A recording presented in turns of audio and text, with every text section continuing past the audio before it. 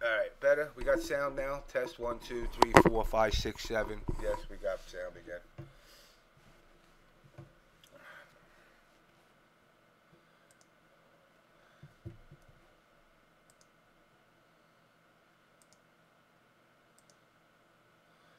Yes, it's working. Alright, I gotta go look at some fucking stupid commercial. Anyway, like I was saying, guys, I know I've been a little bit all over the place with times and when the show's going on. I obviously want to stay focused on Tuesdays, but you know, like I said, my mother's research of the breast cancer has me on odd times between that working and all that. You know, it's been hard. Another thing that is kind of irking me, and I really didn't get into it too much, but it's starting to bother me. When people had started streaming, um, I guess again, this is like, you know, maybe it's just me being old school and not wanting to deal with these snotty little cocksucking kids. Uh, but I find it rude, distasteful that now everybody and their mother wants to stream. There was a unspoken, or at least I thought there was like an unspoken rule between other streamers, which was try not to stream on this guy's day and try not to stream. Don't step on each other's feet, because you know you want to share the count of people and all that. But you know, again, it looks like streaming is turned into the Wild West. So you know, until the situation when my mother gets better, I might stream every fucking day. You know, whenever I can. The stream's choppy. That's you, Canada. That's not me. But you know, it's. Let me see what the setting is. Wow, it's been that long. I'll use the link. Okay. So, needless to say, you know, people are just stepping on each other's feet to stream whenever the hell they want, and it's just, I don't know, it just seems rude, but it is what it is. So, you know, to each is his own, and you know, it's sad that, you know, it's come to this. You know, now people want to just stream whenever the hell they can. Okay, thanks, Nightmare. But you know, it's one of those things that, you know, you're trying to grow something, and in order to grow it, everybody's kind of got to work together. Now, I know everybody thinks they're the greatest streamer, and streaming is so hard. Streaming is simple. You know, quite honestly, streaming is very simple. Um, you know, and it's like, did they back out of Ultrafest? Really? I didn't know that. I didn't know that. Like I said, unfortunately, I haven't been keeping up on uh, the drama that's been going around FGC. But before I do that, I do want to bring on a lovely lady first. Um, it's Cresta Star, Madam herself, who is a League of Legends streamer, a local New York girl, all around cool, chill person. She's going to be doing a 24-hour stream, so we're going to get into that in a second. But before I do that, let me just run down my sponsors quick. Obviously, we know all these ones: Combat Network, Ultra Spec Cable, Kick Punch Block, Yes VXG, Final Round Bats, TFC, Ultra Arcade, even Triforce and Empire Arcadia. You're saying the mic is low? So let me raise the volume. Let me raise the volume. Recording devices. Boom. Microphone check 1 2. Oh wait, that's why. Microphone set as default. Microphone check 1 2 3 4 5 6 7. Oh, my mic, everything's fucked up. Damn. Let's change this one. That's because it's not using the right mic. Boom. Change that down to that. Change this up to here. Microphone check. There we go. That's my default. That's why. Boom. Okay. Much better now, I hope. Let's see. Properties, levels. Not to level up. Microphone check 1, 2. Punch you in the face. It's true. I hate your guts, you stupid sluts. I'll punch all you motherfuckers in the goddamn nuts. Alright, let's go to the property on this one. Alright. Trying to get this done quick because I want to get her on because she's got to split at 1. So only got her for about 10 minutes. Mic volume better? Better. Suck my dick. Lick my balls. They're really slick. I shave my nuts at least twice a day. What more do I got to say? Alright. Let's add her in. And doobie-doobie-doo.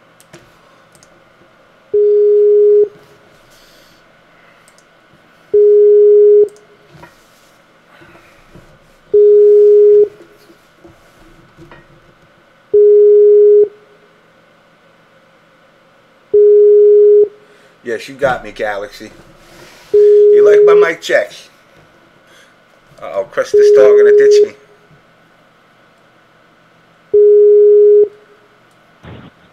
Is that the young JamessMK? That'd be I. I was just eating raviolis. Oh man, you are all ready for your sponsorship. I'm ready, man. I'm ready for. You know who's gonna sponsor me? Kotaku. Yes, God. So what's going on? Well, I am getting ready to start my 24-hour stream in 10 minutes like a dumbass because I got press passes to go to Summoners Con, which is a League of Legends convention in California. But right now I am on that struggle bus. So I'm doing the Twitch begging, and I'm going to see how that goes. And if it goes, it goes. If it doesn't, it'll be fun to stream for 24 hours. Ain't nothing wrong with that. I mean, I'm thinking of doing one. Again, you know, like I said on this earlier, I got the link down on the bottom for the breast cancer. You know, my mother getting re-diagnosed with it after 7 years clean really sucks. Dang, that fucking sucks, dude. You know, and it's, you know, again, it's kind of like, you know, I tell all these guys, just imagine me cutting your dick off. You know, and that's basically an option that's on the table that you really don't want to hear. I'm not a woman, but I kind of like, you know, that's kind of part of being a woman. So it's got to weigh on you mentally. My aunt has breast cancer, and she just recently got a double mastectomy, and I completely understand. It's one of those things. She's like, do I want to get it and feel like I'm not being feminine and wear fake boobs, but not like actual putting breast in like a over the shoulder thing? Or do I want to run the risk of dying? Like, do you want your dick or do you want to die? I mean, that's pretty much what it's coming down to. And she's, you know, the worst part about it is waiting for the answers of what the doctor says you could do. So now, every minute they turn around and they don't give you an answer, all you're thinking is, yo, you're not touching this. This shit's spreading all over my body now. Yeah. You know, so it's something that, you know, again, like I said, guys, you know, donate if you can. You know, your charity stream is starting in about 10 minutes. Yeah. You want to put the link into the chat? Right now I'm like trying not to be a homeless person, and I'm cleaning up my room a little bit because I need a fucking green screen. But yeah, let me hop over to your chat right now. Because when I had popped into your chat earlier, you were like still bumping the music, turning up for Jesus. It was Jesus and first Satan. Satan. Nothing wrong with Satan, nothing wrong with Jesus. I like them both. You know, I got into a Twitter war with a bunch of atheists because I said I believe in God. Dude, it doesn't matter who the fuck you believe in. It should matter if you're a decent fucking human being. It doesn't matter if you pray to Jesus, Satan, or fucking spaghetti monster in the sky. Don't be a twat. I don't give a fuck who you pray to. Just like I didn't, and the worst part was I didn't put it out there. I wasn't like, you all should convert to my religion. No, I was just like, yo, I believe in Jesus. If you don't like it, fuck you. It ain't my job to prove whether God exists or not. God exists or not? It's not my job. It's not my job to do. I'm not the Reverend JamessMK. You know, I'm not here to promote any religion. I'm just saying, yo, I believe in God. If you don't, and they go, oh, what do you believe in, unicorns? And I'm like, are you married? And the guy's like, yeah. I said, good. Can I punch your wife, stab her to death, and rape her? Oh, pardon, I didn't mean that word. What would you say something like that for? I said, well, why'd you marry her? I love her. I said, what's love? What is love? Is it love a physical thing? And they were just kind of like, I said, so you married for what reason? Just to procreate? You just picked some chick up off the street just to make babies?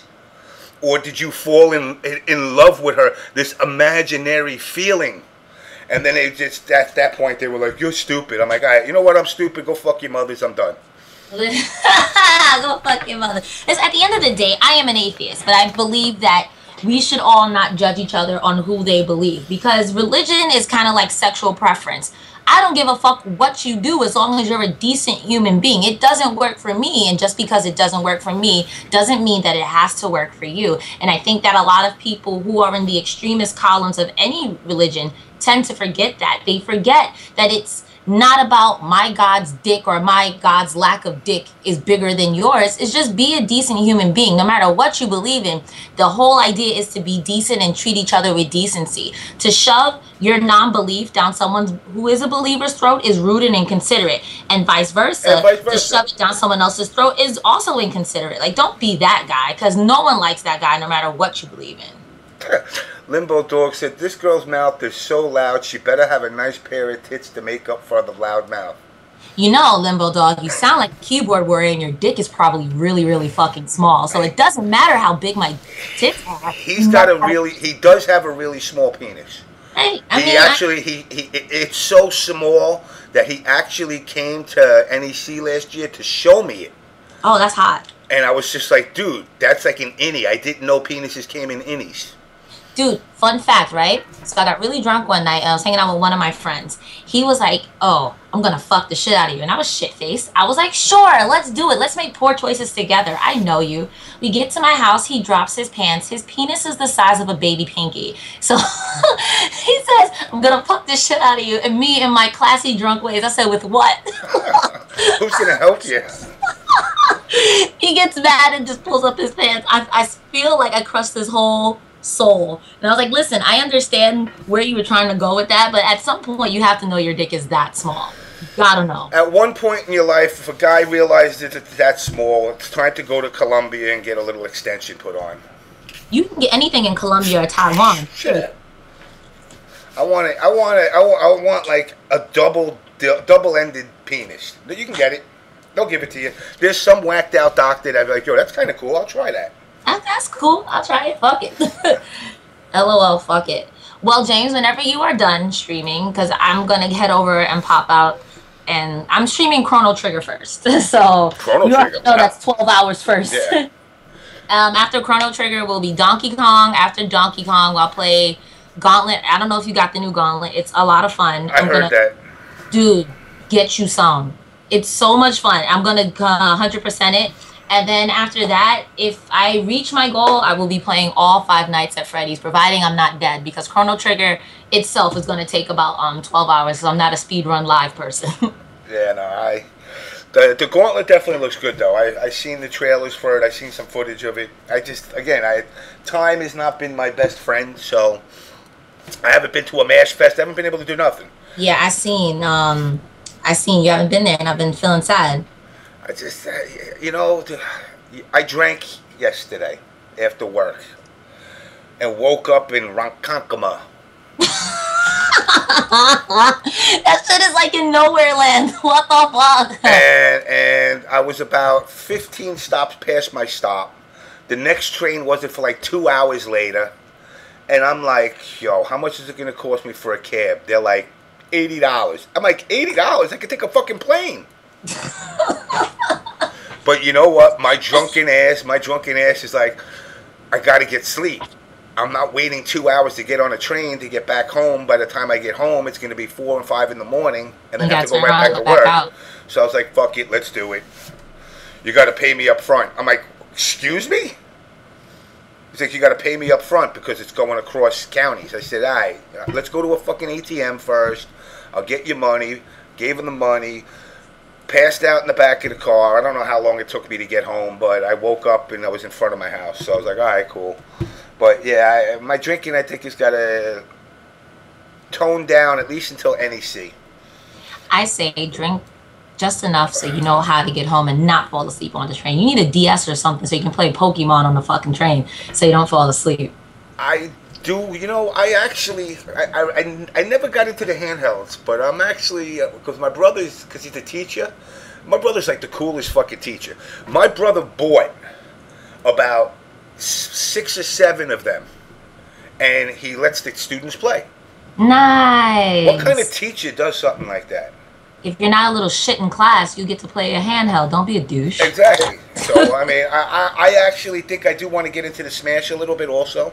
I just started redoing the apartment and trying to make it, you know, I now have 1, 2, 3, 4, 5, 6, 7, 8 PCs set up in this house. I got my own fucking LAN here. Are you starting a tournament, trying to get that young League of Legends sponsorship, though? I want to, perhaps it's a League of Legends future coming up. I mean, I'm literally just building this to be the ultimate. So I got about, right now I got about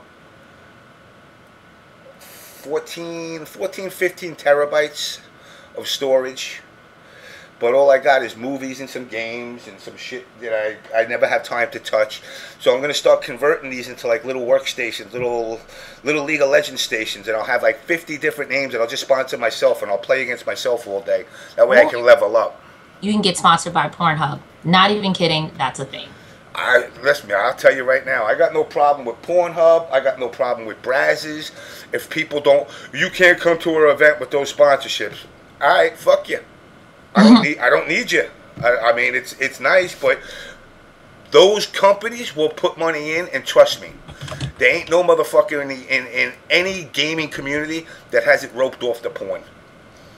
Shit, get it how you can. Anywho, I'm off this. Unfortunately, I have to go start my own. And like I said, when you're done, if you want, you can just hop on over and troll me while I pull my hair out. I definitely will. Trigger. I definitely will. Limbo Dog, hey baby girl, I bet you get more donations on your stream if you wear little clothes and put your mic on mute. Wow, Limbo. I don't give a fuck. I do not value the opinions of that don't matter. He's probably just some FGC guy who's like 30 years old, who's mad at life, who's like, well, there's a girl, and I don't have a chance, so let me just be a dickhead. I hate you. Yeah, this is gonna make you bad. Bitch, I'm fat. Actually, he has a pretty nice looking Mexican wife that tried to suck my dick, but I mean, that's a different story. Ooh, kill him. I mean, hey, get it how you can. Pay for it or actually fall in love with him. That's none of my business. Either way, you pay for it, one way or the other. You pay for it. You could go to you could go. I told the guy today, you could go to Backpage.com, pay you $100 or whatever it takes to get your little booty call, or you could take a girl out to dinner for $150, unless you're a real cheap fuck and you take her for some fucking 99-cent tacos at Taco Bell. But then you ain't getting no tacos after. He could be a 3M man, movies, McDonald's, and back to his mama's. You never know. Yeah, nigga said that. Don't steal my shit either. I like that one. That one's stored. Don't steal my shit. White people always stealing some shit and swear they discovered it. You know, don't steal my shit. Again, I reiterate this because a lot of my Spanish friends, oh, what your people did to my people. Motherfucker, I'm German. We weren't discovering shit. We were sitting in the cold drinking beer. We didn't have boats. We didn't go out and become conquistadors. We just sat, we chilled out, we drank our beers, and we fucked our women. And then Nazis. And, well, it got kind of boring after a while. Well, anyhow, I'm off this. People on my stream is like, LOL, start at 1 a.m. It is now 1:03. 1:03, so go do your thing. All right, I'll be here for the next 24 hours. Godspeed and all that fun stuff. Have fun. You got it. See you, nerd. All right, so again, you know, guys, go check out a stream. I know Limbo Dog, you and your small penis.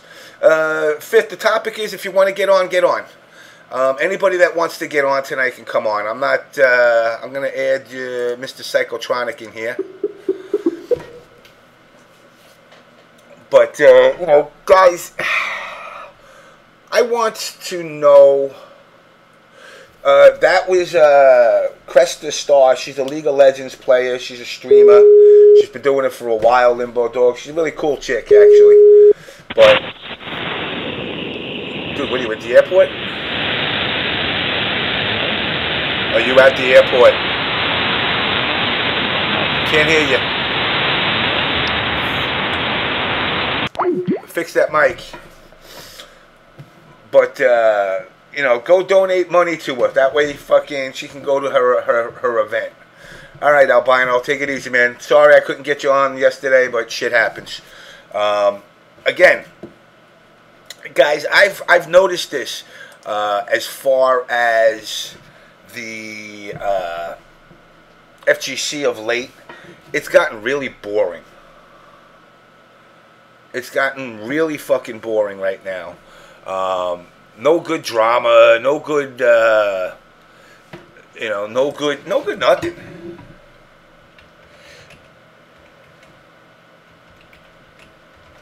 Let me tell him his sound is fucked up.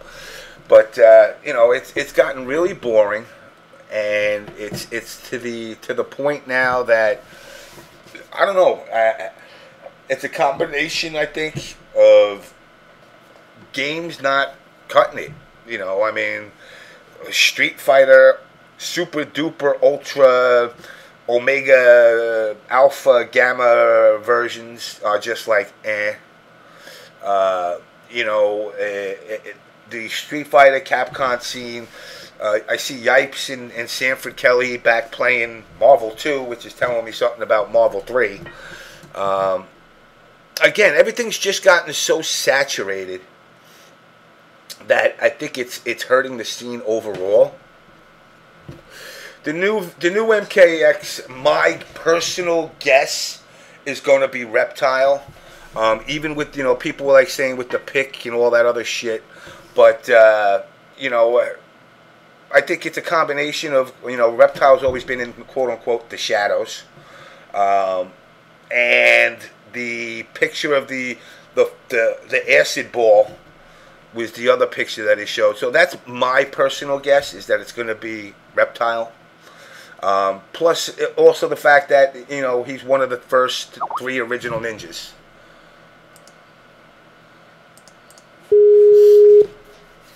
So, I mean, that's pretty much... It's not Cage. You're out of your mind. Yo. Oh, snap. What's going on, Mr. Fifth? Just finished doing some artwork for a class tomorrow. So I just finished sewing a bucket hat. Really? Yeah, it's 3D design. I have to do it. It's part of the curriculum. Yeah, it's I'm in a program for comm design, and I have to take a certain set of classes and pass a portfolio in order to proceed in the program. So yeah, I got to do a lot of silly ass artwork. Hold on, let me just tell this dude. Come on. Yeah, James, what's been happening, man? You've been playing? I haven't been playing nothing. I haven't had time to play shit. Like I said, dealing with my mother is all I've been. Oh, yeah. Between that and work. Yeah, definitely. Yeah, life comes first. By all means, I haven't played video games in like a couple of days. I mean, I'm bitching about 2 days. You've been out for a while, dude. You know, I mean, I come home from work. And I'm like, yo, I want to fucking do this and I want to do that. And just shit happens. And next thing you know, it's fucking 2 in the morning. And you're like, I can't do nothing. Yeah, I'm feeling it. College is doing that to me right now. You know, get home. You get home, you don't want to do nothing. I commute to school. So it's like it's about 40-minute drive to school and an hour back in traffic. And by the time I get back, it's like 6 in the afternoon. So I have to do homework, shower, get ready for the next day, and by that time, like, I have to go to sleep. Yeah, that's like me. You know, I want to do more. You know, me and Natus butt heads. Natus wanted me to go on more of a hiatus until shit got better, but you know, I don't wanna. I understand. You know, I mean, I need to have some outlet to bitch and moan, even if it's in a bunch of fucking emo gamers. You know, I still need to have something where I can go out and look forward to during the week. Because quite honestly, I go to work, I come home, I go to bed. Yeah. You know, so it's like, you know, my Tuesdays were my I get to be a dick day. it's your vent day. I could just go off. You know, and again of the events that have been going on as far as tournaments and everything, I really haven't had time. I mean, I'm stuck on the East Coast right now, unfortunately. You know, with the situation the way it is, I can go to Philly because I could always come back to New York in 2 hours. You know, I can't go to Toriukins or up to Canada or even TFC is too far for me, which I really is looking forward to going to. But unfortunately, I gotta stick around as close because I just don't know. You know, it ain't my area of expertise. I usually have an opinion on everything, but something like this with my mother, what am I gonna say? Yeah, you got to take care of that, man. No. You know, you can't tell them everything's gonna be all right, and then you can't tell them, either way you're damned just for opening your mouth. That's why you just gotta sit there, shut up, and listen. Yeah. So I mean, right now, Big Tank. I mean, I actually am curious as far as this Smash Illuminati. I like these Illuminatis that pop up. Wait, there's a Smash Illuminati? Apparently. I've been out of the loop. Oh my god. Natives put this fucking Nightbot in here. I think has he been streaming Destiny? I don't know. I don't know if he has or he hasn't. But he got this bot in here. And Scott Popular is going to be joining us around 2:00 our time. One of the things that I'm looking into doing, because I gotta kind of get my head out my ass. I'm gonna try to bring those shirts down to $10 a shirt instead of the 35, and just have to stretch it out as long as I have to. But my biggest thing is the quality. I want the quality to remain the same. I don't want you to have a fucking shirt. You buy the shirt, and then after 3 washings, the thing's invisible. Oh yeah, fucking letters start falling off and stuff. All right, let's see. Let's add him to the group, and let's see if he's. There we go. So. Hold on. Let's see, Mr. Psycho Chronic. Hopefully his mic isn't flipping. Can you hear me now? Yeah, I can hear you. Okay, I can hear you, but you sound a little low. A little low. Don't worry about it. It's my mic. I'm using a TE stick attached to this. Okay. Yeah. So what's going on with you, sir? I'm just getting ready for TFC, which is next week, actually. Yes, it is. Yeah. I got a big journey to go through, man. This is gonna be fucking amazing. How long of a trip is that? 41 hours. 3 hours back. I think your mic just kicked out or something. Can you hear me? Yeah, like something. Okay.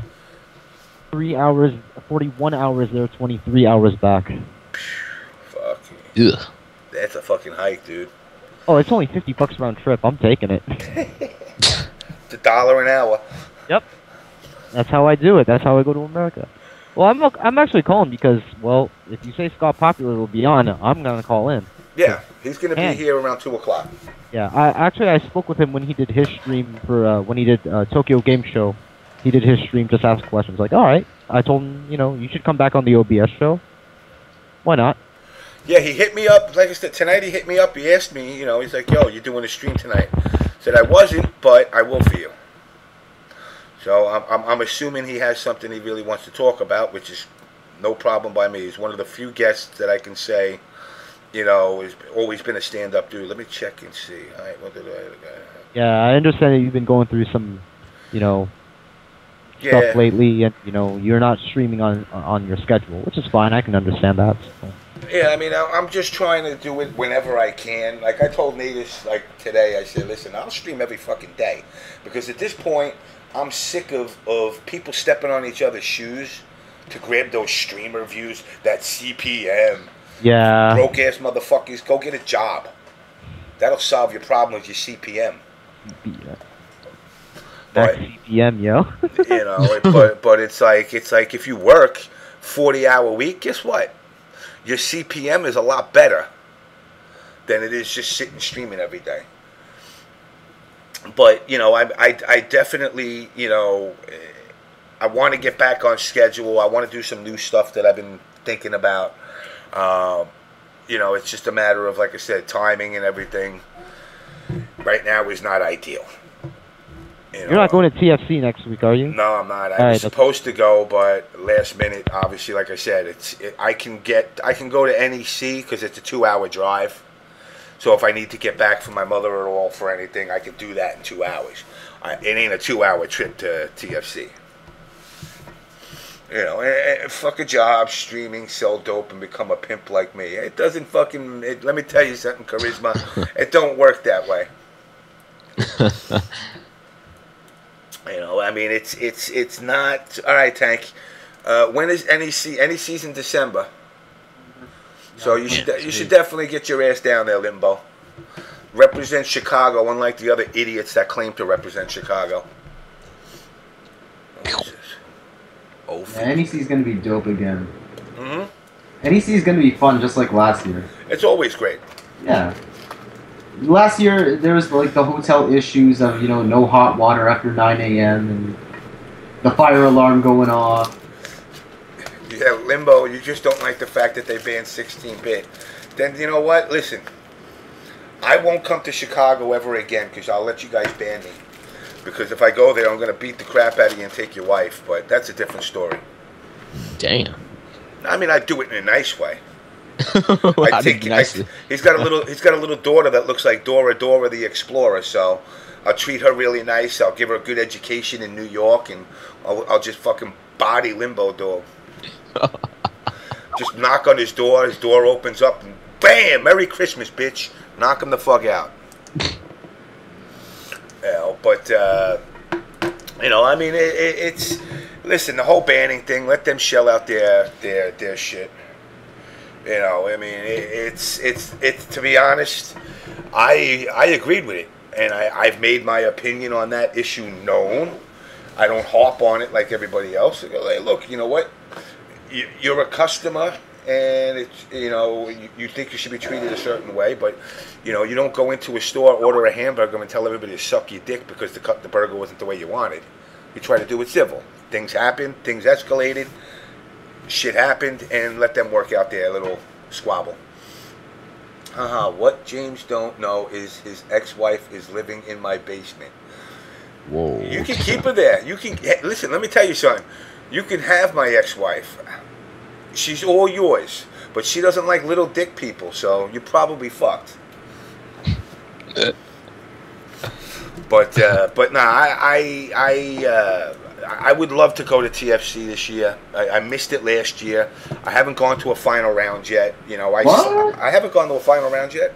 Oh, I went last year. This year I got fucked over going to final round. You know, every time I schedule, something comes up.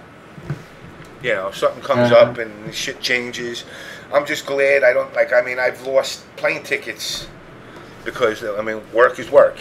Yeah. You know, and it's like when my job says, we need you, it's not a, can you stay? It's basically, you're staying. The fucking connection is what TFC stands for. But you know, it's gonna be pretty hype. I think TFC is probably gonna be one of people. They did a drive, a fundraiser where they got Pepidai to come to TFC. They purchased his ticket and everything. See, that's why I like what these guys do, because they really go out of their way. Alright, Truth, I'm gonna let you in, but let a nigga in. I can't go with that. I don't know what a nigga is. I know. What's up, sir? What's up there, fucking Chris Hansen? What's up, boy? Speaking of Chris Hansen, yo, did you guys see the fucking pedophile that was in England? That got, like, they it was a young kid too, like 23 years old. They disemboweled him. What? In jail, they disemboweled him.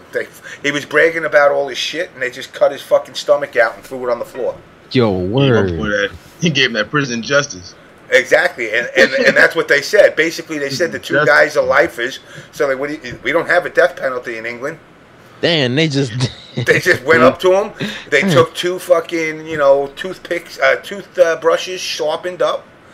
Which right there, you got to be like, yo, sharpening a toothbrush and gutting them like that had to hurt like a motherfucker. Damn. For one to hold you down. Damn. That's crazy. I don't know. I'm just waiting until tomorrow so I can be disappointed in Mortal Are you Kombat. talking But I about don't that? want to be disappointed. It's gonna tomorrow. be Reptile. It's gonna be Reptile. Reptile? I think Really? it's a Reptile too. Because I look at it this way. I think they're gonna go back with the human form of them. And what I Why also though? which Why the human form? It's like a bunch of them. It's like a shitload of reptile like monsters, aren't they? It's well, like a bunch of them, right? Now there's like a bunch of them. I mean, he went from fucking a human ninja, part To, like, reptile, Yeah. to somebody that looked like he had scoliosis, back to a stand-up dude, to now kind of a slowly hunched dude. And I think they're going to go back with that. Because if you look at the picture, all right, the way I look at it, he's always lurked in the shadows. That's why I see that. You see the picture that Boone put with the shadow and the silhouette with the character. If you look at the image, it's a force ball. It's the acid ball that's in front. People want to say, "Oh, I think it's Ermac." I don't think it's Ermac. I mean, I could be wrong. I'm just going on my guess. I don't think it's Ermac either. I don't think it's Ermac. You know, don't I think it's think they want to showcase, because they did say a bad guy. So I mean, Reptile's Yeah, Ermac's always kind of been neutral, isn't he? Nah, he was bad, then neutral. Noob Saibot. Yeah. Well, if they're going, if they're going by the the MK9 storyline, didn't Ermac just get flat out smoked? He just got released, and all the souls got like released or whatever when he got beat up. Yeah. Yeah, that was it. Yeah, I mean, if they're going on the MK9 storyline, then Ermac's gone. He got released, and all the souls went free. I mean, I'm kind of. When you beat him. I want to see. You know, again, I don't want anybody to get nothing. To be honest, as far as this is the gaming industry as a whole has gotten so desperate that they literally have to showcase. I don't want all the shit now. I want to buy the game and enjoy the game. I want to pick up the game and go, oh fuck, Reptile's in here. MKS. Well, Yeah. they didn't do that with Injustice, did they? Did they reveal everybody in Injustice? No, think but the so. fucking testers. Before the game came out? The testers did. The testers did, but they didn't. I think they did like a few, and then what was it? Yeah. They did like how many? Like, because I know they did Superman, Flash, Wonder Woman, Batman. Yeah, they Remember did the main Doomsday. staple. The main staple people. Remember? Yeah, they did but then, the like, thing. Yeah, which ones didn't they show that like kind of like surprised us? Killer The Frost. Cyborg. Cyborg. Yeah. No, they did show Cyborg. Cyborg. They showed Cyborg with Oh, they didn't show Cyborg? Aquaman. Oh, okay. Aquaman is what they didn't show. Yeah, Aquaman was kind of a surprise too. Kitana will be released tomorrow. No, she won't. Limbo. No, it's going to be Reptile. I'm thinking James might be right with like Reptile. I just forgot about Reptile. You know, and I was thinking Fujin, and I was like, wait a minute. but he specifically said a bad guy. So Fujin was never bad. Yeah, Fujin's not a bad guy. Yeah, he's just an elder guy type dude. You know, and it's funny. I want to see what they're going to do with Shinnok, though, man. Shinnok's going to be ridiculous. You know what? And first of all, this is one of the things. Again, I will give suggestions because I got a big fucking mouth. But you know, my suggestions usually carry pretty good weight. You better make them especially when you do the storyline, because he's always kind of been a little bit of a bitch. Well, yeah. You know, and the thing that kills me about it is, like, I want to hear this commanding voice. Like, I mean, you see Shinnok, you look at Shinnok, and he'd be looking like one of the fucking Imperial fucking stormtroopers from, like, fucking Star Wars and shit. All fucking narrowed skinned, kind of like the... But then he always had... His hat was amazing. But then he always had, like, this douchey voice. Like Palpatine. What? Yeah. They all had douchey voices, though. Like, even Mortal Kombat 4 Raiden, it sounded like a dude with a cup over his mouth. Yeah. Yeah, It was bad, yo. Thousands of years ago. bad. But now I want to see him come out and have kind of the Star Wars Emperor voice, but like commanding, like rip this motherfucker's heart out, you know, not this bullshit, you know. Now think about this though. One of his fighting styles is going to be shapeshifting. Yeah. So you already know it's going to be to copy their stuff. So now you got two more fighting styles to make for him. Well, that's crazy, man. He's gonna have probably grabs. because he's always A had grab? he had grabs. Yeah, I think he's gonna have a grab type style, which is gonna be like you know, the skeleton hand coming up from the ground to hold you, then you can come in and combo off of it type shit. Then I think he's gonna obviously have very likely a shape shifting. It seems they gave everybody that though. They gave everybody like a style that was like grab and hold or crowd control. They give you like a scrubby beatdown style, a finesse style, and then it's just like you said like a hey, here's a control style too. So everyone has it. It looks like a Scorpion has his in his own special way, being able to do 2 spears in one combo. Sub-Zero has 2 of them. Cassie Cage has 1. Kano has 2 with the grappling and the was it the cybernetics or whatever? Yeah.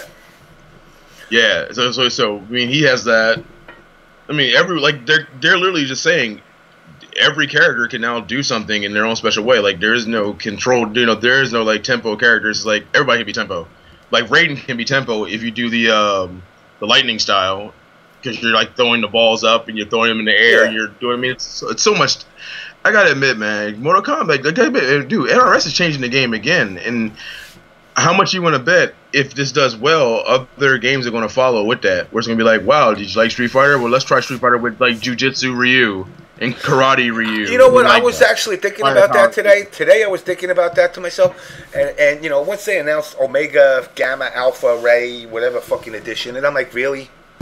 Didn't you guys say this was it? Didn't you guys say this was it? You mean Street Milk? Fighter 4? Milk Edition? Yeah. No. And All I'm right, like, and this I'm is what like, happened. why can't you make Street Fighter? Why do they have to have a Dragon Punch? Give them something different. Well, because they went, people went, this is what happened. People went, hey, I don't have the PC version, but I heard that the PC version has lots of cool shit, like mods and stuff. As a console player, I will never have this. Boo-hoo-hoo. So Capcom went, hey, you know all that cool stuff that you saw on Shoryuken.com? Yeah. For the PC? Yeah. Well, those guys, yeah, we fucked them and stole their idea. Yeah, pretty much. It's so terrible that like they didn't give nobody no props. They didn't give Desk no props. They didn't do shit. They're just like, oh yeah, we made this up. Bullshit. Desk made it up. Desk put Poison, Hugo, Rolento in the game. And then they did it. And yeah, because when they said the translation would be so hard, he put those in. And I think that they should have given those modders a little bit of props to go, hey, thanks to these guys, we see that you really enjoyed the modding of Street Fighter 4. So we're bringing that to you. They can't do that for legal reasons. They got paid. Because then they can get sued. And Yeah, say you took my idea. It's just like when I was working on games.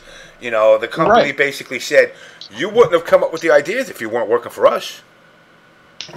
Yo, damn. That's the way it is. You signed to work for a company. If you're working as a plumber, you're not going to start designing characters for Street Fighter. If you are, they'll stay exactly where you are in the fucking plumbing business. You know. But I mean, I saw that, and I just saw like the biggest slap in the face to these modders. I'm like, wow, they just totally went over their heads with this shit. You even used a few of those moves. I mean, it's not. I mean, think about it this way. It's not that fucking. No one's dumb. You know, people know. Okay, cool. I remember Combo Fiend looked at the mod. Yeah. Even the Ultra Street Fighter mod, he looked at it and was like, "Whoa, that does look pretty cool." Because that Guile looks just like the Ultra Street Fighter mod Guile, in the newest Rainbow Edition mod that they got for that thing. And it's sad because that could have given those guys a small chance to be in the limelight for something good. Because hell, think of the costumes. Dude, have you played... Dude, PC version of Ultra has great costumes that you can just download, man. I heard about the Tyrone Bigum's Balrog. Tyrone Bigum's Balrog. They got like they got a Gen who looks like the Dragon Ball Z Budokai tournament guy.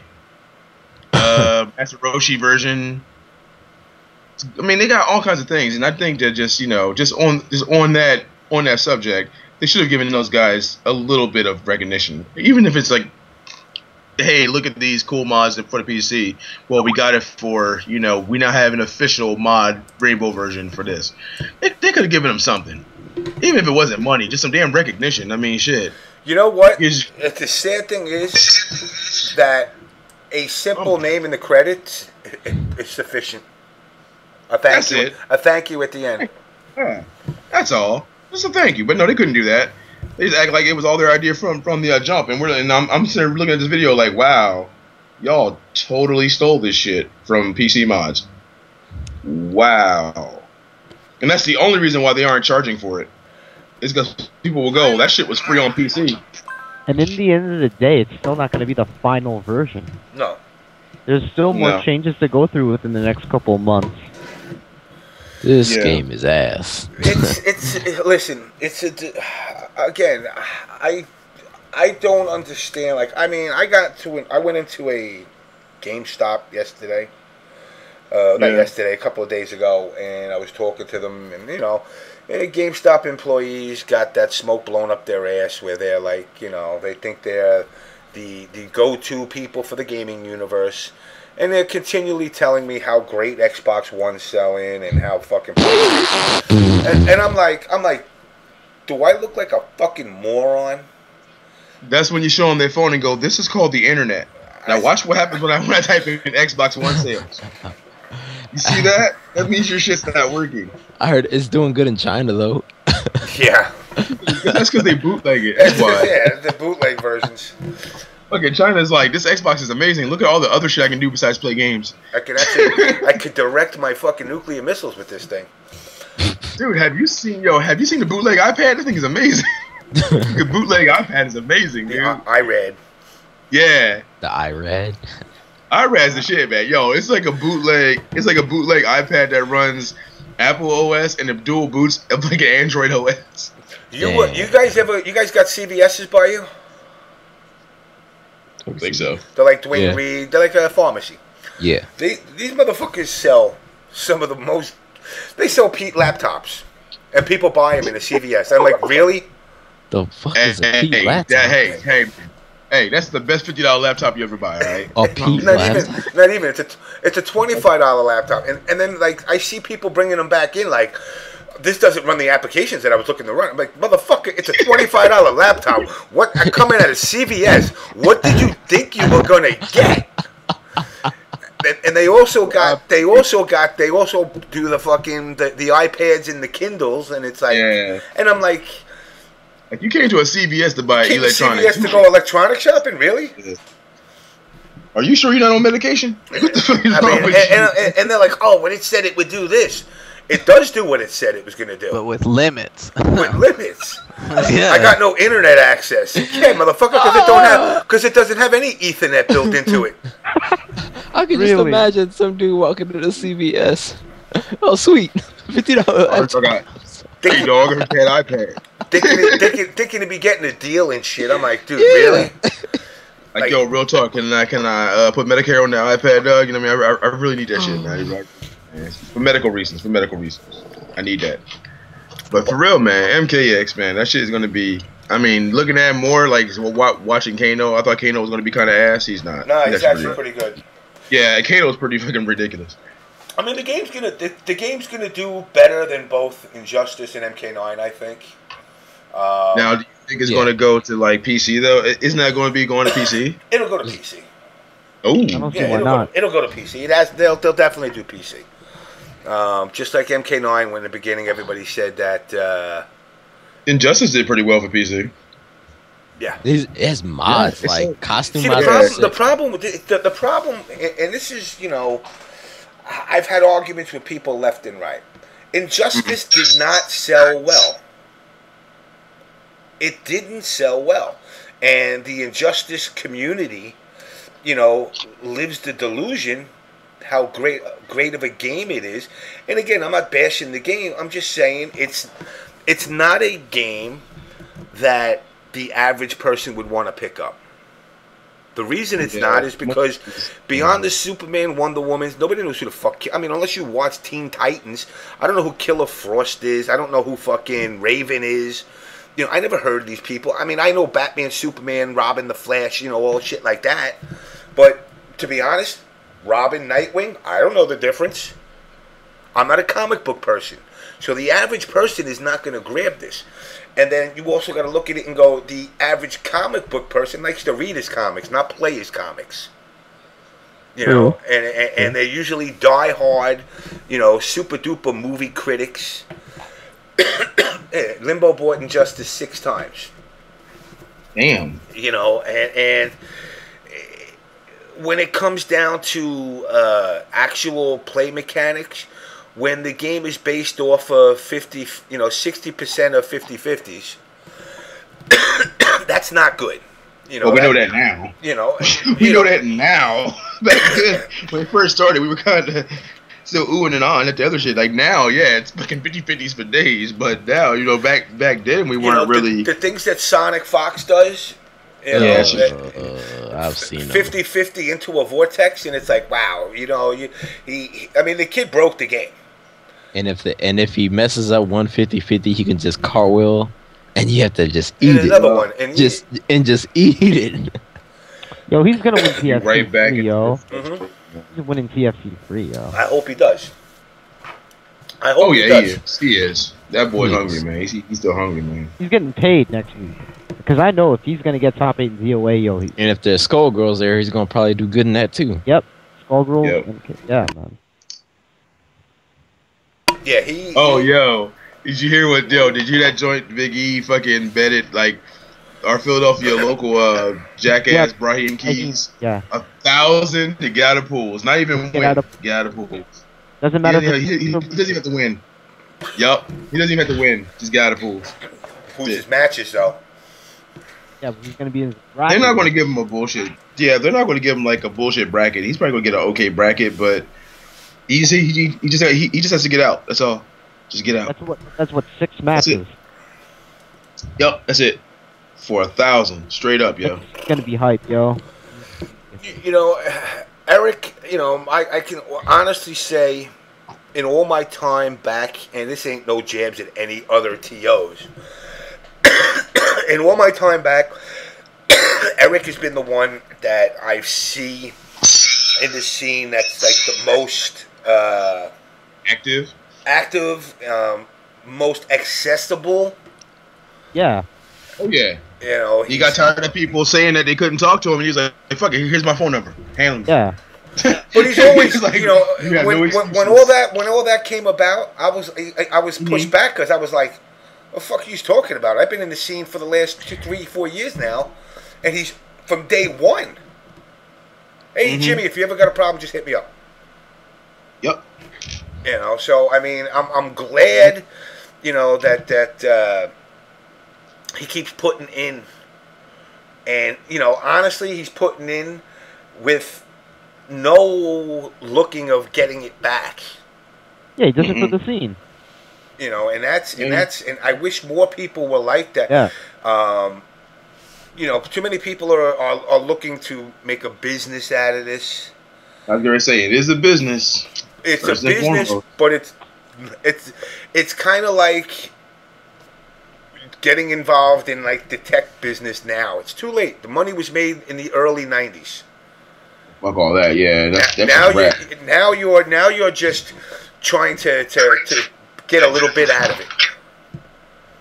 You know, that's all you're doing is trying to get a little bit out of it. But reality is, if you got in early, you became a successful TL. Early was I was getting ready to say that. Like Bloodburger said it best. If you're trying to make money off of this shit, you are too late. That shit done sailed a long time ago. You trying to get if you're trying to get paid, you have missed the boat by a couple years. Tory Bash Entertainment. As far as the popular MK9 players make a comeback for MKX, absolutely. Oh yeah, you know they are. Come on now. They absolutely are. And I honestly, my opinion is, and again, it's my opinion, a lot of those Injustice players are going to have sad faces when they realize those 50-50s that they were used to don't exist. We don't know that one yet either, because they said Kano's pretty rough, man. They're going to balance it out. A lot of people. I did play MKX at a few conventions. A lot of people were using Kano. So, yeah. Kano's got Kano will be the first to get nerfed? A dildo in his ass. Well, the grapple Kano can the cybernetics Kano is good too, but the grapple Kano can kind of he can do some shit where he where he can you can when he does the tackle or whatever, the tackle grab, you can hold that. So you can kind of like release it whenever you want. So you can do a combo, hit it, hold the button, keep comboing, then release it when they don't expect it, and then you just get a free grapple out of it. The grapple version is really good. The cybernetic version is good too, man. Them lasers are no joke. And like that demo guy said, the block button changes everything. People are not going to and it's one thing that's always separated Mortal Kombat, and some people bitched about. I mean, I heard Injustice people say, I hope they remove the block button. That's like, I hope they remove Scorpion and Sub-Zero too. What? You can't take. That's not Mortal Kombat. If you take that. Yeah. No. You can add a button. You can add a button, but you can never take that button away. No. It's still a button that you have to press. I mean, like, it just makes it harder for you to like work your game out. Like it's a button that you just gotta press. If you don't press it, you're boned. Pretty much. I mean, I like the the alternate controls, the Street Fighter controls. I like the Street Fighter controls because for Injustice, it made some characters really easy. Like some characters with Street Fighter, like a Cyborg with Street Fighter controls, were he was super easy. You could just tiger out fireballs. Then you don't have to worry about hitting the back four. You just tiger out fireball. That's great. See, it was amazing with that. Mortal Kombat originally was based off of 2 input on the control and a button. That's right. It. Street Fighter has been more of the quarter circle, or half circle, should I say? It was actually half circle, unless you're playing Street Fighter 1. Then it was 35 360s and hope a fireball comes out. But it's when people start trying to change the aesthetics of a game, and even in the Facebook universe, I see like, oh, this guy should be in a game, this guy should be in a game, this guy should be in a game, this guy should be in a game. I'm not saying don't say it. I mean, that's the whole point of this show is say whatever the fuck you want, but do you really think Predator and fucking... Yeah, I was going to say that. Bruce Campbell... Bruce Campbell would be tight, dog. Come on. The thing is, but the thing is, they're trying to get... I see what James is trying to say, and I agree with him. It's like, yo, if you want MKX to do good, ditch the bullshit and become a serious game again, and you'll be all right. I mean, yes, I don't mean serious as in like, super serious, but I mean like put... you've already with like MK9 set the bar up. Okay, guys, we had some funny stuff, but it was still pretty serious. It was still a good, serious game. The death scenes were pretty, not kid friendly like the older ones was. Mm-hmm. MKX is damn sure not kid friendly with some of the fatalities, man. And when I hear guys say, "I want Bull Ride Cho-On," you want a guy that pukes, farts, pisses, and shits. Throws up. I mean, there was a reason. There was a reason why they killed off all those characters in the intro of MK9. Yeah. Oh yeah, MK9. They were trying to tell you that was our mistake. We are very sorry. That shit won't happen ever again. I mean, like I hear people even like Havoc. I'm like, you mean the Chaos Realm? It's like I don't even like the extra realms that they made. I mean, I liked everybody Cobra. wants Trimmer. Cobra was cool. Cobra was cool, but Cobra was like a rip-off of Huang versus fucking Karate Kid. Yeah. And I kind of was like, I actually liked him as a character. Well, his story was tight. His story was he took what was left of the Black Dragon and tried to make his own damn crew because Kano was gone. But the problem was the crew that he was trying to make would look more like a breakdancing crew than a fucking a Black Dragon type thing. I mean, if you want a Kano clone, was it Jarek?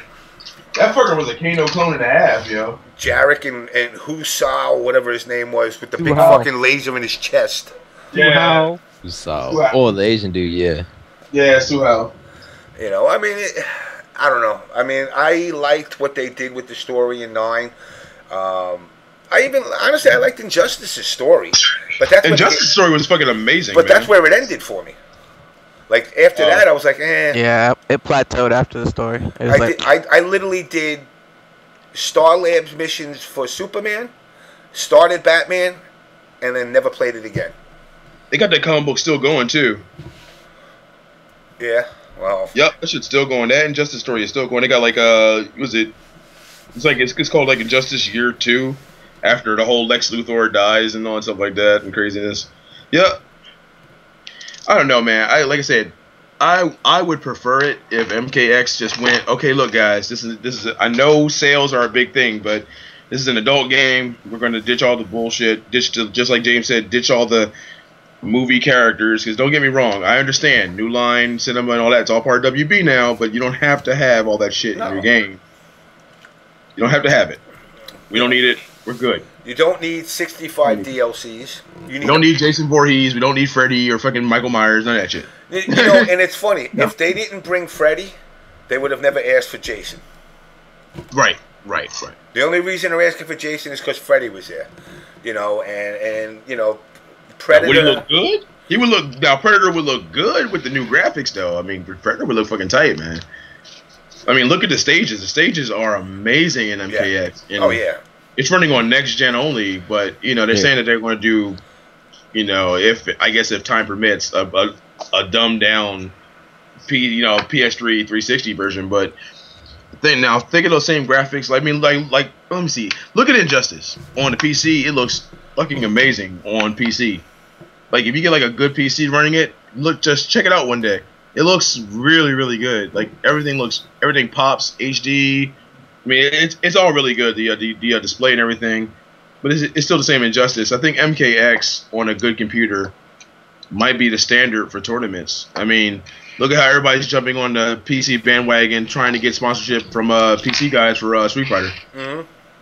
Everybody's going to PC now for Street Fighter. When like last year, all they could do was talk shit about PC Street Fighter. Fuck PC Street Fighter. Nobody's ever gonna play it. It doesn't work. Yup, it's lag. It doesn't work. This, that, and the other. But now everyone's sucking PC's dick to try and get them views.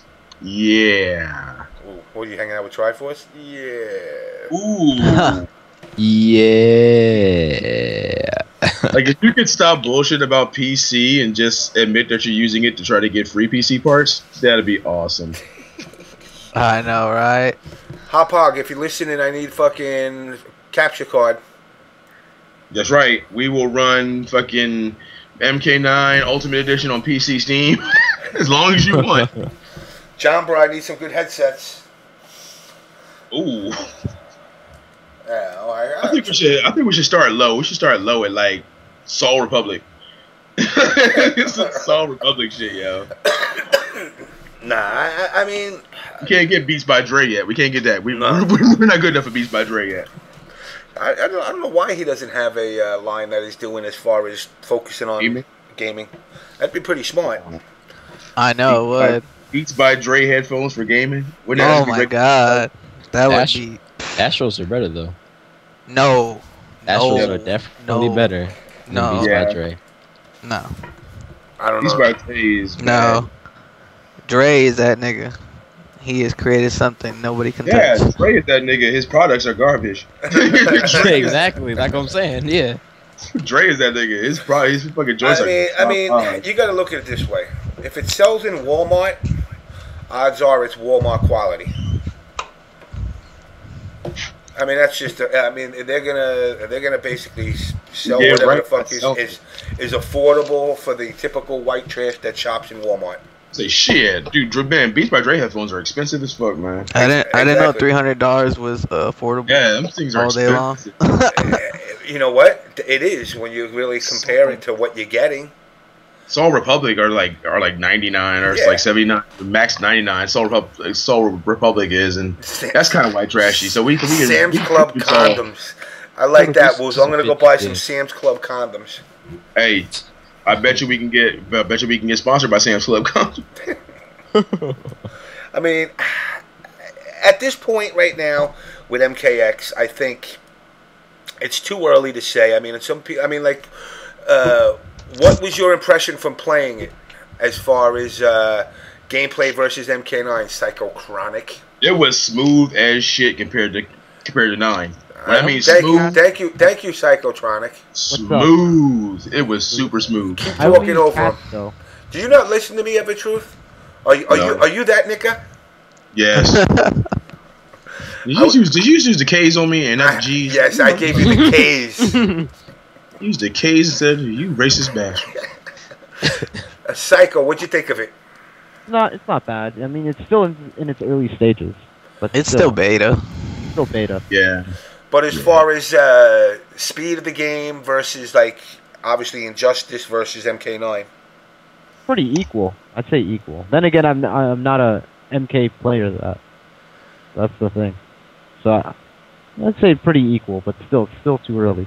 Yeah. I mean, like I said, a lot's going to change. A lot of the balance is going to change. A lot of people did choose. A lot of people did choose Scorpion because obviously he's like the face character. Yeah. Like. Yeah, it's early. They wouldn't let minors play the game. They would, because they had the game playable in 2 conventions. I went to Fan Expo Toronto and Montreal Comic Con. They would not let minors play the game. Really? Oh, Yeah. really? Yeah. That's kind of Wow. PS4, So you know, because it was in the PS4 pavilion, so we like. we won't let you play the game, but we're not going to stop you from buying it when it comes Yeah. out. I know. I think they might. You think it's gonna be an 18+ game, yo? Yeah. Do you They did really them for think? mature, man. Do you think little Billy working in GameStop is going to go? Excuse me, you can't let your son play this game. He wants his job, he will. Yeah. Yeah. Nah. Yeah, that's actually possible. Yeah, that's if you do that, if you sell like now in GameStop, if you do that, that's fucking instant firing, yo. Is it? Yup, you gotta have a parent. You gotta have a parent. Like if the parent says I'll buy it anyway, then that's cool. But yeah, if a kid is just there and they're like, I want to buy MTX, buy it from his own money. No, they can just they can deny him. yup, they can deny and say, yo, your mom and dad's not here, so we can't. Doesn't matter if it's MKX. Doesn't matter if it's Grand Theft Auto 5. They did that. They did that to me when I tried to buy Halo 3. Yup. And because of Grand Theft Auto 5, it's now instant firing. If you sell one to a minor, instant, and because they can get fined. They can get fined like X amount of dollars or whatever, and you already know corporate's not having it, so. I'd be like, yo, what's the problem? My son wants the game. Oh, you know, it's alright. I said, listen, my son sits in my basement and peels the skin off of the hookers in my basement. Guys. So do you really think him playing this game is going to affect him in a negative way? Oh, jeez. I know, right? Maybe if he gets bullied in the schoolyard, he'll fucking do like an actual fatality. Nice to know your kid is fucking Hannibal Lecter in the fucking basement, man. And then I say to them, you know what? Maybe you don't want me to have this game. Yeah. But my son knows where you work. Maybe we don't, sir. We don't. But my son knows where you work. Just remember God. that. And we don't have any more bodies to skin in the basement. Yeah, like overall. So maybe like, you want to occupy his time with something that's going to keep him in front of my TV, like MKX. Thank you. And at the house, not in the school. Or you take him to the fucking crazy house, and then he can be occupied all day, every day on Percocet. With the padded walls. Man, he can be rating all he wants there. I mean, it's like, I don't know. I mean, it's definitely it's shaping up to be a good game. Another thing is for you still need to like do like the net code and everything. Another thing that I'm supposed to go out drinking with the guy Peter, who played Sector in Legacy, who's actually here in New York now. He's shooting Daredevil. Oh, Netflix Daredevil. Yeah, he plays. I forgot what Daredevil's teacher's name is. Dick. White ninja guy. I don't know. It might be Riz. No, he's actually. It's the guy who played Sector in Legacy. Oh, I thought it'd be RZA again, because fuck it. Damn. Dude, RZA's in. If it involves ninjas and martial arts. Did y'all see the Protector 2? No, God. I almost did. Oh my god, it was so bad. I almost did. I almost did until I seen him, and I'm like, really? Wait, no. There's a scene where they stand on a railroad, and it like electrifies their, and they're like fighting each other. And it sounds like lightsaber, son. Lightsaber knee drop. Oh my god. Really? You Is can it that almost bad? like, dude. You can almost tell that Tony. Hold on.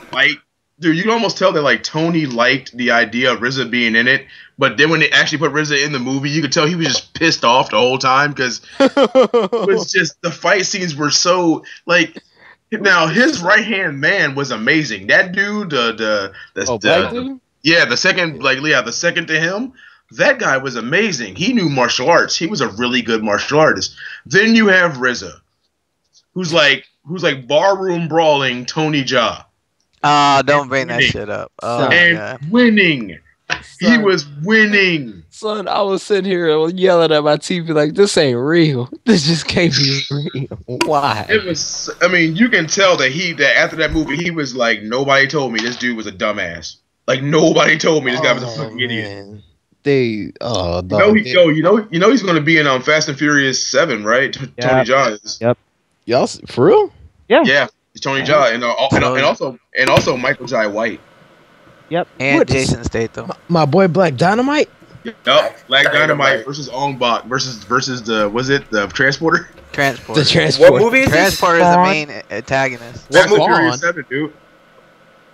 Really? Fast and Furious 7 has Tony Jaa and Jason Statham and Michael Jai White. I guess they're trying to make Expendables again. It's gonna be a Pretty big fight much. between. They're trying to make up for the loss of Paul Walker, pretty much. Man, rest in peace. that boy. Statham as Ian Shaw, Tony Jaa as Louis Tran, Jimon Hansu as Slim. So he's playing a Chinese dude. Tony's playing a tiny Chinese guy. I don't know. Like after watching The Raid, I can't watch any other action kung fu movie. Oh, like, by the way, he's gonna be in Raid 3. Tony Jaa is? Yes, sir. I don't know about that. I like these Thai guys that are like nobodies that have been in it for the Raid, because the rest of the shit that I see, I think 1 and 2 of those were both phenomenal. They were absolutely amazing. Man, the first one had me at my the first was the best. Because like the little dude that got stabbed in the neck, I was like, he's still fighting. Well, it's like the old man that he fought in 2. Yeah, I mean, I liked it because it was realistically shot. The first one was like, hey, why are all these dudes jumping him? Because you're in a corridor and that's all you can do. You're just you're just like a narrow corridor and all you can do is jump him.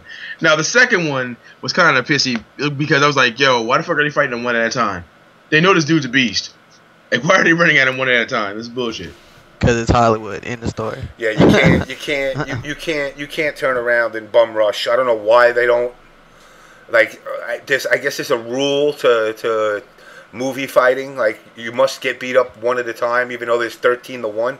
Yeah. Be like, yo, he can't. He's only got 2 feet and 2 hands. Dude, he can't punch us all. It's 13-1 with weapons. They even got weapons. They're like, hey, pipes, chains, and 3 of them got guns, and they stand there like, oh, I don't want to shoot one of my boys. And they just be getting whooped in the worst way. I've never seen somebody get whooped this bad. It's not like you don't got cell phones. I mean, think about it. Think if we're all a gang and all of a sudden Fifth gets beat the fuck up to the point where he's in like intensive care. The first thing we do is go, James, you remember that guy we got chased? Yeah. Well, he just put Fifth in the hospital. How bad? He doesn't have a fucking mouth anymore. All right. Next time we see him, we're going to shoot him. That's right. I'm not trying to fight. So, cut to this next scene where like we see him. James, do you think me and James are gonna be like, all right, James, you go in and see what happens? I'm not getting out of the car. I'm hitting him with my car. Exactly. Pin him to a wall like motherfucking Iron Man 2 when he was fucking pinning fucking Whiplash, and I'll keep smashing him too. It's not like these boys. I mean, didn't like the Raid 2. He said, y'all all gotta have cell phones.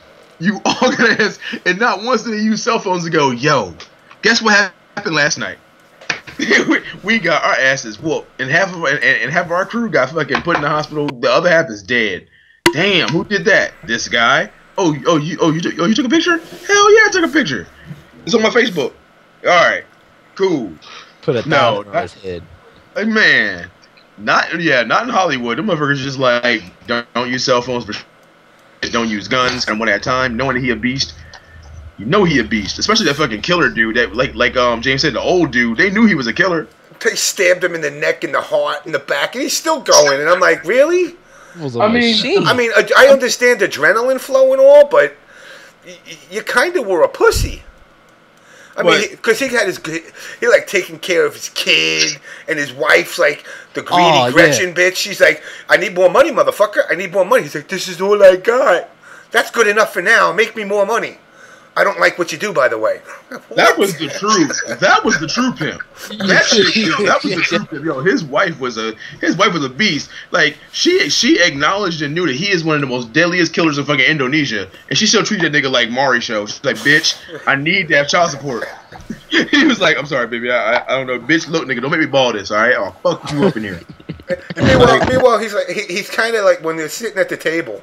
He kind of got this attitude like, baby, can't we just try again? And she's like, fuck no, bitch, you a killer. But give me the money.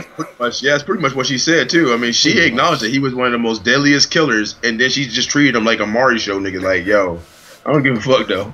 Clean the shit stains out of my panties before you go kill somebody tonight. Yeah, she went in raw on that nigga, and he was just sitting there depressed. I'm like, and then just like punch her in the neck and make her eyes explode or some shit? Like, can you do that? I didn't like how they killed them though, man. No, I ain't like that. No, they did it in like the smartest way possible. Send as many motherfuckers as you can against him, because he is a killer and he kills single targets. So you sent a bunch of chodes at him, and then you fucking finish. And then one dude, it was just one dude. One dude. That was a great idea. Like, all y'all go fight him. But isn't he like a master killer? Yeah, to one person. If all y'all attack him, ain't nothing gonna happen. And then you sit down and watch the show. He's stabbing the guy with the broken glass, the broken bottle. I'm like, hell yeah. Really? I'm like, this motherfucker gonna get away. I'm like, this is awesome. And then all of a sudden he gets like halfway up the alley and he collapses. I'm like, and then the Vega looking motherfucker come walking up like, I got this. He's an Indonesian Vega. I got this shit, no problem. It just, I was like, wow, that's kind of fucked up. The homegirl with the hammers, though. Oh, and the brother, what the brother? And the brother with the bat. And the brother with the bat. The chick with the hammer, the subway scene. Yeah. I was like, yo, I'd still tap her. Incorrect. Nah. Incorrect. No. He was like, oh, that's what happens when you hit a motherfucker with a hammer. Okay, now I know this. When a person gets hit with a hammer, she was using the hook end of the hammer too. I was like, damn. She was using the other end. They're claw hammers. Yeah, claw hammers are fucking dangerous, man. And now you know why. It's like, one was deaf and the other was a mute. I think it was. Yeah.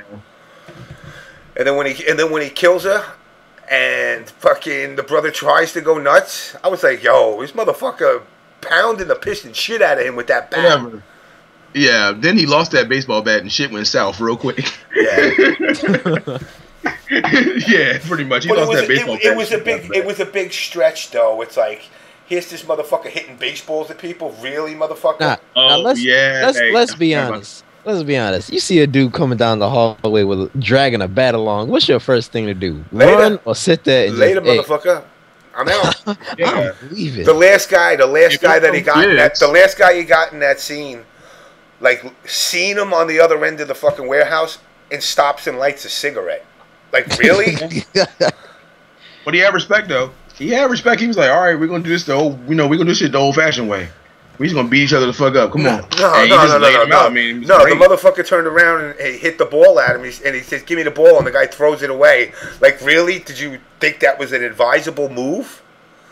He threw the fucking baseball down the stairs, and he's like, "Now what? I'm not getting it for you." I was like, "Really?" The guy's got a fucking a 34-28 Louisville Slugger in his hand, and you just threw his baseball away after he killed 20 guys with a goddamn fucking baseball. He did do that. He did. He did him dirty. A little too dirty.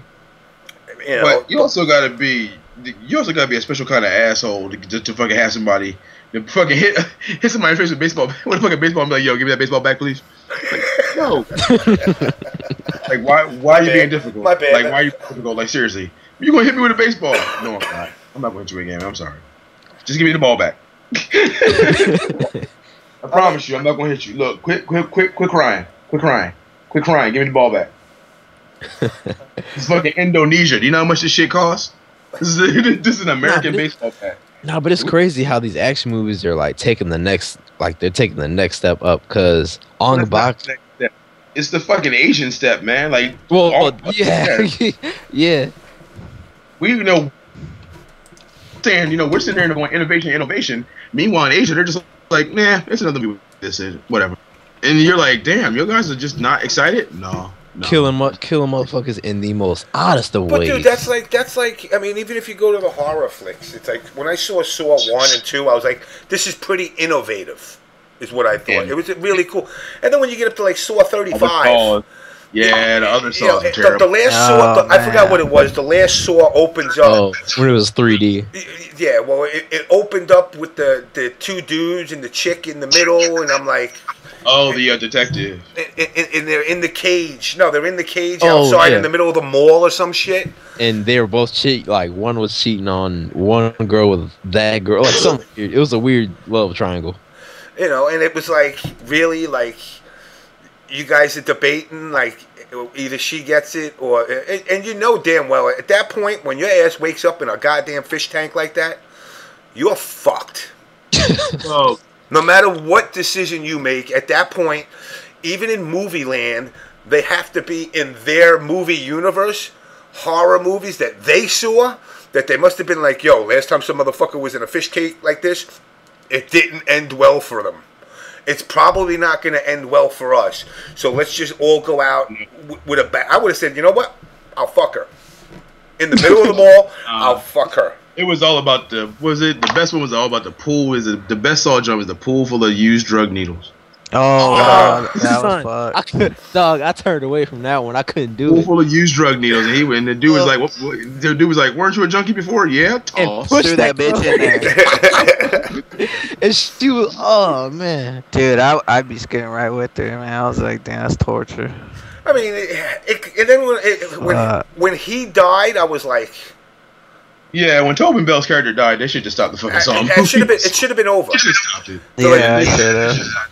They should have stopped it. You know, at that point, you're like, all right, you know what? I don't need the sisters, aunts, uncle of the person that survived once. You know, and now they're all together somehow for some stupid reason. They all decided to work together.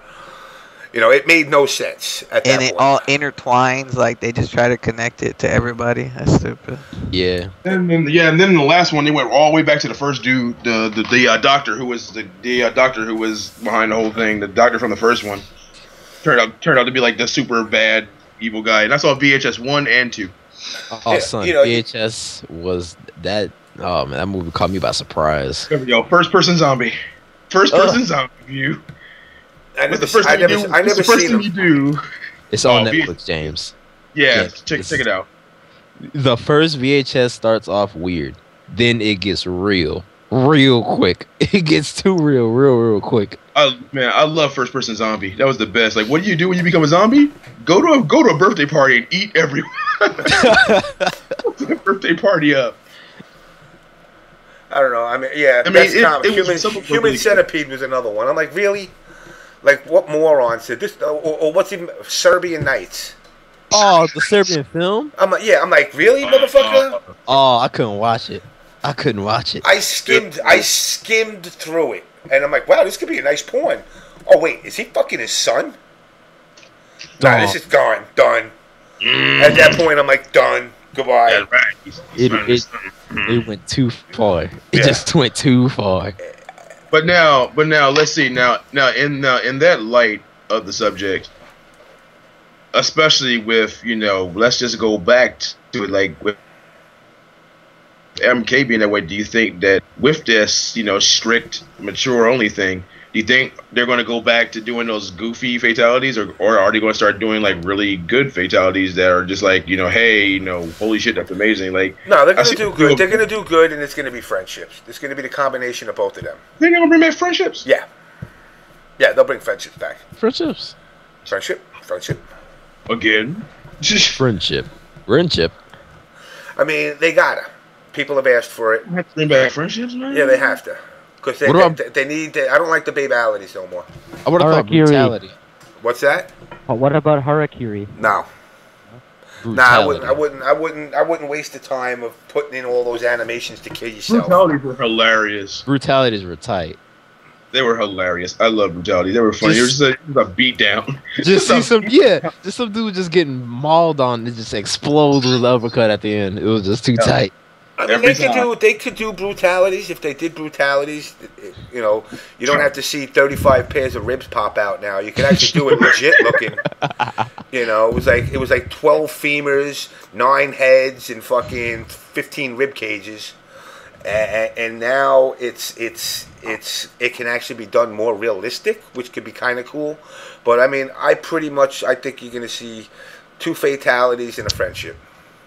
Well, now here's a real question for you. Exactly, like how, like I don't know, like how can I say it, and like be like an actual coherent statement here. With what you saw already, do you think that's tame? Do you think that's like, or could it be better? Like with the current fatalities that you saw, for the current characters like Kano, where they like show him grab the guy, but then they cut to like the guy from the back getting a hole burnt through his head with the laser. Mm-hmm. Do you think that could have been better, or like Raiden's, or just certain characters that you know should have like really nasty fatalities? I think Don't have some guys, you know, and this was one of the things that, like, you know, back when I was actually working on games still, that I had told Ed that he should consider certain characters, you know, and I really wanted to micromanage the game as far as how your ending came about. Like, for example, if you're playing Kano, well, obviously Sonya is his rival, so if you kill Sonya, you're going to get a certain ending to the game. Like he doesn't get arrested because Sonya's dead. Because she's dead. You're feeding back, by the way.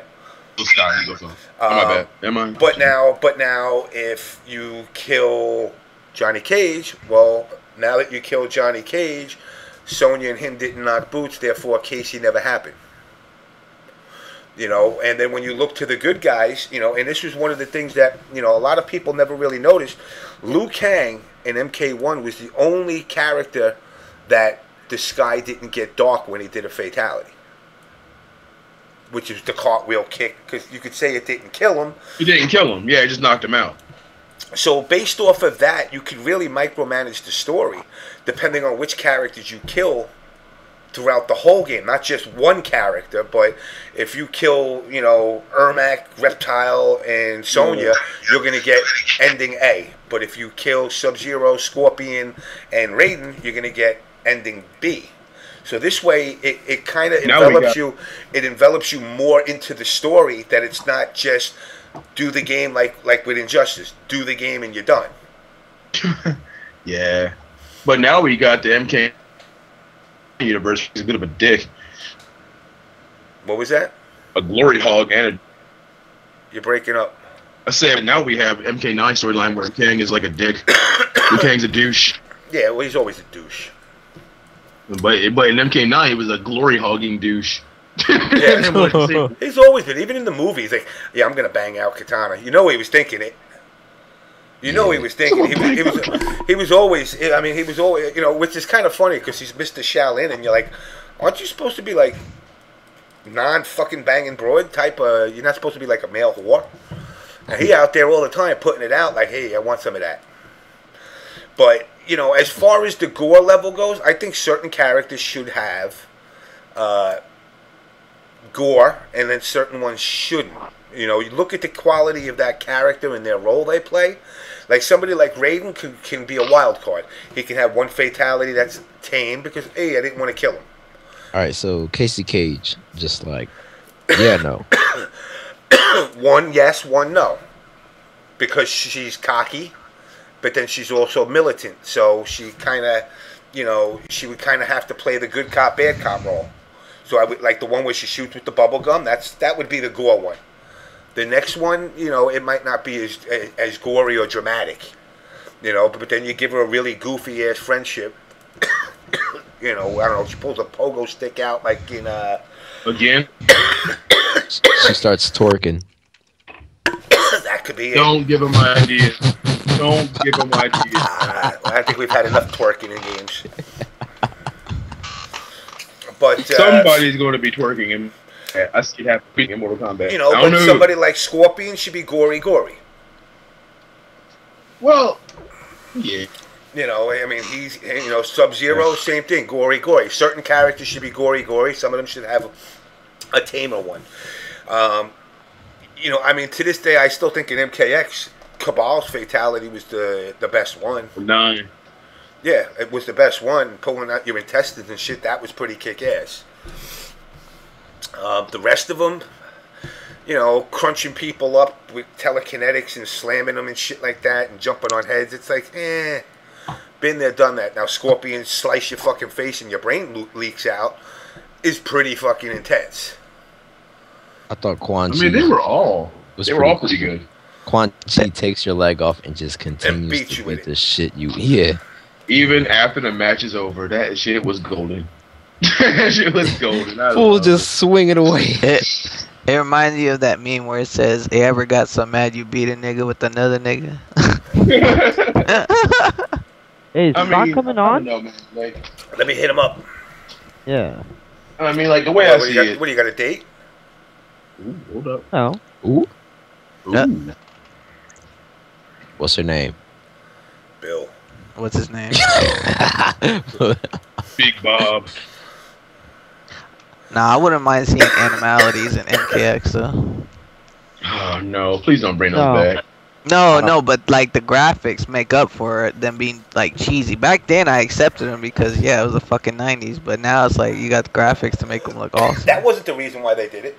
They don't want to see smoke. They only did it that way. They only did it that way because that was just the style they chose. They could have did.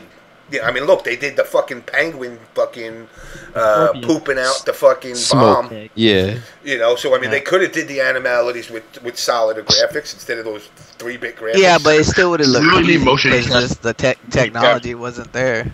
Yeah, they would have been like, they would have been, the video capture? Like, fucking cheetah. The polygons on the fucking like animals would look hella cheesy. Oh my god. Remember, there wasn't ever any polygons. That was all full motion video, baby. Yeah, I know. It was like cheesy as fuck. Like, you know how much a fucking tiger costs? You know how much a tiger costs? I know. Nah, but for real, go back. If you ever go back and look at old cutscenes, like Resident Evil 1 cutscenes from the PlayStation 1. Oh, that was man. Back then it was tight. Don't sleep. Funny. The first zombie you saw smiled at you.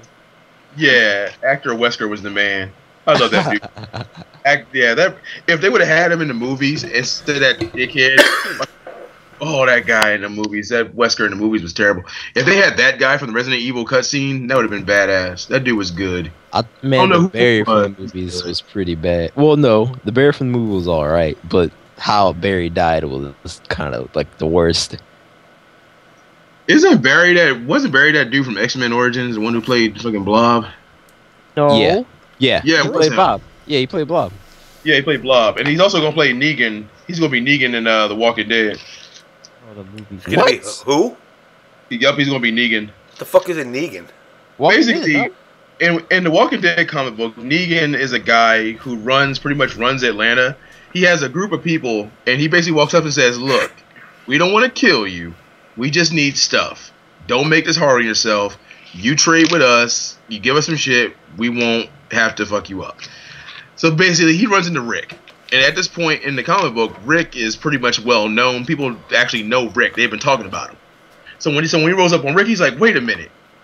You ain't got no arm. I know you. You're Rick fucking Grimes. You're a bad motherfucker, man. I heard you killed this chick and didn't even give a shit." Wait. Like, Rick, in the comic, Rick loses an arm? He loses his hand. On some Luke Skywalker shit? Governor cut it off. Yo, damn. I guess that don't happen in the show because the governor ain't no more. Oh, well, no, yeah. So Negan goes, "Well, I heard that you don't budge for shit. So we're going to make this interesting. I want to fuck you up, but I want to make sure you actually care. So we're going to pick somebody. And at that, I'm going to take this baseball and blast her." You're breaking up. And he was like, "Which one would you care about?" My bad. He said, "Which one would you care about?" So he was like, "The girl?" He was like, "Nah, you probably don't care about her." He was like, "But the Asian boy, when an Asian dies, everyone gives a shit, right?" And he's just fucking sets boy down and starts beating shut him with that baseball bat until his brains leak the fuck out. And Rick was like, that shit wasn't cool. And he was like, oh, you care now. Negan is a dick, but he's like a dick with honor. Like, he wants to see everyone progress, only to keep giving him shit. So this dude is like, Rick's like, this is like the best enemy they got for The Walking Dead, because technically he's kind of like Rick, whereas he has a plan, but he's a ruthless motherfucker at the same time. Like he wants things to go well, but only on his terms.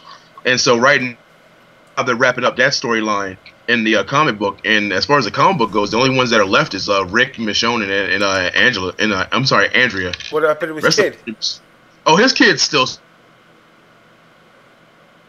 got accidentally shot in the foot. He has like one eye. So technically, it's just like those 4 left, man. I mean, The Walking Dead as it stands is getting pretty good, but the show, that shit's weird with the whole Terminus thing. I dug it though. I was like, yo, this is. I mean, I don't know if Terminus is going to turn into this kind of story that you're saying, but I don't think so. I didn't get into it until halfway through the 4th season, and then I went and I downloaded the first 3 seasons and watched them in a weekend. Wow. And then I caught up to what day was it on normally? Like fucking Sundays. So during that week, I came and I watched 2 of each of the 4 seasons, and then I actually caught up, and then I just DVR'd the rest of them, and I started watching. I'm like, you know what? For the years that it was out, I was just like, eh. But now I'm like, yo, I want my fucking 5th season already, man. I'll tell you who got the come up from that fucking show. Norman Reedus, man. Yeah. That's that. Yeah, everybody like Norman Reedus. That dude was only known for Boondock Saints up until Nobody remembers him from Blade 2. He was a model first. He was in Blade 2? Yeah. Yeah, he was Blade 2. He was making the gadgets. Yeah. Yeah. Was that Norman Reedus? He was that little jerk. Yeah, and he betrayed Blade at the end. And he left up. No way. Yeah, that's Norman Reedus. What? That and Boondock Saints, that's all he had at first. I'll be damned, he was the dude that, wow. Son of a bitch. It was like, I know Donnie Yen was in it, but I didn't know that Norman Reedus was the kid. Well, I guess I wasn't paying attention, really. Yo, Donnie Yen was tight in Blade too. What, didn't say nothing. He was just pointed at you. However, Donnie Yen got nutted the fuck out. Donnie Yen got nutted out Blade 2. They did it wrong. How were you the second martial artist in the actual movie, actor-wise, and your character gets nutted out, and meanwhile, fucking what's his face gets to survive till damn near the end? Ron Hellboy. Yeah, Ron Perlman.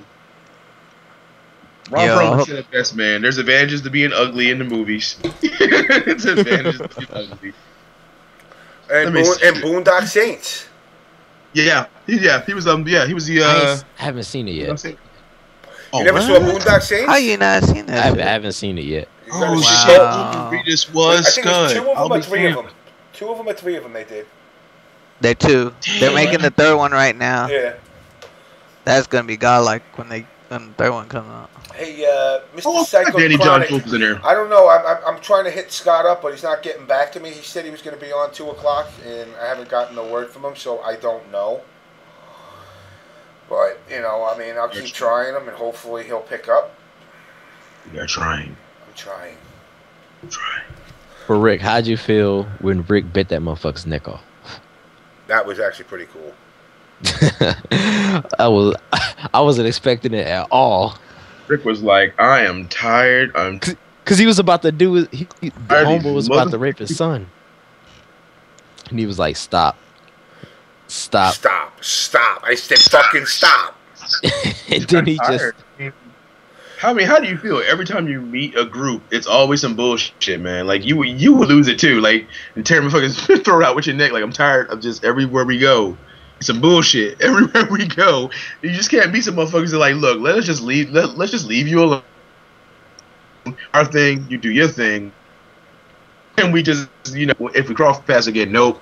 They gotta rob, they gotta kill, they gotta steal, and then Rick kills them all, and then that shit's a wrap. Like. That's why I don't like the show that much, because in the comic book there was a lot of groups that came by and he was just like, all right, cool, see you, and that was it. In the show though, everybody's got to try and rob somebody or do some dumb shit, and then they get killed by Rick, and then Rick got to hide it. Like, what happened there? Nothing. Nothing. But it's been like that since the get-go. Even when he killed his fucking partner. Oh, Shane. I was just like, because see, in the comic book, fucking his son killed Shane. Like Shane was knife him, and then his son shot it. And he was like, "Yeah, we're not gonna talk about this tomorrow." And that was that. And then Shane came back as a zombie, and then he shot him again and finished him off. I mean, and that's when he realized that they were already infected. Yeah, that shit was terrible. Henry Rollins as Negan. That would actually be pretty cool. Henry Rollins as Negan would be fucking cool. Because Neil said Negan's cool as shit, yo. I mean, he's just a regular ass dude that he just found a way to hustle people. And he's just a cool, and it's funny because he just, like, even when Rick's son stows away and he's like, holy shit, what happened to your face? Looks like someone just fucking blew it off. Like, what in the hell? Where's your eye? And he's like, he just starts talking to him. He's like, I bet you were going to take that AK-47 and shoot all of us, huh? You a dumbass, boy. But I like you. Come on with me. So he shows him the whole operation, and then he lets him go. And he's like, yo, tell your dad that I'm not a dick. So, and he does that. Like, literally he takes Carl through the whole operation, tells him what he's doing. He's like, now tell your dad that said, I'm not an asshole. Just work with me. That's all I want. Just work with me. You work with me, I'll work with you. But if you want to be an asshole, I'll just kill you. But he let him go. He just let him go back to fucking Rick. And like I said, he's a douchebag, but he's like a douchebag with honor. So having someone play that guy, you got to really be like that type of character. And I don't think there's many actors that can do it. Let me do it. And he's a big dude too. And then Negan's a big motherfucker. He's like a fat dude. That's like that fucking what's his name? Fucking the army dude that it ended with. The fucking redhead, howdy doody looking motherfucker. Oh, he's a whack job. It's like fucking Gary Busey as a young kid or some shit. He's got that big goofy ass face and shit. But you know what? I was like, I don't like you, but I'm starting to like you. I didn't like him. Yeah, they took that looked dude. douchey, but then I was like, you know what? He's kind of cool. Yeah, they took that guy from the Woodbury storyline. They had like a bunch of he used to be that guy. He used to be like the co-leader of like a bunch of like people in Woodbury, and then he lost a lot of people.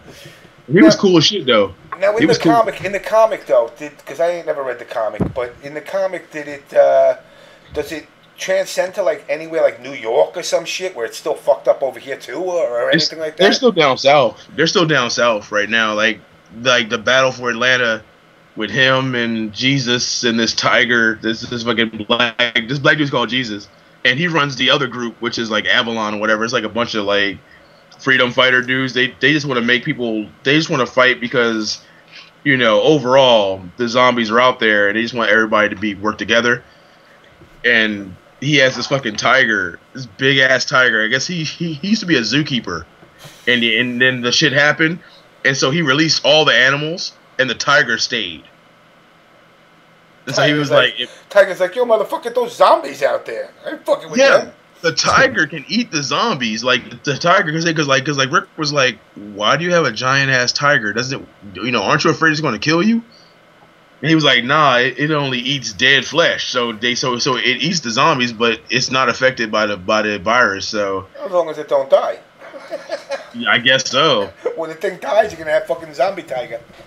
Yeah, so it was like basically a big three-way match between Rick, Negan, and this dude Jesus. So it was like a three-way dance, and Jesus ended up helping Rick. I hope they get into that story because I want to see like some motherfucker. I want to see some. I want to see some guy let out all the animals, and the motherfucking zombies like feast on the side of a goddamn elephant. That'd be pretty sick. That'd be hilarious. It would be. It'd actually be pretty cool. Little fucking little picking their teeth with penguin feet. Dude running around with a fucking Mike Tyson tiger and shit. The fuck, man. He's saying they're in D.C. though. Johnny Wtih saying they're in D.C., not Atlanta now. Yeah, because they already dealt with Negan and they locked his ass up, like Rick locked him up instead of killing him, and he ended up tricking a bunch of people to get him out. It was dumb as shit. I mean, I don't know. I mean, I hope the story gets a little bit better. I know a lot of people were bitching about the way the direction of the show was, but I'm like, people bitching on Andrew. Yeah, people are gonna bitch about everything. Exactly. That's fucked up, bro. They Yeah, bitched about about who? Andrea, killed her off. Like everybody bitched about the Andrea character, and they killed her ass off. Oh yeah. That was foul, yo. That was real Yeah, they foul. did. They did. Fucking with her money. She was just like, thanks a lot, y'all. Now I can't make rent. Oh, y'all motherfuckers happy. Now I can't make rent. You are assholes, all of you. Pretty soon they're gonna do that to Carl, because don't nobody like Carl. Nah, Carl, they will never kill Carl, because in America, you can't kill kids in fucking TV. They're not going to do it. No, Seriously. Yeah, they won't kill him. No, they killed the kid on the show. Yeah, she shot the kid in the back of the head. But she was a zombie. No, the one that killed the sister. Crazy one. The crazy one that killed the sister. The one that was feeding the zombies fucking rats. Oh, yeah.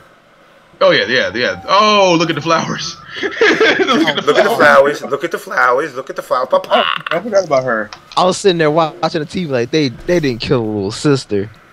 She was the cool little sister. That little chick was thrilled, man. That chick had to go. She was like a 2014 version of fucking Nellie Olson from Little House on the Prairie and shit. She was like, "Yo, I know the zombies are just sleeping. Just sleeping. They're just sleeping. They're my friends." I knew she was gonna be in trouble when Carl got into it. She was like, "You know they're dead, right?" She was like, "No, they're not. They're people." And I was just like, "Somebody kill this bitch, please." Actually, Carl in the comic book, Carl in the comic. God, Carl in the way better than fucking Carl in the show, because Carl in the comics is like, look, I'm tired of all this shit.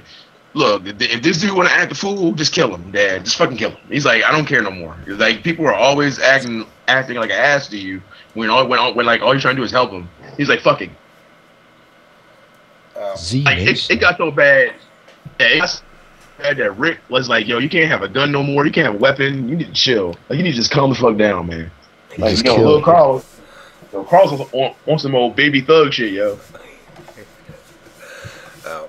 I mean, the Asian dude's got it. I think he's gonna be like the first one to get it. Nah, dude, don't kill my boy Glenn. Glenn gotta get it, man, because Glenn already had too many close calls. They haven't killed Glenn yet, man. Like I said, in the comic books, he's fucking long gone. But I don't know what it is with the show. Like people really like Glenn, man. Son, I'm telling you, they are going to kill Norman Reedus, and everybody is going to lose their mind. Yeah, when they killed his brother, when they killed his brother, I was like, when he came back, I was like, awesome, redneck racist is back. And then all of a sudden they're like, and then all of a sudden, and then I was like, all right, he's a dick. He was a dick, but he was a dick because he was just trying to give his brother some tough hillbilly love, and not in that way.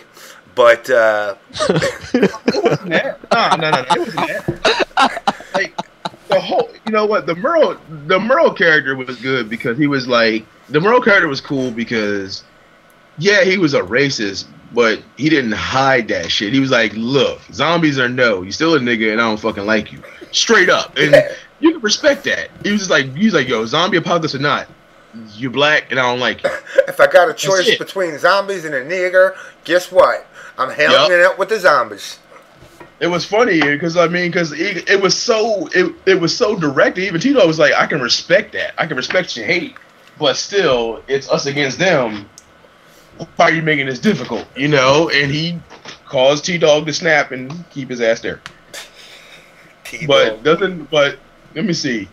Do you think that Norman Reedus can do the Silent Hill game and film for The Walking Dead at the same time? I mean, both of those are kind of doing their thing now. So yeah, they could do it. He could do it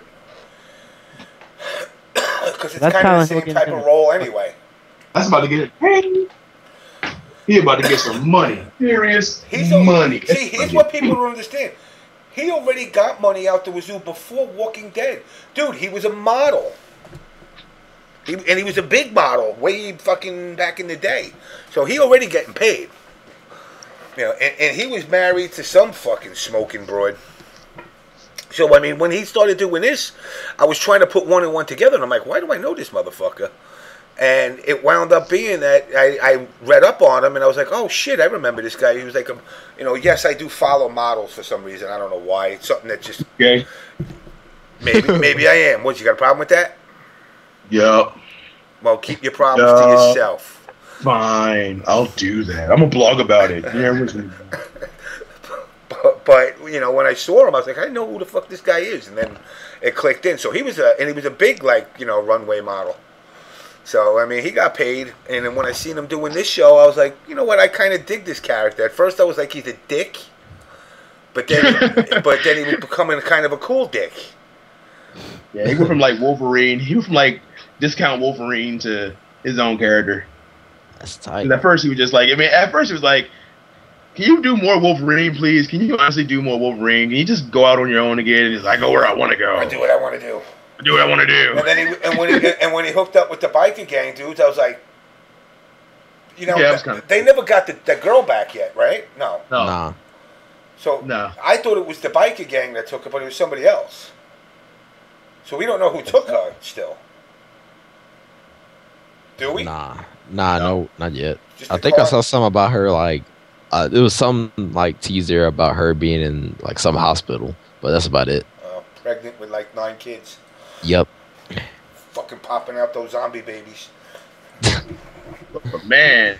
But, dude. That motherfucking, that Silent Hill dude, man. That Silent Hill is off the chain, dude. Crazy. That fucking, that have niggas screaming on another, videos. Well, they had they did another one with the house and like some of the monsters in the house. The big ass one arm thing that was like going through the corridors of the house, man. They show dude like running it. They show him, I guess, is what happens after the phone call. And shit starts going crazy. I must admit, man, on that next gen, that shit look crispy, man. It looks real crispy. It's gonna start giving niggas heart attacks. I never got into Silent Hill. Yo, you look at. I want you to YouTube that PT demo. I don't give a shit about the game itself, but yo, look at the house. The house looks, with that resolution, the house looks real. It looks like a real Depends on which house. Silent Hill game you're gonna play. Depends on which Silent Hill game you're gonna play. It's gonna look awesome. Well, the first 2 were great, and then they started losing. Then they started falling off with the rest of them. The first 2 are like the best. Sucked. Homecoming sucked. Origins was okay. Shattered Memories was okay. The Room sucked. Yeah, 4. Yeah, 4. 3 sucked to a point. 3 sucked when they killed Harry. I was like, man, they killed Harry in the beginning. You're the girl now. Oh. Like, Harry's dead. Well, that Like, James, have you seen reaction videos of people playing it? No. There's one dude, it was this black Real dude. one? He's like, he's about to cry. Get the fuck out of here, you bitch ass motherfuckers. He was screaming. It's He was a like, goddamn video I can't game. do it. It's a goddamn. I mean, what do you got to fucking watch 2 girls in a cup while playing the game? Well, some people, I will say, some people really do cry, because Flo really did cry when he played Outlast, yo. That was real. Flo really cried when he played Outlast. He was just so. He really, that shit I thought got he was him. playing. I thought he was. Nah, he was real, man. He really cried, man. That shit was real. I don't know. At the end of the day, I know it's a game.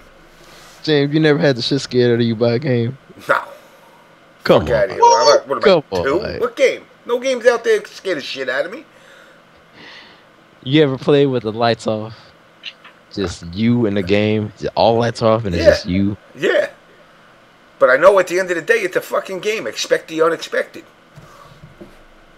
I'm sorry, man. I can't fucking cry about a goddamn video game, man. I don't care how scary your house looks or how perfect it looks. I'm like, listen, ain't nothing going to happen to me. Outlast is pretty fucked up. Yeah, I'm not gonna lie. Fatal Frame. Outlast is pretty fucked up. Fatal Frame. You should play that for the Silent Hill. Fatal Frame, man. You gotta also understand it too. Like some of the older games, the shitty graphics kind of removed the scariness. Like, your mic one was kind of choppy. Your mic sucks. Fatal Frame 2. Do you breathe? Do you breathe in between words? Absolutely not. All right, because nobody understood you. You went. All we heard is your name is Chris Hansen. You like to eat cock. Have a nice day. That's it. So whatever you were just saying, please repeat for everybody to hear. No,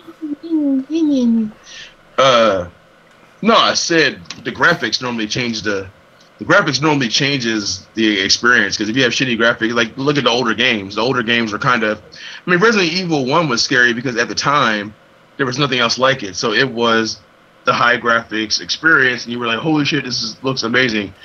But then you look at Fatal Frame 1 compared to, like, from like the first to the third one. The first one it's meant to be scary, but the graphics are so shitty that it takes away from it. Now you go to like part 2 and 3, where it's improved experience. I mean, look at the Silent Hill demo for the for the new next gen systems. Like I said before, the sounds, the sight. Whatever, yo. Fatal Frame Silent Hill look like Disneyland, yo. Oh, that new one too. They got a new one as well, don't they? Nightmare, what's going on over there? He's having a bro moment. A bro moment. I just dropped him. I dropped him. I don't Nah, but graphics, that is true though, because Dead Space scared the shit out of me when I was playing it. Really, Dead Space? Wow, you guys the first one. Good one. The first one. Man, dude, Dead Space was crazy. Man, that was the first game where if you skipped enemies and they come back and they don't stop, yo. They come out of vents and you're like, oh, that's that dude I shot way back in the beginning of the game. Grown ass man crying about video games. How fucked up. You hear creaks in the back and you turn around like, nah, I heard something behind me. And then you turn back around and dude is right in front of you. I don't cry. Exactly, I don't cry, but some of them joints do get scary, man. Outlast with some off the wall scary shit. It was. It really was. Outlast was some scary shit. What was another one that like scared me?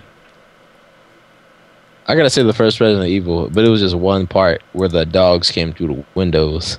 That was like fuck you, man. Are you fucking kidding me? That was scared with that. That was I was a little kid, dog. That scared the crap out of me as a kid. What's that game? Amnesia? Amnesia. Is it Amnesia? Yeah. Was it Amnesia? I think it was Amnesia. Is that the one with the crazy stuff that happens in between the game or whatever? I forgot. I think it is Amnesia. With what? Scary games. You talking about scary games for the? I got one for the PC. I think it was Amnesia. Is what it's called. With the lantern and I think it's a part 2. This is lifted. Right. Yeah. Amnesia. All right, Scott's gonna join in a second. So, who's Scott? Amnesia for the Commodore. Final round of bats in Japan.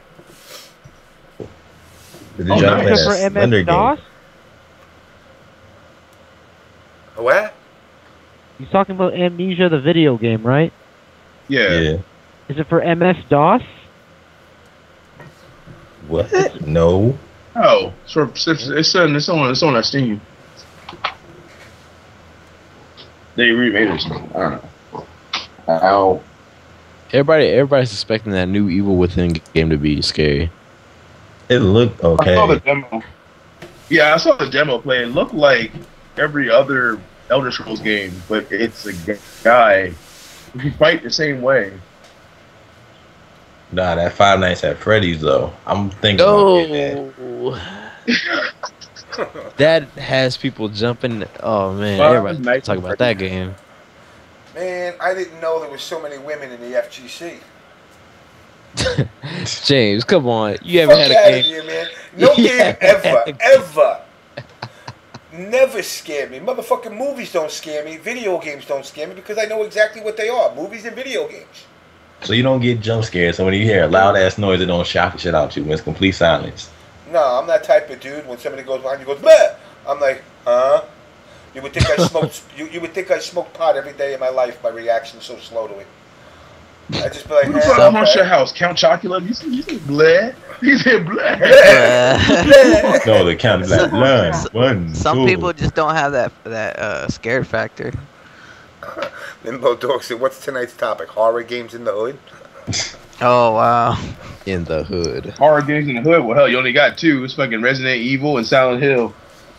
Those are the official hood. Those are the official hood nigga horror games. Silent Hill and fucking and Resident Evil. You play like So you don't think Outlast in the Fatal hood, Frame you is be like, scary? what? You don't think Fatal Frame is scary? Nope. Nope. The third one was. You know what was scary? People actually bought Injustice. Oh. Damn. That's scary. And some people like Limbo Dog bought it 6 times. Shots fired. That's scary. So how'd you buy it 6? He bought it, returned it, bought it, returned it, bought it, returned it. Or bought it, broke it, bought it, broke it, bought it, broke it out of anger. Or it got stolen 6 times. Well, he lives in Chicago, so it might have. But, you know... He thought it was Marvel. Niggas thought it was fucking Marvel. They fucking booted it up and put it back on his porch that morning. Like, our bad. Oh, shit, yo. Alright, Zach, I will play Oculus Rift on stream. Is that bad? No, it's like a virtual, like it's a virtual reality game. Like it's not like glasses, like a helmet type thing, but like glasses, and it's like first person, and you control it with your head movement. So when if you looking somewhere, that's where you're looking. It's better than that Nintendo virtual reality thing that they tried to do. Virtual what was that? game, Virtual Boy? Yeah. Yeah. Better than that. That should give you a headache. We came a long way. What's up, Scott? You there? Yeah, can you hear me? Hey, you're loud and clear, man. What's going on over there in Japan? Let's see. It's partly cloudy with a slight chance of thunderstorms, and schoolgirls are as normal. The way I like are at normal as well. The way I like them. I've been seeing those fucking Instagram pics, getting my fucking palate all wet. Telling you, gonna change the face of that nation. Wow, that's so funny that you did mention that. But like, okay, so all last week, you know, I'm going through TGS and going to a couple like minor like TGS parties, and we're talking about games or like what's the new platform or what project needs to be funded or who needs what money and things that need to be allocated. And every time in every conversation, it's the same thing. Like, it's like, you know, Scott, I know you, and I know you do video game events or you work in the video game industry. I just wanted to say, man, I really like your photos. That's everybody told me this week. Your photos are banging, man. Your photos are banging. I'm telling you. Get me drool. I don't have to go to porn sites no more. So Z came up to me and he's you know, I've known Z for a while. And Z comes to me. He said, Scott, I want you to quit the FGC. And I was like, what? He was like, yeah. Just be a photographer. Yeah, just be a photographer. That's exactly what he told me. And I was like, I don't know, man. I don't know if I'm ready. I'll tell you, I do like, you know, and I'm a photo fucking freak myself, but I like the way you shoot, and you shoot everything in black and white. I like that. Yeah, I mean, that's it seems timeless to me, so that way I can always like go back and I was like, all right, cool. And the way I like shooting in black and white is because it leaves a little bit more for the imagination. If I shot everything in color, you'd get the whole picture. Yeah. But black and white, it leaves a little bit of a mystery, you know, to the whole thing, and maybe people would actually want to come out and see what it's like in color. Oh, you shoot black, white, and yellow. Oh shit, yeah. That was bad. So what's going on with you guys? Everybody safe? America's not too crazy? Yeah, no, America's nope. Chill. We got the Ebola virus here in Dallas. Oh yeah, that's right. Everybody, you guys got Ebola. Wash your hands. Ebola. Guess I ain't going to Ultra Arcade then, shit. Of all the places. Nah, they actually canceled Dallas. that. Did they? Yeah.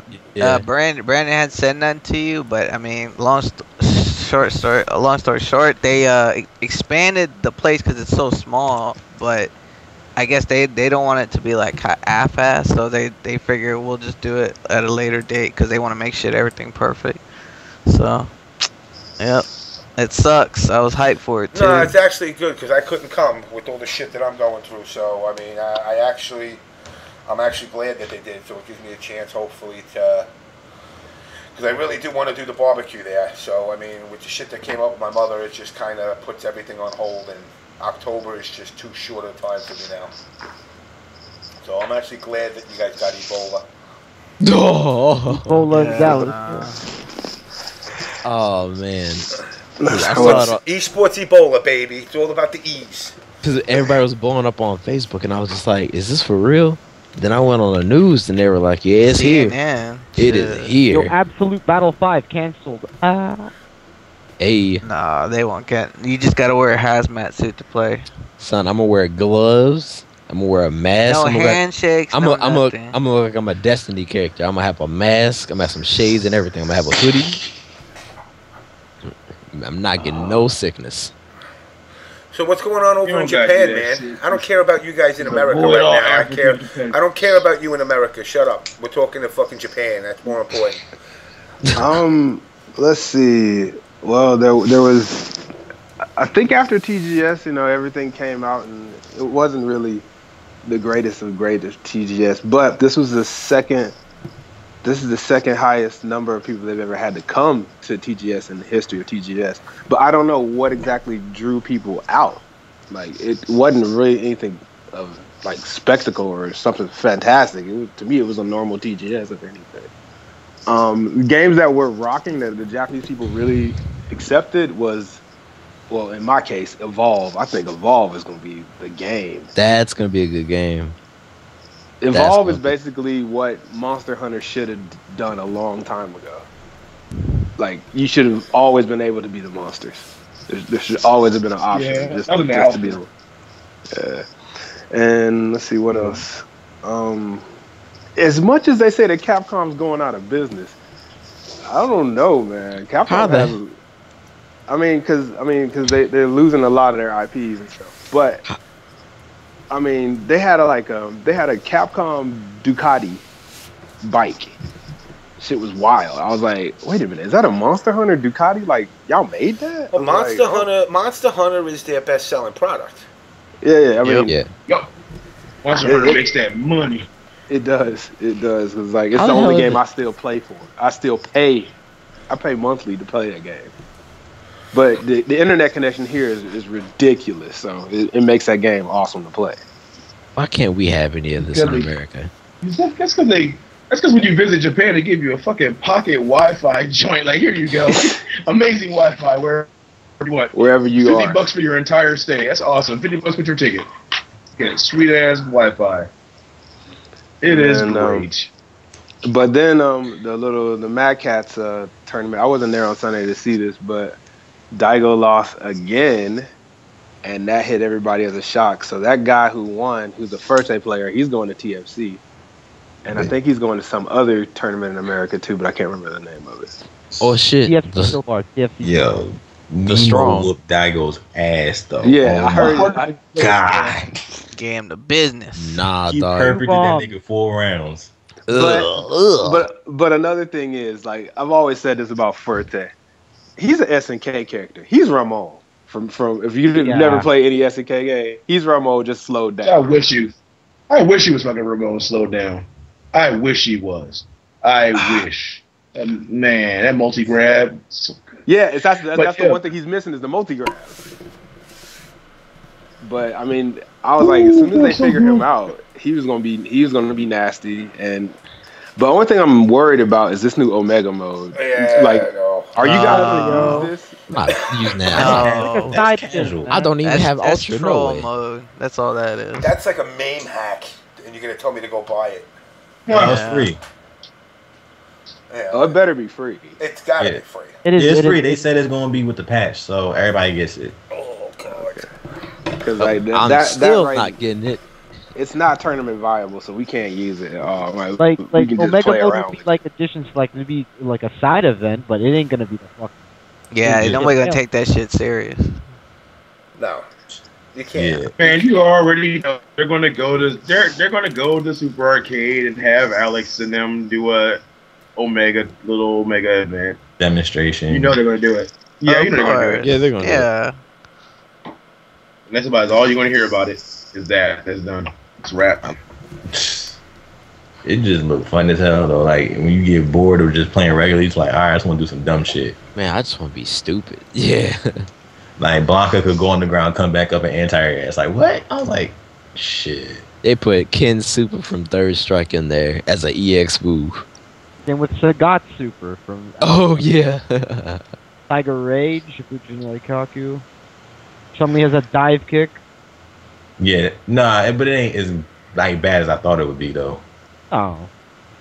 Nah, it's not like Yoon and fucking Rufus though. Nah, it can't. It's not like that. But Omega mode, it's like side mode, bonus side tournament mode, whatever. Yeah.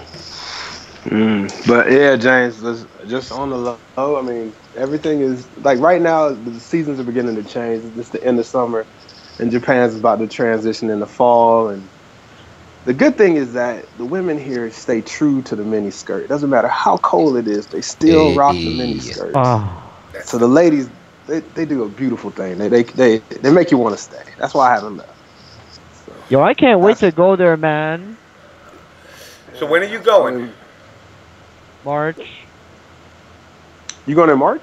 Well, definitely Yeah. hook me up, man. Please, but are you going after the final round or before final round? During final round. You're going during final round. Yeah. I can't help you then. Yeah. I have to be in Atlanta during final round. Well, how long? Well, when are you gonna come back? I'll be back here within a week after final round. That's perfect because I'll still be there anyway. Okay, all right, cool. We'll hang out there. Just hook me up to all these Nomeho dies. All you can drink for 1,000 yen and fugu. We'll get you pasted up. Wait a minute. Ooh, James, I do have to tell you one thing. So last Saturday, we're walking down the street and we see these guys in an altercation. Now, I'm walking and I can tell it's an altercation because this dude's like super fuming mad, dark-skinned brother. And the collar of his shirt is by his ear. So I know that's not the fashion trend. That just means he just got his ass jacked up. And we're walking down and he's just mad. And I don't know why, but I can always tell somebody who just got to Japan because they don't know how this works exactly. It's just like you don't have to be tough. You really do not have to be that tough guy. This is Japan. It's like that's not even needed. It's like people don't carry guns here. You don't have to be the tough guy. That's not really the cool thing to do. Oh God! And then this poor guy, like, it's like he's sitting here, like, hold me back, man. Don't hold me back. But it's like he's not really advancing either. He's just talking extremely loud. And I'm like, dude, please don't. Yeah, exactly. Like I was like, please don't let your pride get your ass whooped. And I was just like, look, I'm gonna leave. And I'm gonna walk down the street now. Once I leave, if you decide to keep popping off and they put you in that Sumi Numaki, that is your fault. You take 2 steps and literally right after that he starts following us down the street. I was like, was that all that necessary? I mean, you got your ass whooped. Why can't you just take that L and shut the hell up? I mean, nobody saw it from your set. I mean, you're in Japan. As far as I'm concerned, didn't happen. Exactly. I think you hit him off. Yo, he hit him with the Ving. Yo, he hit him with the Ving range. See that right there, little nigga? That's pride fucking with you. But another thing was, and we kind of looked at it like this. It was just like, all right, so it was a black guy versus a Japanese guy. Actually, he really wasn't looking what was going on. So there's a front doorman, and then there's a real bodyguard inside the club, right? So the front doorman was like, I'm not letting you back in. I was like, okay, cool. And while he's sitting there, he didn't see, like, when they're having an altercation, he didn't see E Honda come up behind him.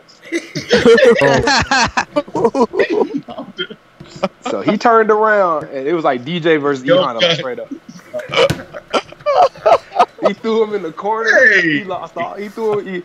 He gave him the forward fierce throw into the corner, right? Just Daskoi. He throws him in the corner. He tries to get up with the 100-hand slam. It wasn't happening.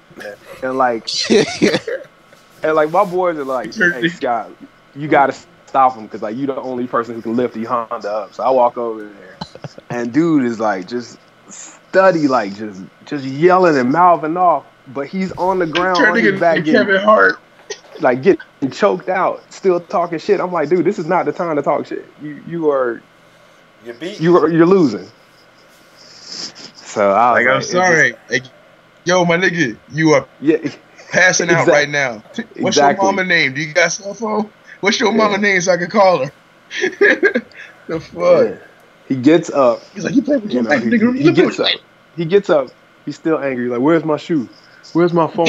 Where's my bag? Shoes? He got knocked out of his shoes. Damn. Yeah. And we was like, got that Team Rocket. You got that Team Rocket. You got that So, I mean, it just reminds me. It's like, man, because altercations like that I only see here maybe once or twice a year. But when I see them, they're always way too dramatic, and it's always that person who doesn't live here. That dude was like, my nigga, I'm gonna take you. I'm gonna buy you some sandals. We're gonna go back to your hotel room. You need to come get you some ice cream. Just leave your shoes. Don't worry about them. They got shoe stores here. This is fucking Japan. You'll find a new cell phone. We got you. We got you. Yeah. And for a place that's so docile, you would think that that would never happen. Oh nah, Japanese men are twats. Local Japanese men are fucking twats, and just like you said, if you blow off like that, you get fucked up. That's just it. Yeah. Like, you don't know who you're talking to, especially on the streets. Like you don't want to find a yak in training. No, that's what I was just gonna say. Who just needs to level up. Just needs to level up. I got 9 out of 10 stars. I get one more star, and I'm gonna be in. Oh shit! Yeah, so. You about to be that star, little nigga? You're gonna be my star. So that was the highlight of last week, and hopefully this week will be a lot cooler. Well, nigga gonna see you be mad, yo. That's messed up. I definitely don't suggest mouthing off whenever you go outside of a country that you're not, into a country that you're not from. I don't care how smart you are. I don't care how smart you are, how tough you are. All it takes is one fucking person, and one person going to wreck your vacation. Well, it comes down it comes down to one common sense thing. It's like, yo, you are not in your country no more, so you are not bound by those laws. You are a victim. What does that mean? If you get in trouble, you are fucked. So what you need not do? Get in trouble. Don't get in trouble. Leave shit alone. Mind your business, because if the cops come around, you're going to be in the wrong every time. Yeah. Same shit. Say it goes to fucking Germany. You act a fool in Germany, those cops can beat your ass bad. Cops have machine guns, man. They can beat you down. They can't beat you down to the fucking. Yeah, no, they don't even shit. German cops don't need machine guns. They'll just mace you and slapjack you to fucking damn near unconscious. I've seen them curb stomp a dude, and then they put him in the car after people were like, he can't get up no more. He's bleeding out of his nose. Like his teeth are somewhere on the ground. Y'all just stop, and they're like, yeah, okay, he's all right. Like when you go to another country, man, definitely be on your best behavior in other countries. So you are a guest. So Scott, let me ask you this: what do you? I'm sure you've seen some of MKX. You think Japan might actually possibly embrace it? No. No. Nope. Aww. If it I mean, we'll try to run it. Embrace it? No. The only way they'll embrace it is if NetherRealms and Warner Brothers decides to put some more money into it and make it a full gala affair. I mean, they gotta you gotta put in before they even show any support. Like, just putting it on a console and saying, "Hey, buy it," ain't gonna work. You mean like? And then on top of that, and then another thing is, the biggest thing is like that Z rating. That shit ain't gonna come out here. That means that they can't even sell it in regular stores here. Damn. So you mean like the support that Xbox One put in? Well, see, yeah, exactly. They're gonna have to put in. That was a low blow, but yeah, you're right. Yeah, that's messed up, man. Why'd you go there? I think Scott was the first one online, and they came like 4 hours after the release. Yeah, so, dude, you gotta put in a little bit more, man. It's like they're like, okay, like quite honestly, I think like Xbox is just totally giving up on the foreign market. But a lot of video game companies not the foreign market, but the Japanese market, because they ask you to do like so many goddamn things. It's like, dude, man, I'm just trying to release a game here. Why you keep asking me X, Y, and Z? It's like, I'm not like I'm trying to like take your women or anything. Just let this go. I am. It's so many hoops to like jump through in this country just to get things done. It's ridiculous. Yeah, people think, it definitely was a dismal affair for their release party. But you know, I don't know. You know, I think that they didn't put a lot of weight into it because they kind of knew out the gate that they didn't think it was going to do that well, which they were right to think. It's not even doing that kick-ass here. Like I said, I was talking earlier, I said the people at GameStop try to bullshit me, saying it's the next best thing since sliced bread, and I'm going, dude, I got an education over a 4th grade reading level. I have internets, and I can read. And they tried to soup your head up, boy. And I'm like, listen. I turned around to him and I told him, I said, you know, the investors into Microsoft want them to bail out on the Xbox, Bing, and the Surface. Oh, well, they won't do that. Excuse me? It's the investors. Oh, well, they don't matter. I'm like, excuse me? Now I know I'm talking to a 12-year-old behind the counter. If the investors, if the investors say get out of it and you don't, they're going to pull their money. But now, you know, on the flip side, Sony's not doing any better. All right. Nope. That's true. You know, it's just the next-gen systems came out way too early. They should have waited. I would say almost 2 years out I would have waited. Yep. Yeah. You know, let the systems. I think they did well because they had more free games again. What's that? My bad. No, I said I think PS4 did good because they had more free games up to give. Like they just gave a lot of people a lot of free games, and that kind of sated them when it came to like because let me see, they gave you 2 free PS4 games for over PSN Network, and then you got a few other really good games. Xbox was just like you get KI and Jago. Yeah, the whole you know, that is too good for fighting games, and I've been saying this from the get-go. Free to play is not. It's not good. You know, you get what you pay for. You know, and that's just that's that video game. That's the reality of the world. You know, if I could turn around to you and say I'll give you a car for free, do you think I'm giving you a fucking Porsche? No, you're getting a fucking 1978 Cutlass. You know, maybe if I'm good enough, it'll have a 350 in it. If not, it's gonna have like a fucking straight 6. You know, got cigarette burns in it like cheetah spots. Yeah, exactly. I'm gonna give you a fucking cheetah interior. But you know, it's this mentality, and again, this goes across the gaming industry as a whole, that they think this model of free to play, it's not helping the companies. You know, now for MMOs, like, you know, in games like League of Legends and all that, yeah, it helps because you're buying, you know, I'll buy a bandana for a couple of real dollars or whatever you want to put on your character. It's working in that aspect, but there's also a constant release of stuff. You know, and games like Killer Instinct kind of got... But also, for League, the money goes into their tournament pools, too. So, like, when you buy stuff, it goes into their tournament pots. So, you're kind of paying for the competition side of it. So, I mean, the money, all the money basically replaces itself when it comes to League, you know, League and stuff like that. Yeah, but the problem with that is this, is when it comes to fighting games, the money just goes... Your mic sucks ass, by the way. There we go. It does. But the problem with it is this. The money that goes into those pots is irrelevant because 99% of those people never go to compete in those events. So that's not helping grow the company as a whole or the brand itself. Because that tournament's, you know, limited to those people that are super duper diamond, fucking platinum, whatever the hell they are. And, you know, all right, Fifth, you got a split? Fifth? Yeah. You got a split? Yeah, I got to bounce. I got class tomorrow. All right, brother. All right, I'm going to catch y'all later. Later. Later on. You know, but the League of Legends games, it doesn't benefit the company for that money to go in because the product is still free. And you're not, you know, it's like any game that you buy.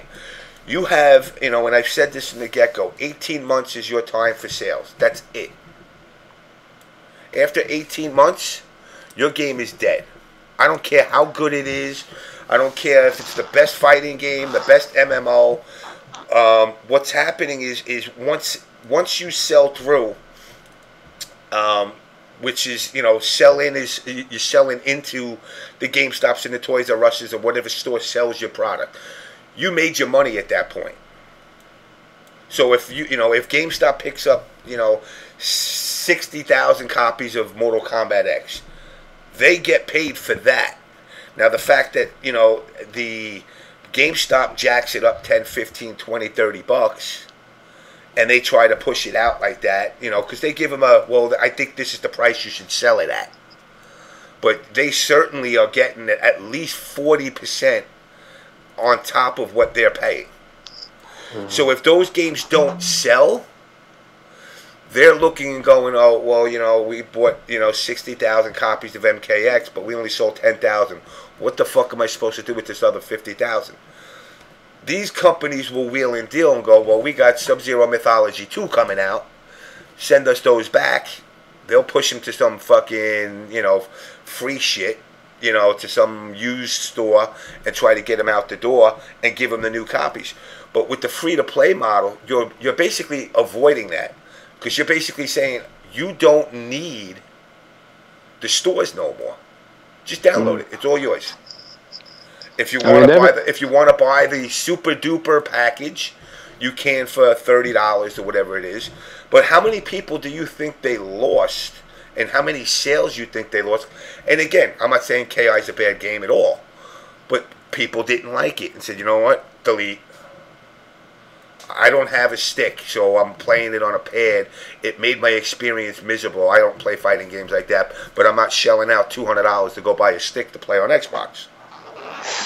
Yeah, that'll certainly bite you in the end. But it's funny because now I realize it. Okay, so the whole concept behind the brick and mortar store, right, the video game store, America has been trying to get rid of it for a long time, whereas in Japan, there are no GameStops or stuff like that. Actually, in Japan, you can't even rent video games. And it's been like that for 10 years since I've been here. Really? You can't even rent them there? You can't rent video games here. You either buy them or you don't. That's how Japan's always been. So there's no concept of a Blockbuster and none of that shit. But there's also the commerce laws that are set. Yeah, and it was I was like, the commerce laws that are set in Japan that allow you. You can't rent video games? I'm like, no, you can't rent. You buy these. We don't trust you that much. But can you sell back? Okay. Can you sell back to the store though? Yeah, you can sell back to the store, but you can't rent it. No, definitely not. But one thing about the Japanese market, and this is, I think, I'm dealing with publishers and people who actually make games, is once they make it here in this market, they're kind of set. I.e., the whole Monster Hunter thing. Monster Hunter has not changed for the past 8 years. I've been playing that game. It has never changed. No. They might add 1 or 2 new things, but people buy it, and they don't buy a little bit; they buy a lot. So, dude, that Japanese exclusive content was fucking amazing. That Ryu headband and all that cool shit you get Street Fighter stuff. That shit was great. I wish America would have it, but people bought it off the bat. It's great. And but they feel we don't want it. I don't think it's a matter that they feel they don't want it. I think it's a matter it's a lazy ass. Well, to localize that game would take forever. I've known 3 people who've been on that project, and they like, man, I can't do this because Capcom's not paying them enough.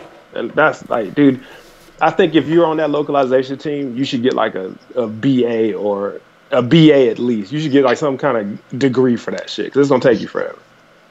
You work in a miracle. Is one of them Andrew? What's his last name? Alfonso.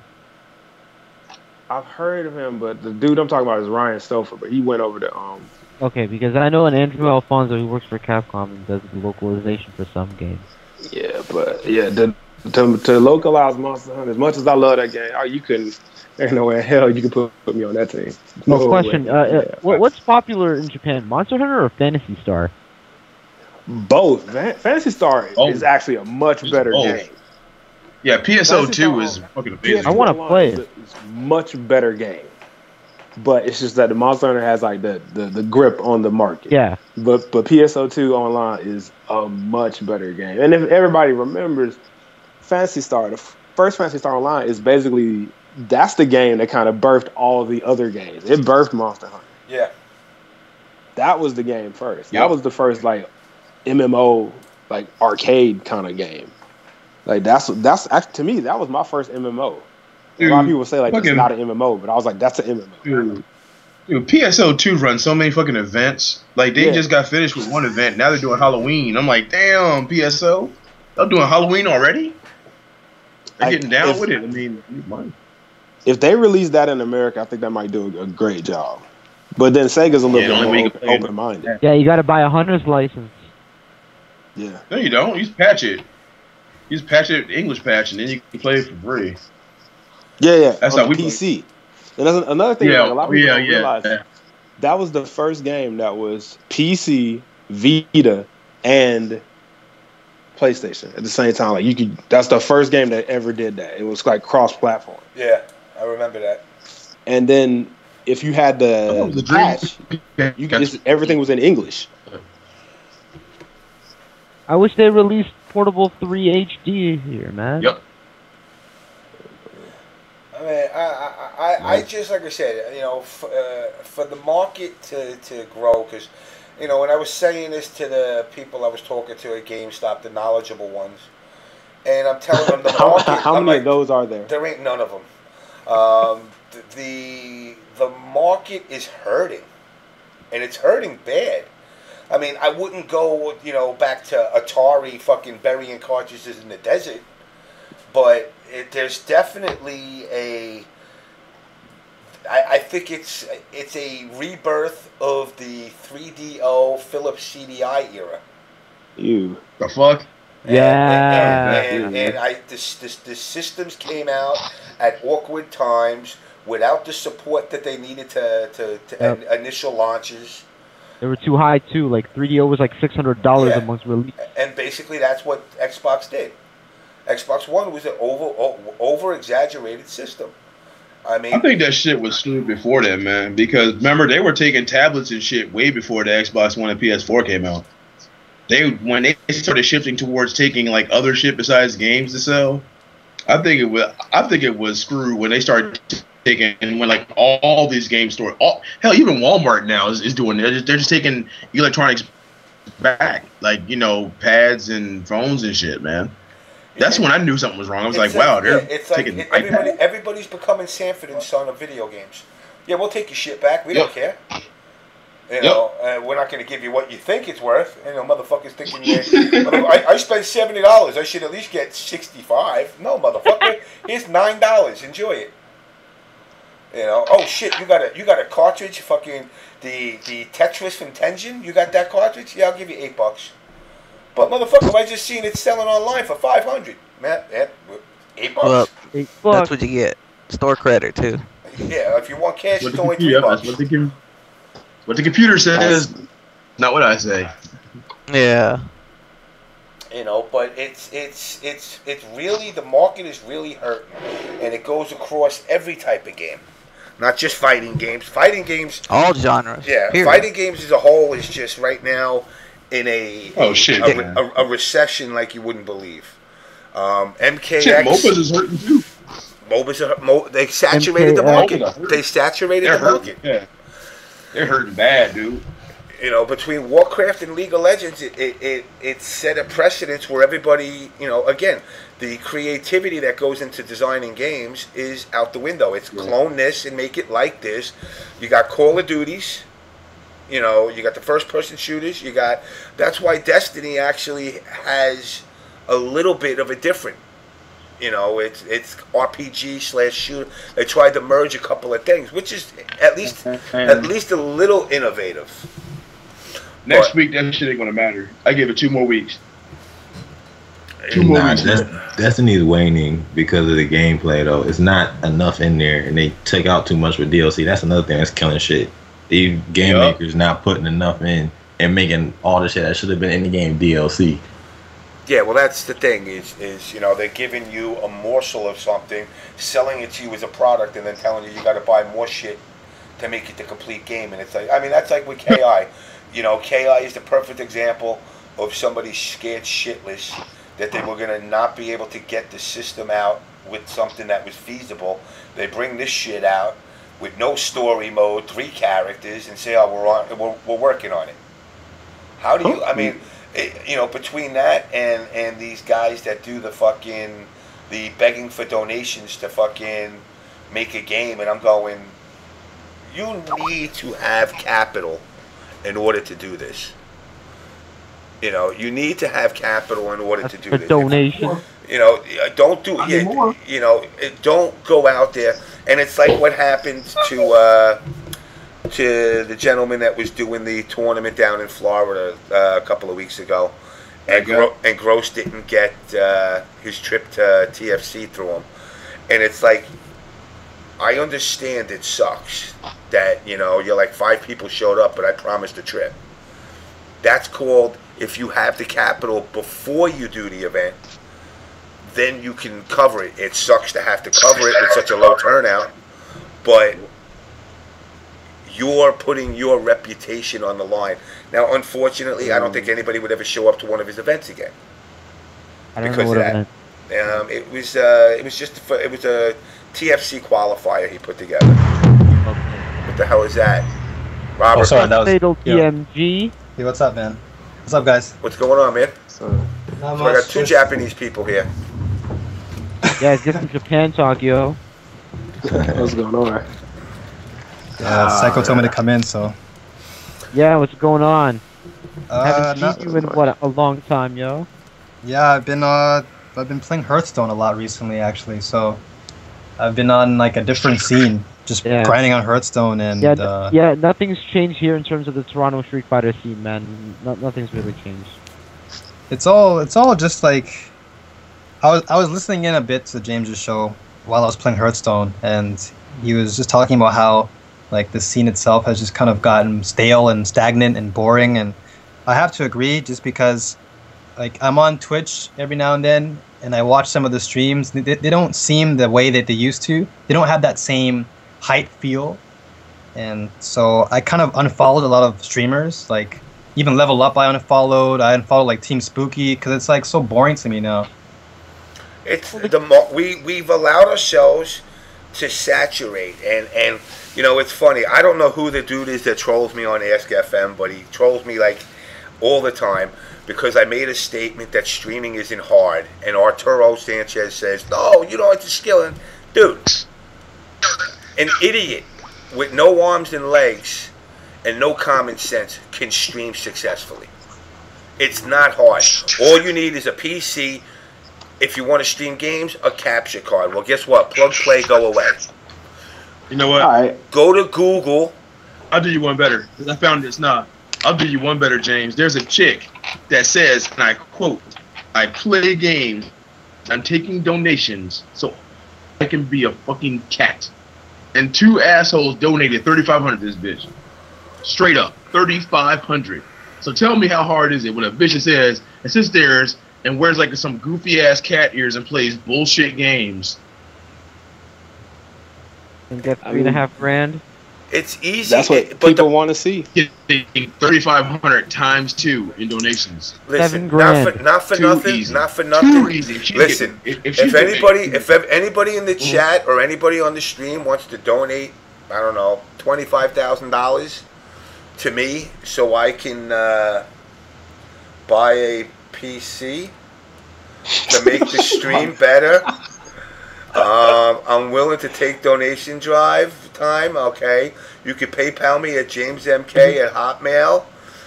It's a tax write-off, and if you donate $5,000 or more, I will send you an autographed picture of Derek Jeter. Nah, James. You got to autograph a cantaloupe with the face on it. I could do that, actually. I'll send out cantaloupes. I'll go to, trust me, you motherfuckers get me 25 grand, I will go to the store and spend 5,000 of it in cantaloupes. Nah, my nigga. It's going to be, you're going to get a celebrity dinner at Applebee's after 10 o'clock. because we're not trying to pay full prices.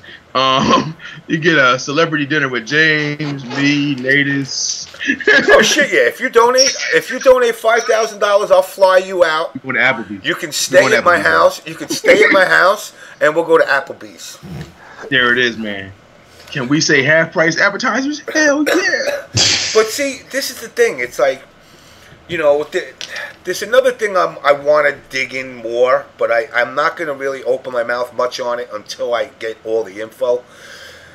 Is this market now, I mean, I don't know who's seen the fucking shit with the girl that was screwing guys, and the guy and her boyfriend went out and was basically telling everybody who she was screwing, and it was all people in the industry, and this was one of those feminist movements.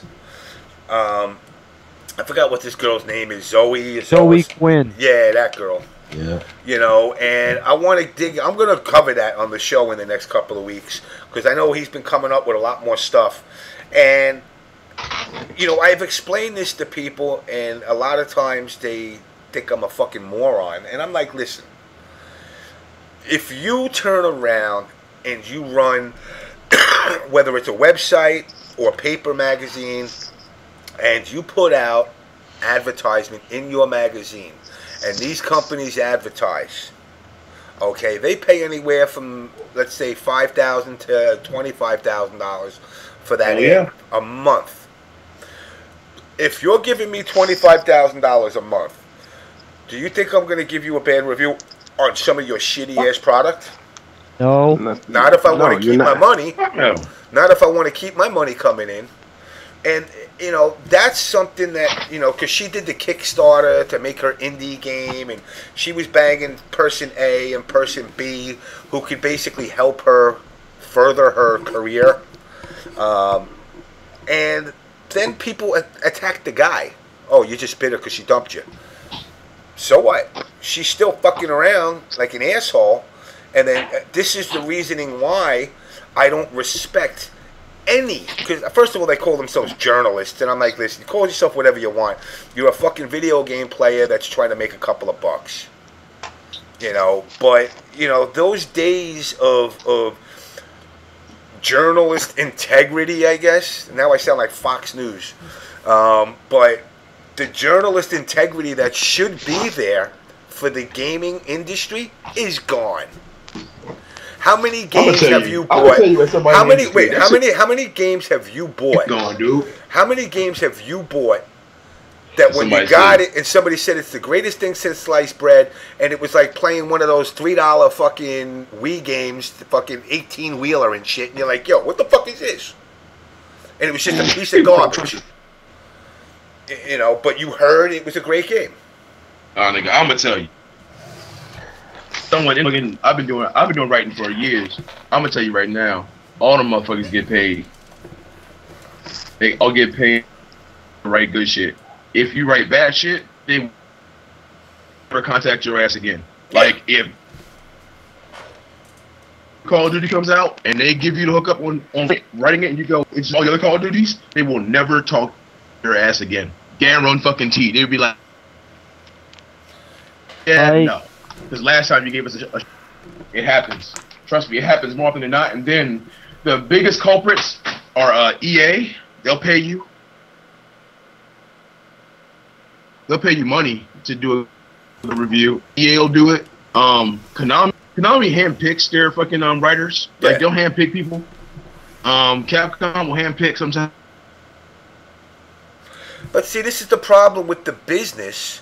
Who else handpicks? This is the problem with the business. By the way, your mic really sucks ass. Yeah. I mean, like, it sounds like you take it and insert it in your ass in between words. I got one in my bag. Yo. I ain't farted yet, so. I thought we heard a brain fart. My good mic is in the bag, yo. Oh, so what, I'm not worth a good mic? That's fucked up. No, a good mic is like way over there. But, you know, when you look at the way these guys operate, can you really not understand why this industry is going to shit? You're releasing you're releasing systems that aren't worth a fucking lick of dick. You're releasing products free to play which ain't worth a lick of dick. You got people reviewing games about a lick of dick saying it's the greatest cock they ever had in their life, and they're screwing other guys to get their game, which is an indie game, published on top of it. So they're going to do whatever they got to do to further themselves. You got streamers that are out there begging for money. And getting it. And getting it. You got girls coming on half fucking naked on streams going, give me money, give me money, give me money. And they're getting it. You know, and people should be giving me money, yo. You know, it's sad that yes, I'm sorry, Icho. Everybody's licking dick but me. Maybe I need a blowjob. That's what it comes down to. It's a Freudian thing, exactly. But you know, you got this industry that's so self-destructive right now that how can you expect the outer portion of it, which is the communities, not to be just as self-destructive? It's not. Thing, I guess. It's not. Companies are taking over everything, like YouTubers. Like, you know, like the Call of Duty YouTubers. Now, like, they contacting them. They give good shit on their review. Don't talk shit about it. They get to play the game early and all that. And then their subscribers going to buy the game. Like, oh, this game's great. Like, White Boy 7th Street and them.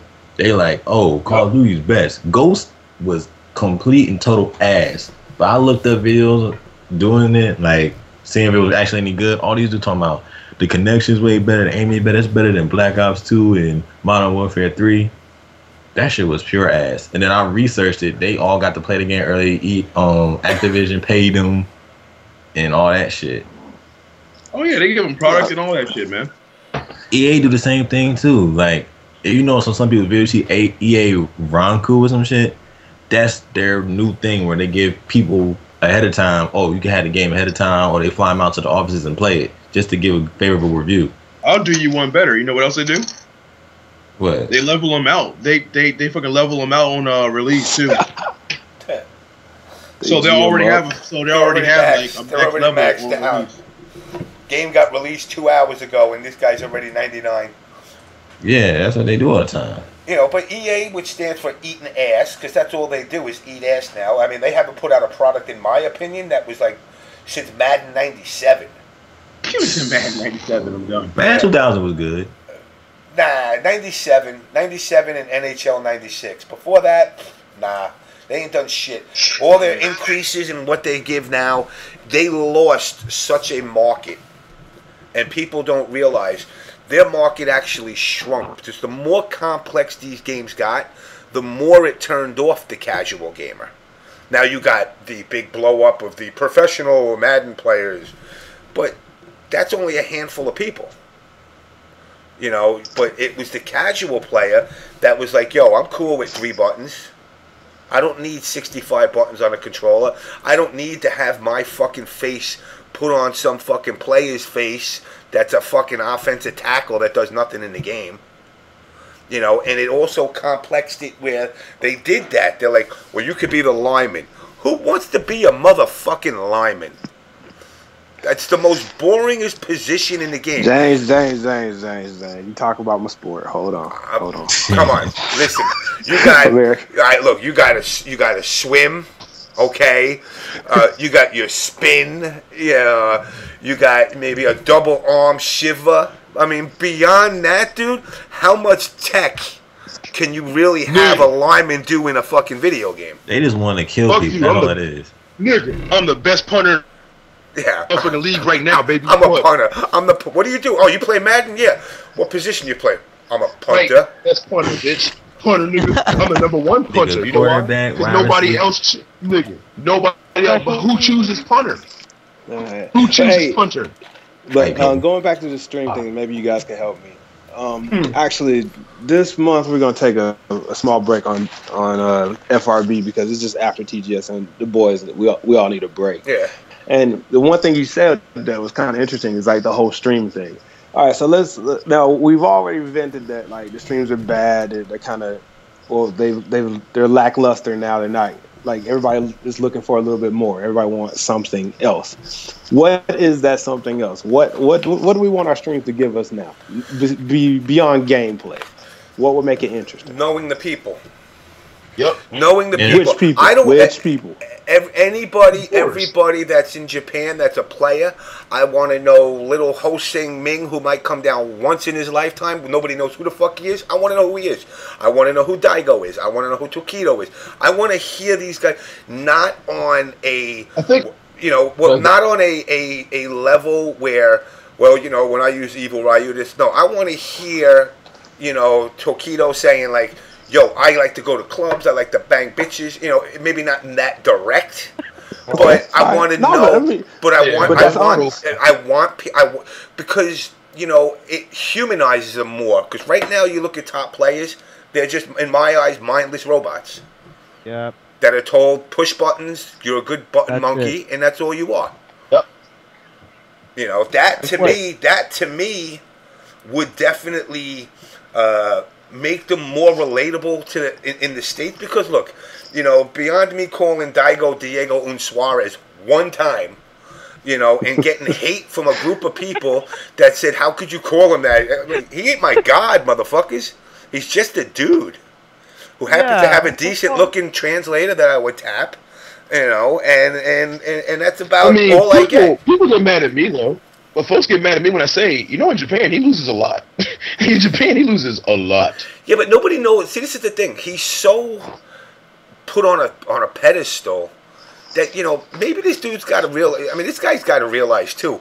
It's coming down the road where his fingers ain't going to work as fast as they used to. And it's like, it would suck to be kind of, idolized and pushed into the corner, but yet nobody really knows who the fuck he is. What's he like to do? I know his father was I think a Olympic kendo fucking or something. They did that with him. They did that with him. They did a Japanese show with him. But I want to see. I want to see. I want to see him. If he knows kendo, I want to see him do it. Humanize these people more. Don't just leave them as idols, because you know what? At the end, that's what makes the difference.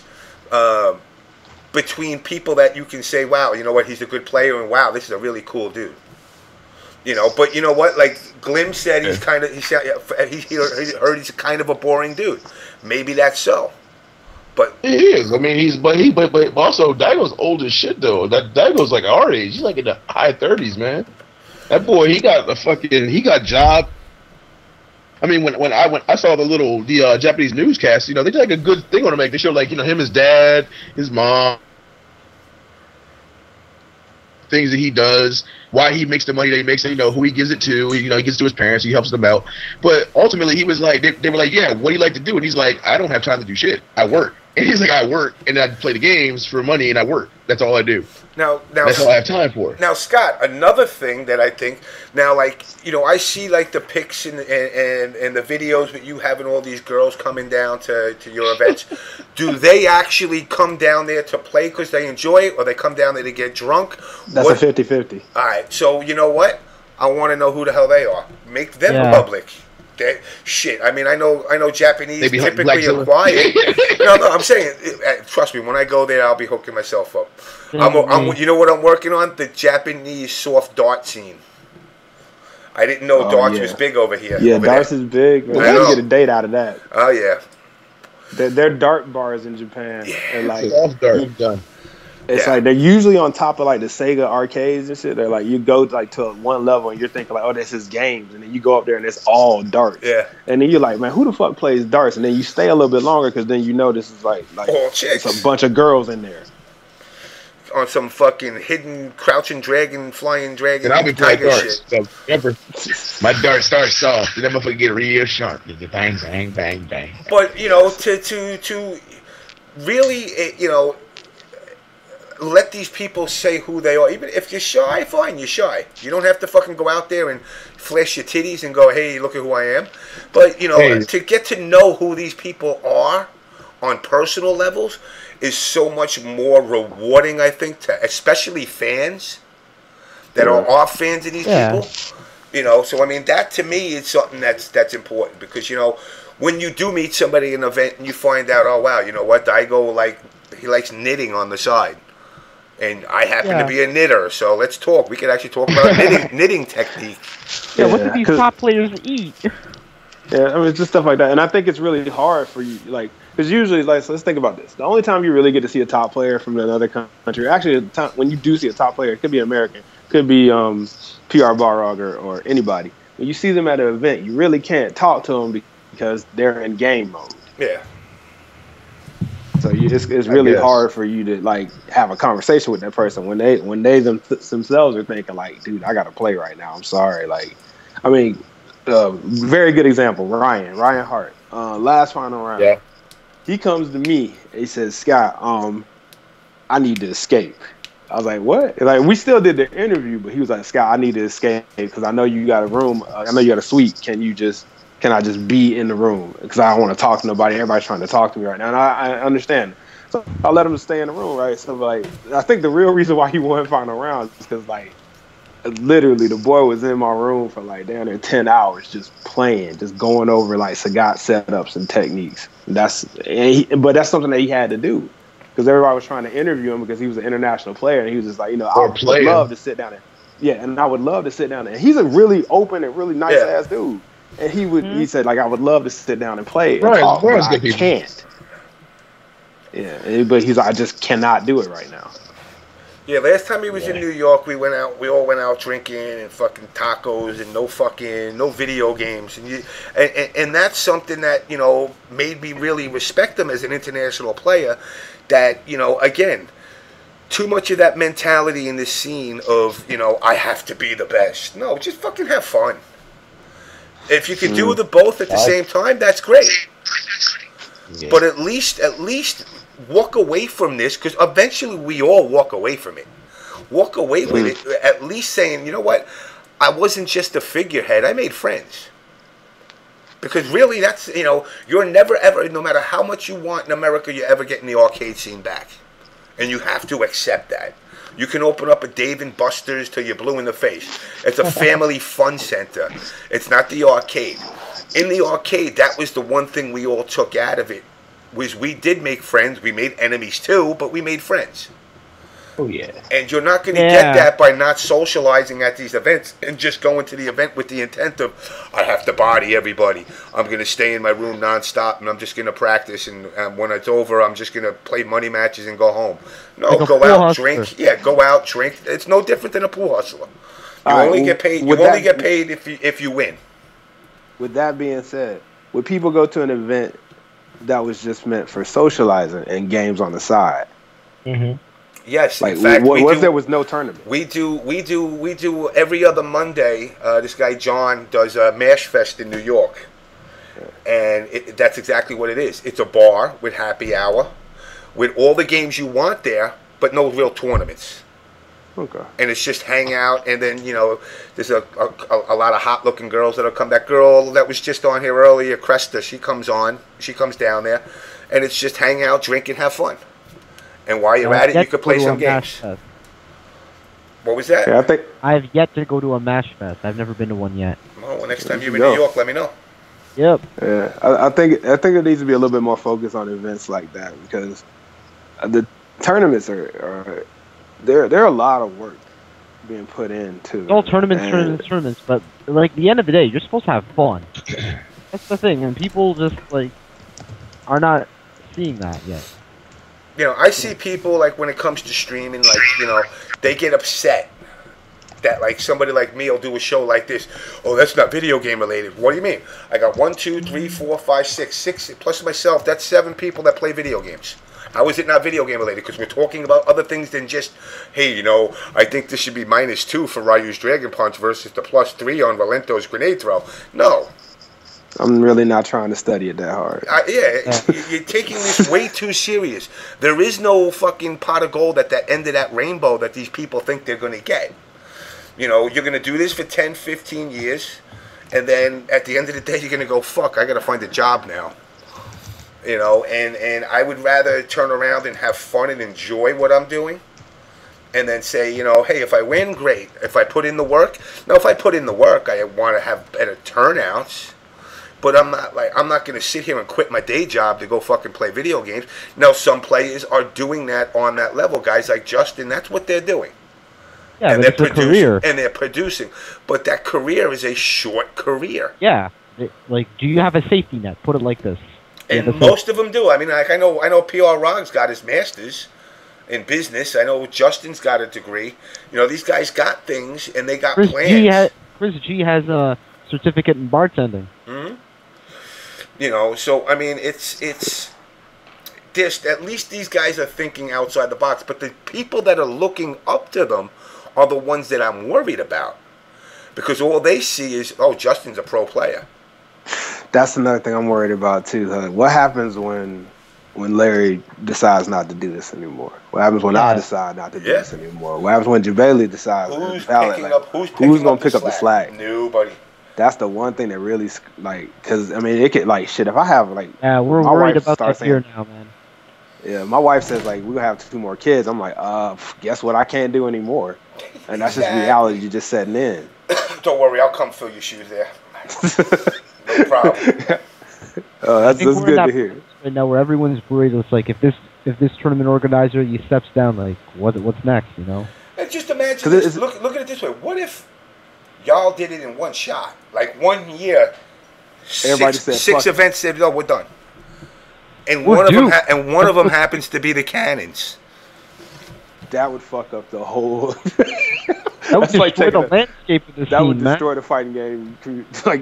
Like it would really, like, a lot of people say, like, it wouldn't do a lot. No, that would do a lot. But that's where people got to realize how fragile this scene is, and a lot of people don't look at that. They just think it's going to be.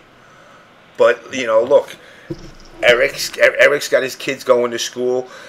You know, Larry's doing his thing. You're doing your thing. Alex is now over at Iron Galaxy. What if they turn around and say, "Hey, Alex, you got to choose between CEO and this. This is a job." Well, you look after yourself first. Well, like, pick a choice. Look after your scene or look after yourself. Obviously, just that in itself. If those people did it in the same year, you're losing 6 events on the East Coast. 7 actually, if you consider. I consider Florida East Coast. So you would lose that final round, TFC, NEC, Winter Brawl, Summer Jam. So 6 events gone, poof, just like that in 1 year. If you say Big E's name, then that means you have to count bar battles too. And the bar battles would be gone too. So I mean, now you're looking at it and going, all right, you got Bailey, Civil CEO War. Never sleeps. Those CEO quarterlies too. You got, oh, that's right. He does more than just CEO. So you got his other stuff too. So you're losing all that. So now you got Civil War, and what other people are up and coming. Yeah, who's that guy? Nick? Sweet Johnny Cage's replacement for ECT. Yeah, I think Nick or Phil or something. I know what you're talking about. But you know what? Long Island Joe, perfect example. Long Island Joe's got his girl. Eventually, his girl going to give him that ultimatum that every girl gives. Is it me or the games? Yeah, and that's a dude. Boy, that'll kill you right there. You know, I had to give up a lot for that shit. And you're like, just for even Steven. Yep. So I mean, it's so fragile. I mean, the only one that I think's in it for the long haul is Alex Vi. Oh, Vi for sure, because it's a business. You know, but he's the only one that's in it for the long haul that like can do this. He says, "I'm going to do this until I'm dead." Well, Civil War is done? No, I'm reading the chat. I don't know. Civil War's. Robin said Civil War's done. Wow, maybe. So there you go. One more. I always had a fun time there. I always had an amazing time with Civil War. You know, so I mean, if you look at it as an overall, you know, that's how fragile this scene is. What happens to a pro player when there ain't any events in the States to go to like that no more? Yeah, that's another thing I always want to tell people. Like, man, I don't know, y'all, like, everybody say, oh, the Justice, the Daigos, and you know who you really should be giving your high five to? The goddamn TO. If they don't do it, guess what? You don't have shit. Exactly. I've been saying that from day one, and people look at me and they go, oh, you hate. People love telling me that I hate Evo. I'm like, listen, I never said I hate Evo. I just said it's a great event. Go if you want. If you don't have a good time, I'm sorry, but you should at least experience it once. That's no way me saying it's a horrible event or nothing. Yeah, I had my issues with you know, the breast cancer thing, but you know, again, they proved it to me, and I humbled myself. I apologized to them. I can't say they were wrong, but you know, for me, it's like, you got to look at these events and you got to look at these TOs. You know, I remember at one time guys were complaining, TOs make $60,000, $80,000. Listen, motherfucker, if I'm making $60,000 to break even. If I'm making $60,000, I'll tell you right now, I ain't working 2 jobs. I'm just gonna do this. Now, does Evo make money? Yeah, they make damn good money. Do they make a lot of money? Yeah, but that's Evo. That's not everybody else. You know, with everybody else, they're still working regular 9 to 5s while they're doing this. Now, I wouldn't say they're getting minimum wage, but I would say that, you know, it's not as glorified as people want to think. When everybody else is paid out and everything else is done, you know, maybe you walk off with 10 grand on a big event. That's a big event. But, you know, to turn around and sit there and say, oh, man, fucking Eric's driving around in a yacht and fucking he's got 6 Escalades. And no, he got to work. He's working 2 jobs plus he's doing this. You know, so, I mean, that's why people got to understand that, like, you're right. You know, TOs should get more credit for what they do. Yes, even Keats, who I know everybody thinks I can't stomach. I got nothing against the dude. But, you know, he did this for a reason. You know? I like Keats' majors because it presented a different dynamic, and like his schedule is down to a science. I really enjoyed one of Keats' majors.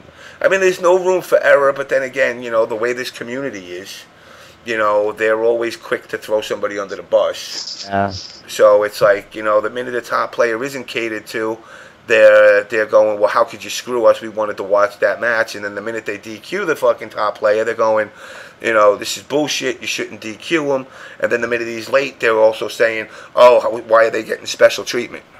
It's like you can't have it one way or the other. You know, either way, there's always a negative. Yeah, I said either the guy is late, but you can cut him some slack, or the guy is not late and just shut the fuck up and let him fucking do his thing. You know, but I mean that's the sad part of this scene. Everybody wants equal treatment, but then they treat the top players extra special. And it's coming from that happens so many times, yo. What was that, Scott? Do you think it would be better if and quite honestly, I already know the answer to this question because really they don't want to put any money into it. Do you think it would be better if companies like Capcom, Namco, any like Arc System, any fighting game company would actually put in the money, or maybe even actually have a section just dedicated to producing events? The reason it can't work is because the minute they put their 2 cents in, they want to put their 2 cents in.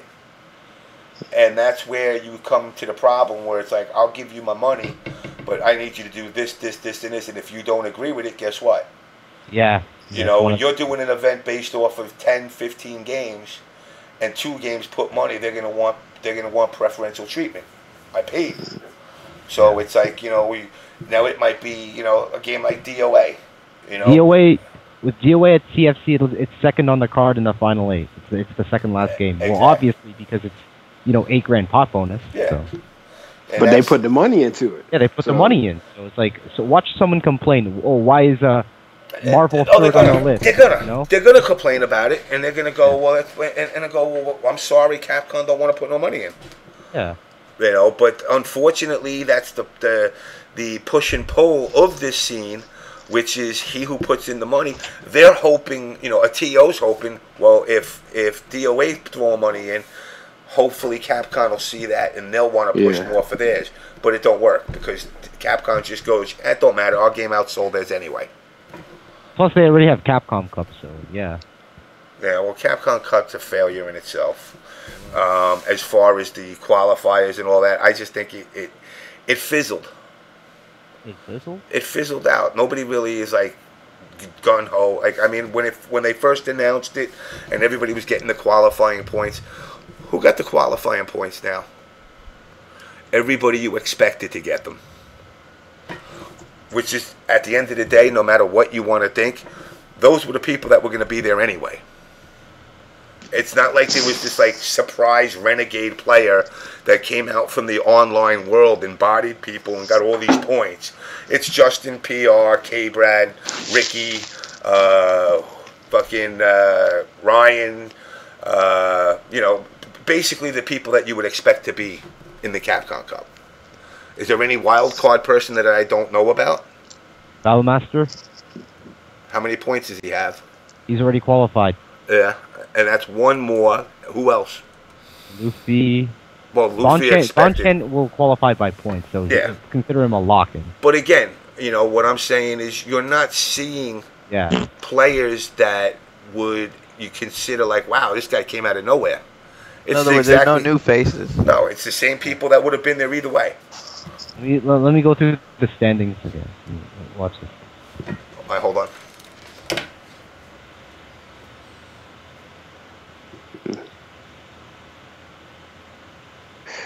I don't know, man. I think Gamer B, Choo Choo, Xian Fudo, Snake Eyes, K Brad, Knuckle Do so far. Yeah. So Choo Choo if you want to think about it. But all these other people you name, we've seen them before. We've seen them before. Within this last year, we've seen them before. Yeah. In other words, it proves James' point. Period. You know what? I wish there was a top player, and I wish there was a top player that could generate more money. And when I say generate more money, I mean like could actually get other sponsors outside of video game industry to say, you know what? I'm gonna throw him a little bit more money and see what he can do with it. Because quite honestly, I think like a lot of these guys are my friends. It's just like to me, it just seems like they could be doing a lot more. They could, but what do they have to offer, as James would say, since he's not here? I'm right here. I'm listening. Okay, well, right, James. Am I right? What do they have to offer? What are you gonna do for me? Yeah. Are you gonna put a patch on your jacket that nobody's gonna see? Are you gonna talk about my product? Do you even know what I do, or are you just looking for my money? Yeah, because pushing buttons ain't gonna do it. They ain't doing shit. I think they're more. I think somebody needs to come up where when the game is off, they're still a good figurehead for the product. Like outside of the game, and then they'd be more willing. Because if you look into the Korean market and what they're doing with their top players, dude, they're idols in that country. The guy who I can't remember his name, but the guy who played I guess it was StarCraft. You know that all Korean males have to. It's by law they have to serve like 2 or 3 years in the military, right? Yeah. So when he went into the military, they had so much money invested in him and so much like trust in him. They made a military branch for the StarCraft team, like for him. And you know what? He won the tournament while he was in the damn military. They still managed to win the tournament. And then when he got out, he won it one more time just to be like, yeah, and I still got it. And so, but you got to keep in mind, but those players there, they're going through a new hell, and that's something like I don't know if everybody's ready to do this. Yeah, and that's their only haven after what they get done with that army shit. It's like, okay, well, not that in the sense that we're talking about like just having a personal, a PR assistant, somebody who's gonna groom you, somebody who's like, you need to wear this, you need to do this. Yeah, but we don't have that here. Yeah, but then again, are people ready to? All right, let's just say, okay, Justin. If Justin got a PR person that said, like, all right, man, you need to wear your hair like this, or you need to do this, and you can't say this. Like, quite honestly, I think Justin could do it. But like, if we just flip it a little bit, I love him half to death. But we'll say somebody like me or Marn, and you tell me to fucking speak nice, and I'm like, all right, everybody, I'm glad to be on the show today. Yeah, that'd be a little bit more of a. I don't want you to suck my dick anymore. And they'd be like, excuse me? Oh, that's my bad. I'm not allowed to say dick no more. Fucking dicks. I wouldn't be able to do it. James couldn't tell somebody to cup his balls. That would just be the first thing. But it's something that as a player, as somebody who wants this scene to grow, I mean, I'm not saying that's the only way, but that is a definite way. But you gotta look. It is a definite way. You have to gotta suck it up. Yeah. You gotta suck up, but you gotta understand the world you're coming into. It's a raw form of itself, and trying to shed that raw form and trying to put a blanket sugar coat over it. Like, we ain't been doing some ratchet ass shit for like the past decade plus. Like, come on, man. That's like a girl it's a hoe, and all of a sudden she's fucking choir girl. Yeah, like nah, like we know you was sucking them 5 niggas off. Like, come on now. I couldn't in my right mind do it because of that very reason. Because then all of a sudden I would be, I am one of those guys, 80s metal poser / sellout.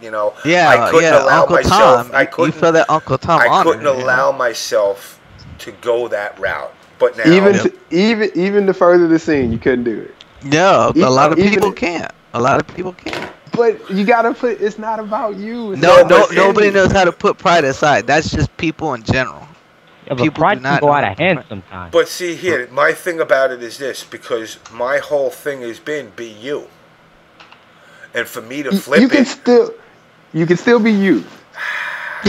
Without being you. That's what he's trying to say. Listen, you can be you without being you. Greetings, everybody. Welcome to the On Blast Show. Tonight we will not put anybody on blast.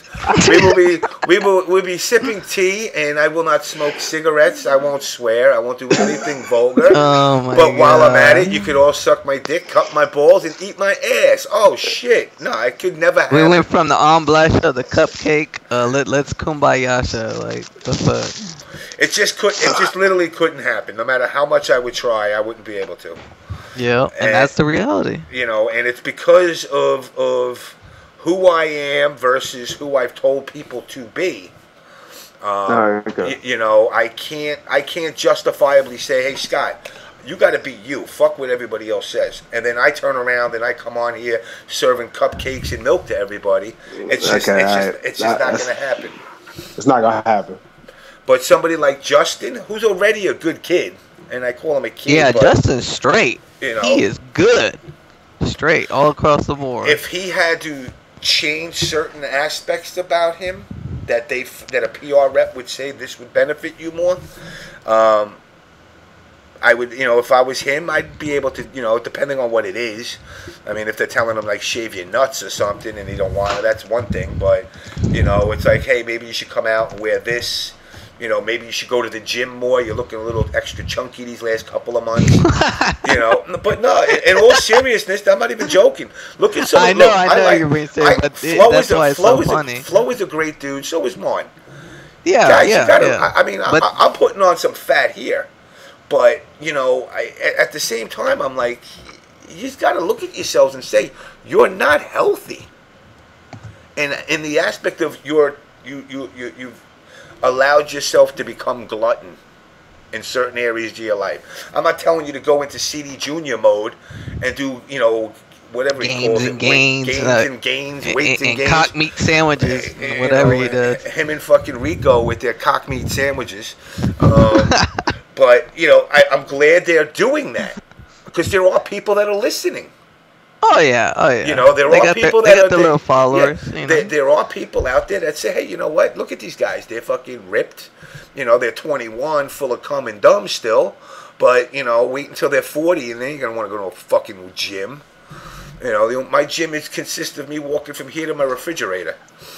Yep. But it's something that I think is great for this scene.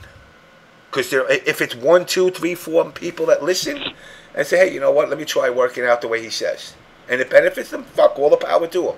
But certain people in this scene need to actually look at themselves and be like, hey, what am I doing? Yeah, I'm doing well now on the gaming side. But, all I'm doing is eating fucking Wawa hoagies at every city that I go to play. And it's like, you got to look at it and you got to say, when the gaming's done, all I'm going to be left with is my fat ass. Hot pockets. Hot pockets. So yeah, definitely people like Justin. Mon, I don't think Mon would be able to get a PR person and follow. He's a little bit like me. He would go off on the deep end or do it on the sneak side and then wind up getting caught. But I mean, it's like, I think PR Rog handles himself very professional. He's another one that I think would follow suit. I mean, the Justin and Friends group could pretty much handle the PR thing. Oh yeah, they're pretty good on that. But a lot of these other players, I don't know. You know, some of the ghetto boys that are winning events. You know, I don't know if they could do that sacrifice. I mean, like, imagine if we banned the word nigga throughout the FGC. Corn is automatically out. No hate though, no hate. You know, I love those guys, but damn. No, but you know, again, it comes down to it's like by doing that, you're basically telling somebody, listen, this is how you were raised, but you know what? We're unraising you, and this is what you got to do now. That never works. Yeah, you're giving a filter for no reason. Yeah. You know, now again, you know, there's certain things in this scene that, you know, do need cleaning. You know, I mean, there is, especially with the men thing going on. I mean, I was talking with Justin, I guess about a week ago, and I was talking to Lolita Bot, who's been on the show. I know her. And she, you know, we were talking about girls being able to level up to levels of like Justin. I said, all it takes is putting in the time. There is no, like, you know, people like to make up bullshit statistics that, like, I don't know, somehow women are less coordinated or men or some bullshit. Listen, if a girl puts in 25 hours and Justin puts in 20 hours, if she's at a level of with her learning curve that and execution like somebody like Justin, she'll be able to play just at that level as well. It just hasn't happened because the girls don't put in the time. Yeah, okay, so that's where the realisticness comes in. Even though it is wrong, yes, we shouldn't, you know, barricade them and say they can't do it, but if you're not doing it, then you're pretty much fucking your own status with your own gender if you don't ever do it. That's on them. That's not on us. We're not gonna lie to them and be like, oh yeah, you know, pity. There's no pity around here. You know, Autobot says, you know, it's the same way I can't play sports video games. I'd rather go outside and play it, and I agree with that. I don't play any of the, you know, like I said, until, you know, like NHL like started fucking around with like the one-timers, and they made it like really stupid. You know, it's like, listen, you play sport games because reality is, either you were an athlete looking for the purest of games. You know, if you were a football player and you were playing a football game, you want it to be as true, but at the same time, you don't want it to be fucking rocket science either. No. You know, and the casual player is what it seems to start to cater to more, and then all of a sudden it said, no, let's do the opposite. Let's make it super hard. So now you got 75 buttons to push. Everything gives you a different reaction. But then you come to find out, since Madden fucking 90, you know, 92, it was jump. I don't need to spin. I just need to hurdle. And mash. And mash run. And mash. And somebody like Emmitt Smith. And then you're good to go. You know, but, again, it comes down to video games were the escape from your reality, your everyday BS. Now, when you play a flight simulator game, I used to be big into flight simulators. Those were good on PC and MS-DOS. Oh my god. But now, you know, a real-time flight to Japan is a 16-hour flight. Who wants to fly a fucking real-time flight that long? That's boring as fuck. Like, you done got up like 1,000 times, watched like 4 or 5 movies, like, nah, fuck this shit. And you're like, yo, I'm just over England? Yeah. Like, I'll just leave on autopilot. You know, and then they would, like, their big thing is, oh, we're full of curve at them, we'll make them stall. Really? So you're telling me, like, 12 hours into a flight, I finally stall out and I got to do something? Yeah. You know, I mean, if you really think about games like Flight Simulator, I'm going from point A to point B.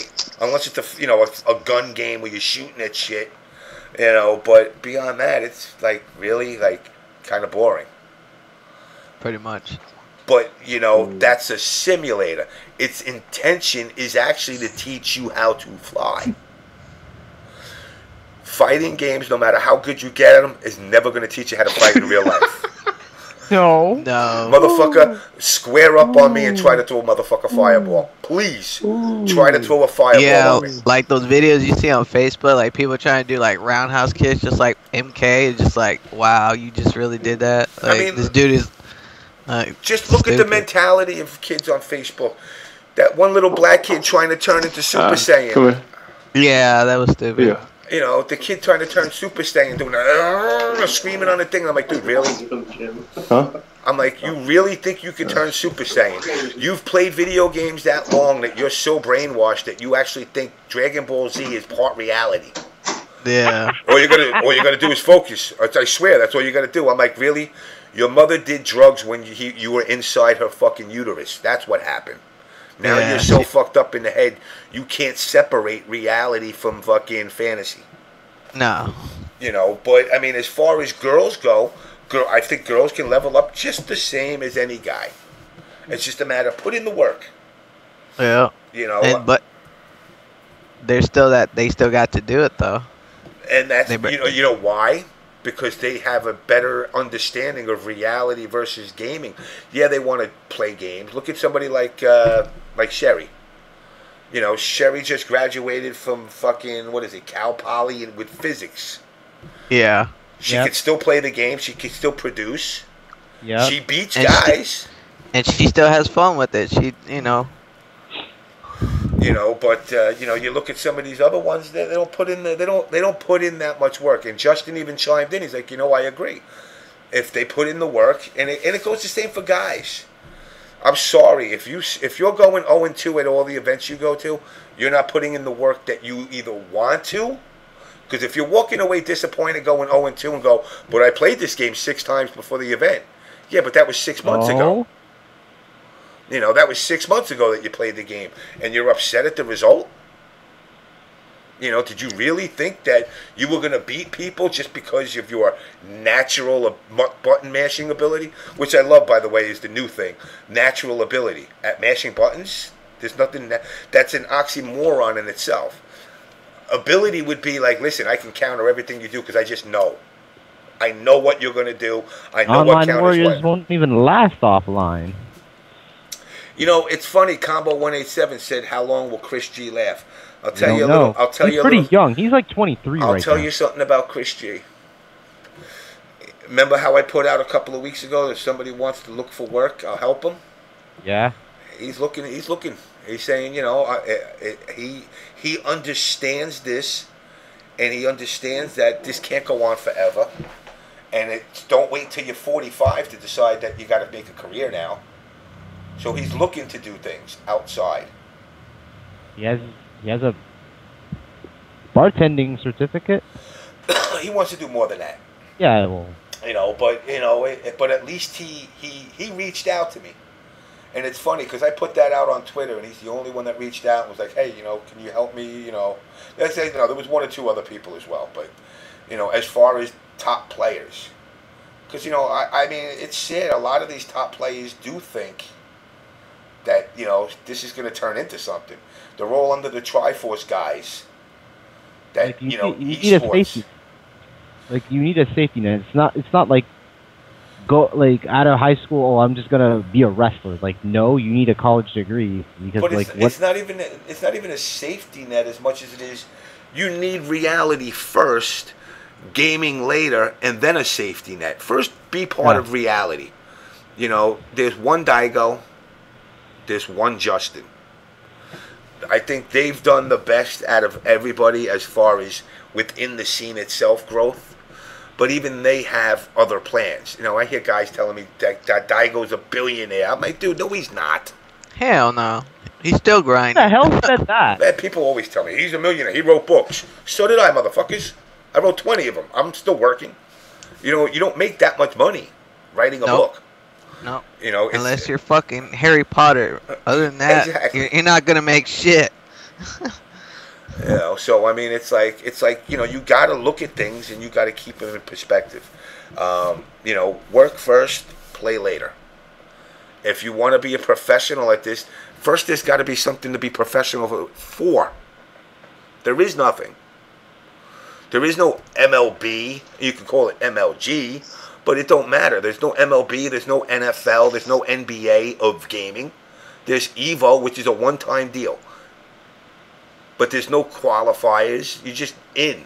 Anyone can enter. Yeah. It's not like sports where it's like you have to go through rigorous, you know, testing and shit. There's no training. There's no training involved. There's no training as far as like anyone can play. It doesn't matter of like how much you weigh, or if you're a man or a woman, or if you have any disabilities or anything. There's no governing body to set any kind of rules. Yeah. You look at the way, and when people try to compare this to sports, okay, I've said this before. Oh my God! When you're 8 years old, your town that you live in has a football league, a pee-wee league, that you can join. Your daddy says, you know what? I don't want my boy to grow up no little gay boy. You're going to play football. But, Daddy, I want to be in the chorus. No, y'all playing football. And he puts him on the team. And he sucks ass. Yeah. But he's on that team. And then he gets up. When he's done playing at 13 years old, he goes into middle school.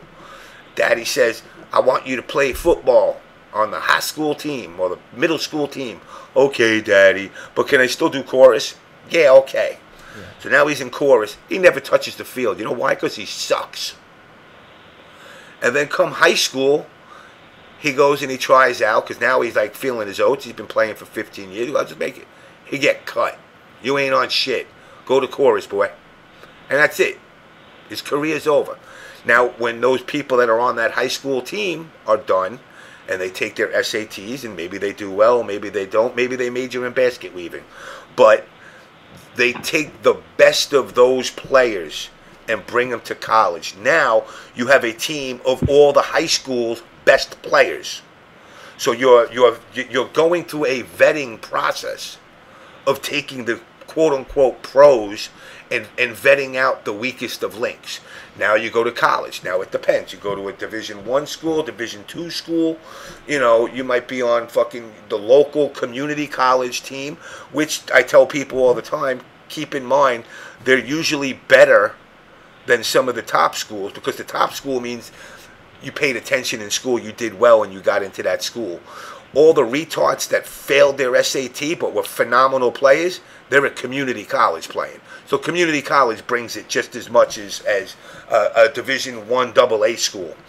But now after that, they take the best out of those colleges. They become the millionaires overnight during an NFL draft or a walk-on every once in a blue moon. And that's how you get a pro player. What is the process to becoming a pro gamer? Show up to an event? Show up to enough events and you're a pro? You don't even have to win. I see people's Twitters. Yeah, I'm a professional fighting game player. Why have I never heard you even competing? Oh, I've been to events. Okay. Well, why haven't I heard you? That's the thing. Yeah, so if you're a pro, you would be heard. I don't see you on television. And that's the problem with this gaming industry as far as the competitive side. There is no vetting process. I could go, if I show up to the next 10 events of Street Fighter, I could say I'm a pro. Yeah, I went 0-2 at all 10 of them, but I'm a pro. And that's where, like when you were saying about the pool hustler thing, when you go and you win money at a tournament like this, you're a pool hustler. Because you know what, a professional gets paid whether he produces or not. Well, when I meant the word pool hustler in terms of like the scene, I've always viewed it as like, I'm not here to make friends. I'm here to make money and leave. That's how I view it in some aspects. Yeah, but in the same process, in the same statement, it's like if you don't win, you don't make money. Therefore, you are a pool hustler because that lineman who's like the 9th string lineman for the New York Giants is sitting on the bench and never touching the field, making fucking $5 million a year, and not touching the field. That's a professional. And just dressing up. That's it. Not even having to dress up sometimes. They'd be like, sometimes, yeah, just. But sometimes they just do just for good. And I'm not Combo. I'm not gonna blame Twitch and YouTube because it did breed this 15-minute of fame that everybody all of a sudden wants. But these are media tools that should have been used more often, but in the right way. Not just to have you playing through games and, giving away tech. But it should have focused more on these events and more on the players. If you have a favorite team in any sport, almost every player. You should, if you're really diehard, you know all the players. But when you look at the FGC, how many people are actually known? How many would you say? 100? And I'm going across all fighting games. What's your definition of known? Known, like if you turn around, like, all right, for example, myself and Chris G, the first VXG, we were flying out of JFK together. All right. The fucking baggage handler came up to Chris G and he's like, "Oh my God, that's Chris G. Can I get a picture with you?" Yo, man. How many do you think actually get that? Few. You know, maybe Justin. I mean, I saw a guy cry when he met Justin Wong when I went to my first major. Holy shit. There you go. Yeah. You know, but certain players have I recognize that person. 99% of them, you could be standing on a plane with 20 people going to your event and not know who any of them are. Yeah. But 10 of them will consider themselves pros. You know, and it's like, what makes you think you're a pro? Yep. The definition of pro in the FGC is like it's very low. You know what I'm saying? Yeah, I show up to events. Yeah, the standards are hella low. I show up to events, I'm a pro. I show up to events, I'm a pro. No. No. I'm a professional fucker. I like fucking girls. I do it well. I should be considered a pro. Sometimes I get paid. Okay, but go on, Jane. Sorry to cut. You know, but it's... So you and Chris G went to VXG and what? And this guy just randomly, this baggage handler guy that was working in the airport just randomly came up to Chris and said, "Can I get a picture with you, Chris?" And Chris was like, and Chris was kind of like, "Huh?" And I'm like, "Well, apparently he recognizes you. You ever see him before?" He's like, "No." Well, you're known, obviously, Chris G. Yeah, but the thing is this, is it's like, you know, people want pro, but you can't. Here's where the biggest problem lies. If you want to be pro, you need to vet. But if you vet, you kill it. Because it's built off of casual, anybody can come down and play. So it's like, if you start saying, well, we're going to have a pro circuit. All right, well, who's putting up the money for, you know, at what point, what cutoff point is you're not a pro? Where do you get the clear? Don't place. You don't place. Okay, so now when you have an event, I'm going to run an event. I'm going to run the first FGC pro event. All right. How many people should I allow in it? That's the thing. Like that's where the issue comes in. That's the where the line that's the fork in the road. Right there. You know, because 25 players, 25 players, 25 players on a baseball team. Yeah. I'm allowed X amount of people that are pitchers and X amount of fielders. At what point do I draw the line? And now, with that said, how much do I make the entry fee? Because I'm going to have to make the back end because I'm paying for this fucking hotel. Oh, yeah. The entry fee. Like $100? $100? No, fuck that. No, it would be like $400, $350, kind of like Call of Duty. No, fuck that. $5,000. $5,000 each? Okay, let's see how many players will enter a $5,000 entry tournament. But now it's going to be, let's say, 50 to 100 people enter. Now it's going to be a really kick-ass payout. But those 50 to 100 people are the best of the best. Yeah. Now, all you casual folk, you can get the D and the A because you ain't going to be in my event. But you can go to the fucking local yokel fucking scrub nut tournament. Somehow you're going to wind up a pro from that. So where's the money? Where's the money for me going to benefit me that I'm doing this? Because marketing-wise, sales, products, any of the other shit that's out there, they ain't knocking down the door to come to the FGC. No, because we don't have nothing established anyways from the get-go. It's the return of investment. We got nothing. No. So why would I do it? That's the thing. You wouldn't. Business aspect and paper, we are worth zero. You're doing this at a loss, and it's not even worth your time even speaking of this. And at the same time, I'm fracturing the community where we once had an event with 1,200 people coming to it, casually hanging out, getting together, trying to win, do all that, to now 300 to 200 people split between a couple of games, but only pros. And then the rest are spectators. Let's say if you do this, watch everyone collude and like split the pots and shit. Well, that's a whole other. Dude, that'd be like the first rule they got other fix so internal fast. problems with too. Yeah, the collusion thing. A guy splitting pots. I'm like, my thing would be if I catch you splitting a pot, I'm hitting you with a baseball bat. I think all payouts should be done by PayPal, just like ID Global. Well, what I said originally, which again nobody actually did the legwork, and I'm not gonna. It's not my job to do. I said somebody should reach out to the banks and hook up all the players that don't have banking accounts with fucking banking accounts, and everything gets fucking electronically done. And, and you go to somebody like Citigroup or some bank or whatever bank you want, Capital One, and whatever, say, look, you know what, come down to our event. All of our players are going to sign up for their free checking accounts, and you're going to put $50 in it, for each person that opens up an account, and we will pay through you guys, and we'll eat the transaction cost on it, a little bit, and instead of getting $100 fucking prize, you're going to get $95. $5 is going to get used to the transaction fee. Or you can get paid in a check, just like what Evo did a couple times back in the day. No, I don't even want the check. I want it done electronically because the point is this: you're helping the bank. Oh. And the bank is helping you. Right. And the bank is helping you because you know what? How many guys in the FGC don't even have fucking bank accounts, let alone any money to put in the bank account? Who doesn't have a bank account in this age? Trust me, you'd be surprised.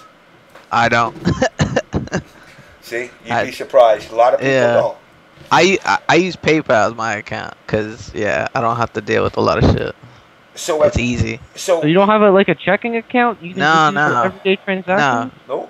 That's what I'm saying. You see, a lot of people don't, man. Yeah. Now, if I had a job like James, of course I have one. It's different because my income would be a lot higher. It all depends on what you do for income, also. Okay, wait a minute. I just got a big question because that hit me like a ton of bricks because I've been living in this country for too long. Like, if you don't have a bank account, I know children who are like, my kids have bank accounts and they're only like 2. Oh yeah. How do you function without a bank account? People do, man. People do. How? Where there's a will. You ever heard the expression? There's one way to skin a cat. That will always live forever. That will never die. So how do you put money in a PayPal? Well, I'm just lost. Sorry. How do you put money in a PayPal account? It's easy. If you don't have an actual physical bank. You can either have somebody wire because everything's done through PayPal. It's easier. It's been made easier over the past 3-5 years. People can just send you money, or they can load it into something, pay like a few dollars, almost like a MoneyGram, real cheap, and whatever. A couple dollars ain't shit to lose. Don't you need a bank account to use PayPal? No. You need a bank. You don't have to have one. That's more fees, but it's faster to have one linked, and then there's less fees. But long story short, you don't have to have no bank account. It's so easy access now. The times have changed. Let me ask you a question. Very simple. How do you have a bank account if you got no money? That was what I was trying to get to. I'm just saying though. People are broke. Some broke ass motherfuckers in the FGC. No. That's actually fair. If you have a bank account, you have monthly fees and transactions and all that shit. So it costs to even have a bank account. Well, not in America. In America, everything's free now. Yeah, everything's turned to free. America. America. Okay, this is actually fantastic news for me, but okay. Yeah, it's changing, man. But I mean, that's something that I've suggested to TOs and people in the past. They said, well, why don't you guys hook up with these banks? This way you ain't gotta. But that's a smart idea, though. Deal with any of the bullshit. Your money will be in your account. That's it. I agree, it's a smart idea, but like if you do everything on a paper, me and Larry have been doing things on a paper backers for ages, and we know exactly like how much we're supposed to pay out people. It's never been an issue of like. But that's not the question. I mean, that's not where I say this from. I'm saying it from a perspective of like how you just said. I can't believe this day and age people don't have bank accounts.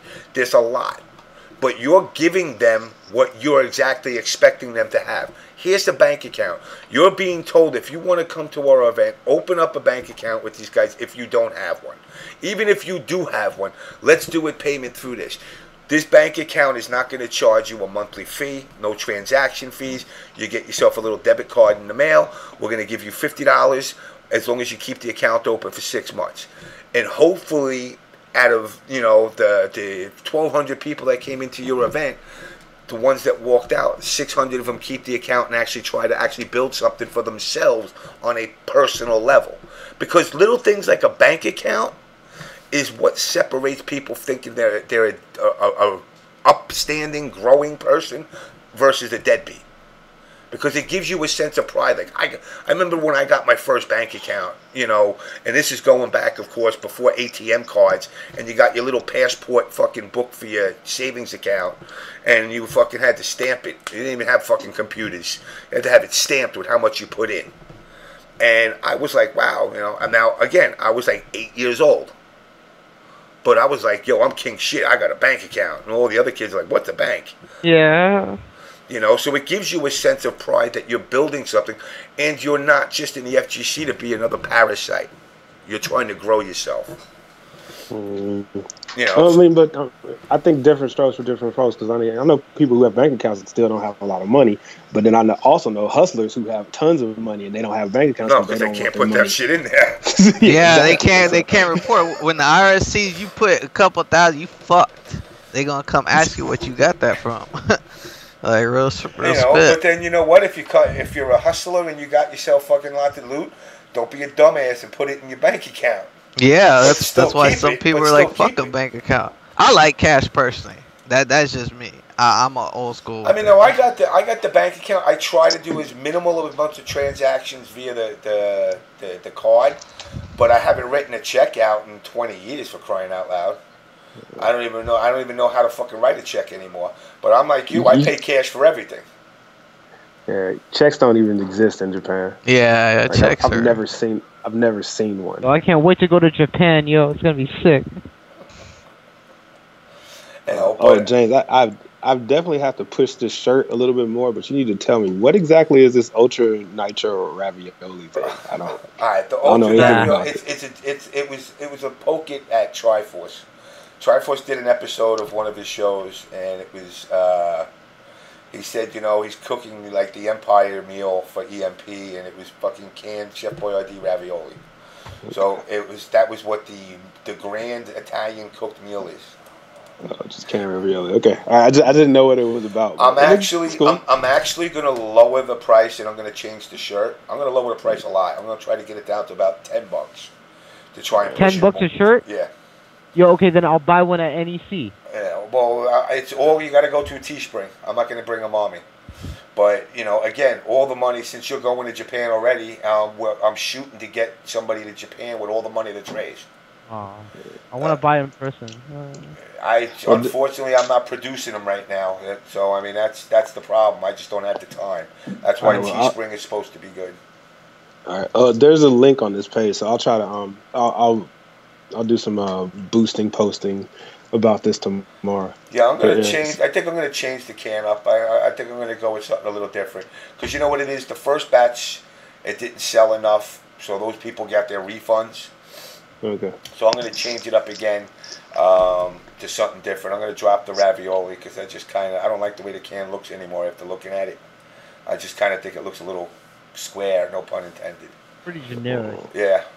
Yeah. So I liked the concept at the first time, but after thinking about it, I'm like, nah. So I'm gonna do something a little bit more funky. Yeah, I know we said that we don't want like the actually known player to come out. Yeah. But after thinking about it, if I could, now this is my personal choice. If I could choose one person to come out, yipes. That would be pretty OP. It has to be a player that's not. Yeah, I'd say yipes.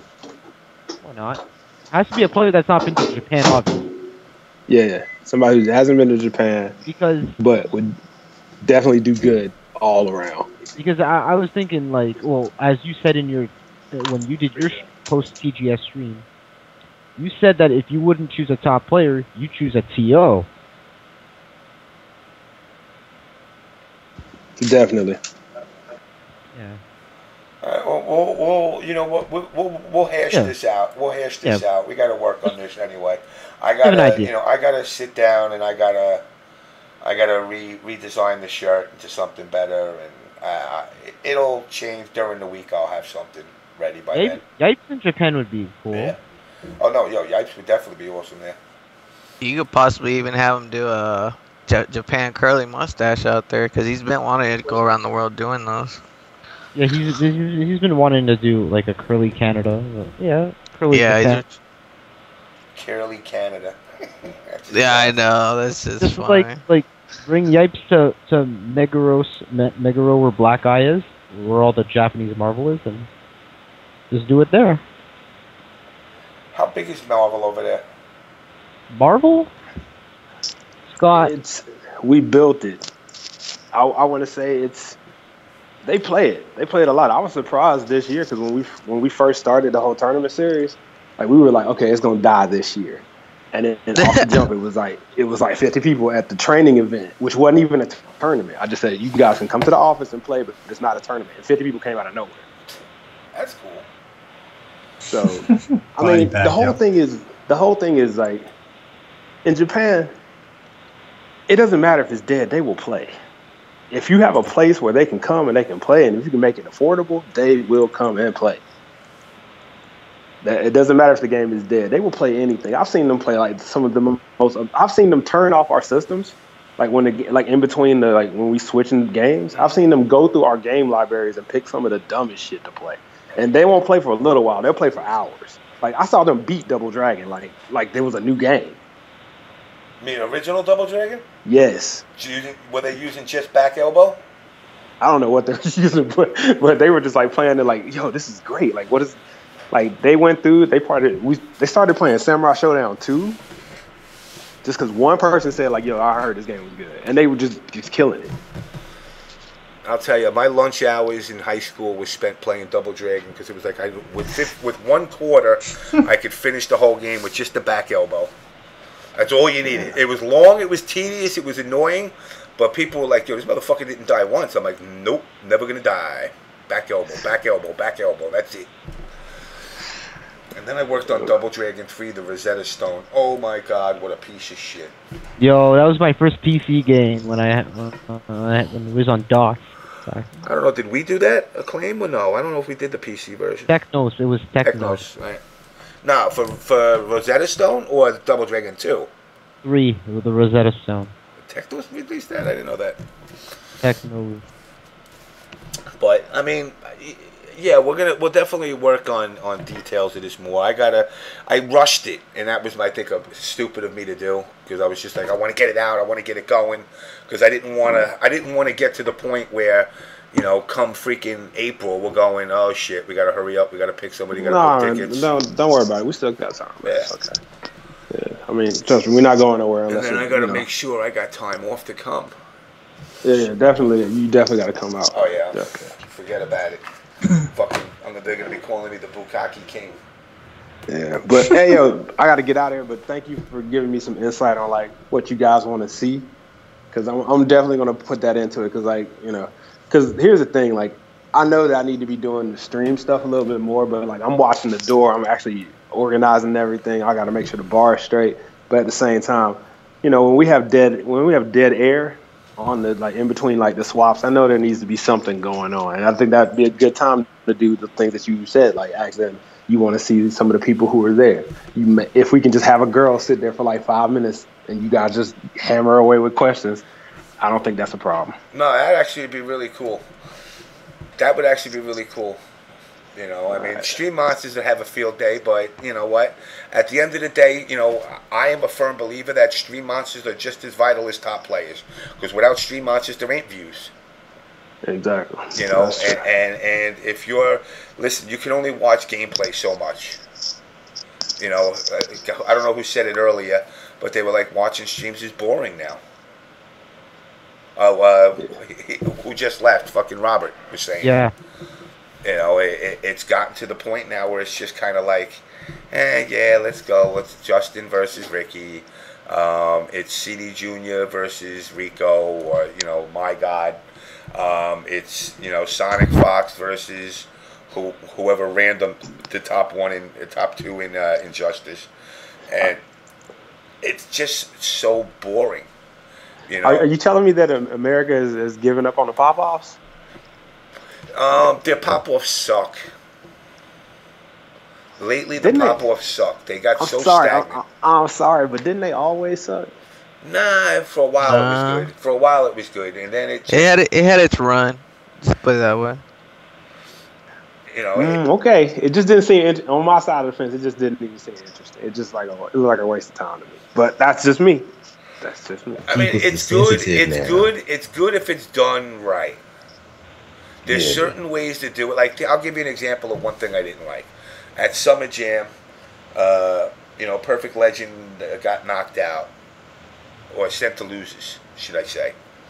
And the dude that he played gave him one of those, like, whatchamacall. What do they call the thing that fucking Gross does with his hand? Trey? The what? The thing he does with his hand where he licks his hand. The Rio. Oh, you mean the Rio shit? The Rio shit.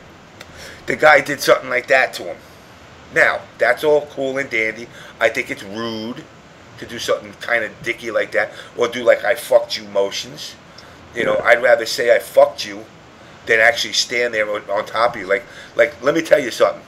If you beat me in a game and you go behind me like you're fucking my skull, I'm probably going to get up and knock you the fuck out. I'm just warning you now. So there ain't no misconception in the future. Now, if you turn around and tell me, I fucked you, all right, that's cool. But now if you try to skull fuck me from behind, yeah, we got a problem. So they did this to Perfect Legend. And then Perfect Legend goes and makes it higher than that guy in tournament. So I'm like, well, wait a second. It's like, it's equivalent to doing a touchdown dance in the fourth quarter with 3 minutes left when you're losing 47-0. It's like your dance is irrelevant at this point. Yeah, you got your little 6 points, but at the end of the day, you can dance, spin, you can do a motherfucking windmills. But look at the scoreboard. You got 3 minutes to score 40 more points. Ain't gonna happen. And that's the thing. There is a time and a place for that pop-off. Or if there is bad blood between two people. A pop-off like that's good, done a certain way as well. But, again, to keep it in a WWE mentality is a lot better than keeping it into the real shit, because some people don't know who and who you can't play with. Like, I could do it. Like, I know Trey. I could do something to Trey, and Trey would be like, James, you're just being a dick. And it would end there, unless he beat me, and then he'd do it back. And I go, well, I did it to him, he did it to him. But, like, I don't know, let's just say I don't know Nightmare, and I start doing it to him. And he's going to be like, yo, what the fuck? I don't even know you. And that's like, even like me with Perfect Legend, with the whole paper plate belt and all that stuff. I knew him. So I knew I could push the envelope a little bit with him, and then afterwards we talked. It's not like we were like on opposite sides of the world and we never talked and it was just me popping off. I don't do hit and runs. I do hit and stay. Because I'll take you out for a beer, well, in this case, milk. But, I'll take you out for beer or milk afterwards and bullshit with you. But there has come a in the FGC a really nastiness about it now. Where I'm like, I don't even want nobody popping off. Because somebody's going to get hurt. Yeah, because people are just sensitive, though. Because they try to bring it to real life. Yeah. Bottom line is, you don't know what you say or do is going to piss somebody off. You don't know. No. You do if you know the person. Yeah. But I mean, I see people popping off the randoms like nobody, like this guy you don't know. Like, yo, you're gonna get some dude that's out of his mind, that's a random that just came to the tournament because he heard about it, and you're gonna pop off, and the motherfucker's gonna be waiting for you outside, and you'll get the same response that gamers always do. Or why you gotta take it so serious? Because that's how I play. That's the cop-out. I'm tired of that damn cop-out. Oh, I'm just trolling. I hate that shit with a passion. I hate that shit so much.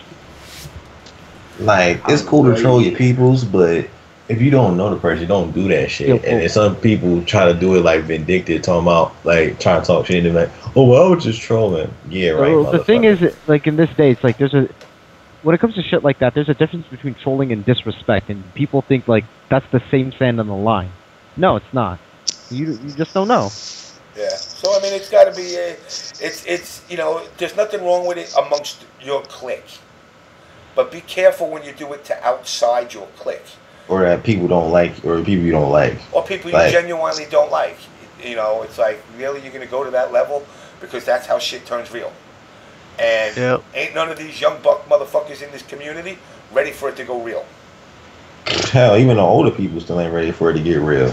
Yeah. FGC is a bunch of bitches. Like, I know one dude that's like, that had never been in a tournament yet. He's that from down here. I already know, like, how he gonna react if somebody try to pop off on him. He gonna knock their ass the fuck out. Alright, that's why I'm like, if he's in the match and somebody try to pop off, I'm gonna have to be there. Because otherwise, he's gonna get kicked out. Because these dumbass niggas don't know what they doing. They gonna be talking about, oh, suck this and you suck and all that shit. He gonna get up and not even without a word. It's gonna be like the Debo uppercut. They fly across the room, and I'm like, shouldn't have been talking shit. Hey, look at Noel. Noel Brown lit that one dude up, you know, and that's like when shit gets real. Or when keeping it real goes wrong. Well, no, keeping it real is keeping it real. That's the problem. People live in know, fantasy well, land. I know, but sometimes keeping it real, you still pay the price. And look at Fnatic. Look what happened with that situation. Yeah. He thought because he is who he is. Okay, yes, everybody knows Fnatic. He's good at what he does, or when he was good at one point. But he thought he could disrespect Court and say whatever, and then be like, "Oh well, since you don't want to play me, y'all ain't shit," and then start talking some extra shit behind his fucking breath. Like, nah, nigga, you said the wrong thing to the wrong person. I was there when it happened at UFGT. I was there when that fucking happened. Yeah, so it's like. All Caps was on the stage and he yelled like, "Yo, I like it when Fnatic shuts the fuck up." Like, whoa, like something is gonna happen, you know? Like, for real, like Cat Williams said, you can enter the club and say fuck everybody in the club, but then you cannot then walk out. Nope. No. You know, and again, but here's the problem. This is where, you know, we could talk about all night about this, but reality is this: if you don't know the person, don't pop off. I know you really, I mean, I've seen guys win matches and they start doing the fucking pelvic thrust shit, and I'm like, dude, really? You know, and then I've seen, you know, I see videos of sticks getting thrown and all the other shit, and I'm not talking about Sanford, I'm talking about, I forgot the dude, I think it was, I forgot who the fuck it was. Somebody threw a stick, I thought it was during Evo. A scumbag. He lost a juice box. Yeah. You know, and it's like, really, you, like, Salt was too real. It gets too real, man. It's like too fucking real. It's a game. But I think it's because we playing fighting games. Niggas think they tough though. That's what I think. Let's say something like this actually happens. Let's say like a fight actually happens. This gives all of us a bad luck because it's like, you know, like, well, we're a violent community apparently. The thing is, ain't nobody gonna fight though. And if it's a fight, it's gonna end in 5 seconds because one of them gonna land the wrong punch, or they gonna be like, man, I can't hurt this dude. Let's just leave. Like, there ain't nothing gonna happen. Most of these dudes, I'm sorry if y'all take offense, but the shoe fits wearing. Most of the FGC are bitches. Yeah. They would not survive anywhere doing the same shit they would anywhere else. Because they don't know that act right. Like, they gonna get their ass knocked out. They try that shit in the street somewhere. That's why online warriors don't leave. But that was like Evo when I went to my first Evo, and Wonder Chef was warring with Napalm. And, you know, Napalm clearly said to him, touch me and I'm knocking you out. Now, at that point, now, if I turn around and Scott, you say touch me and I'm knocking you out, and I come up to you, and I do a casual, I might as well have did the Rocky 5, hit me and I'll sue. I bump my stick into you as I walk past you. I'm knocking you the fuck out. Exactly. And that's what the motherfucker did. He pummeled him, and the motherfucker went into Teenage Ninja Mutant Turtle mode, curled up in the floor in a ball, and I protected him. And the motherfucker didn't even say thank you. He's a bitch. Wonder Chef is a bitch, side note. Because he likes to, he's that probably person that throw a stone behind his hand and be like, nah, it wasn't me. No, it wasn't me. He was the kid that used to throw apples across at your house from his backyard, but he was the only one with an apple tree, and so you knew where it was coming from. And they said, wasn't me. And I know, a motherfucking squirrel dragged an apple over to my house. Fuck out of here. God. You're being a bitch, and you got caught on it. You got called out on it. And then you were given the, why do we got to get violent? Now, if you tell me clearly I'm going to hit you, at that point I'm like, we've gone to that level. I'm either going to walk away or I'm going to come at you. That's it.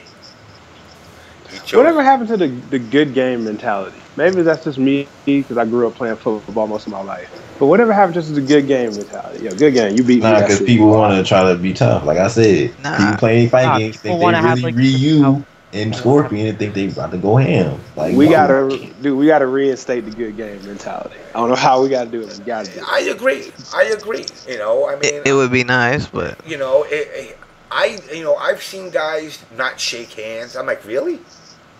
That's fine and whatever. Yeah. No, it's not fine. It's not fine.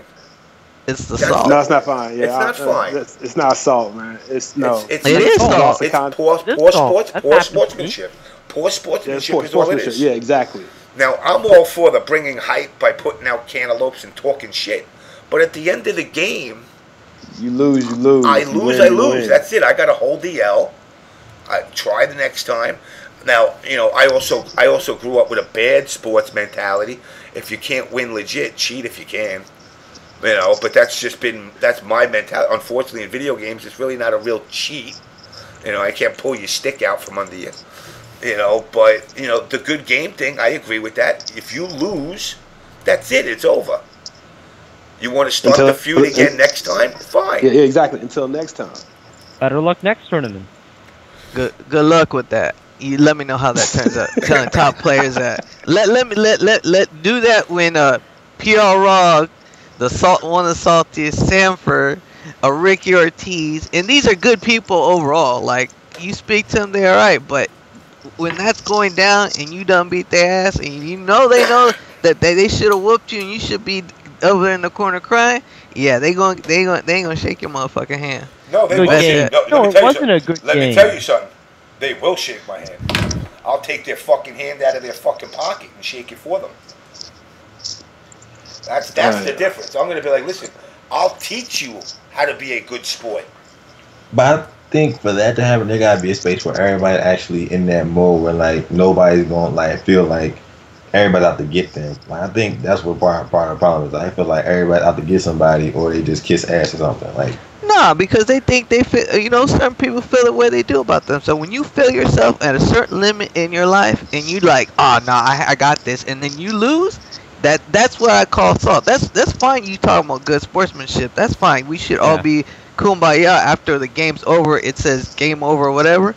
But at the end of the day, if you feel yourself, there's no way somebody gonna shake your hand after you feel yourself that hard. If you feel yourself too hard, like I'll give you that means you're feeling yourself too hard. Then I'll give you an example of something something that I don't like, and this is something, I'm not mentioning names of the people, but there was a particular person in the fighting game community that always had the mentality, if it ain't first, it's the worst.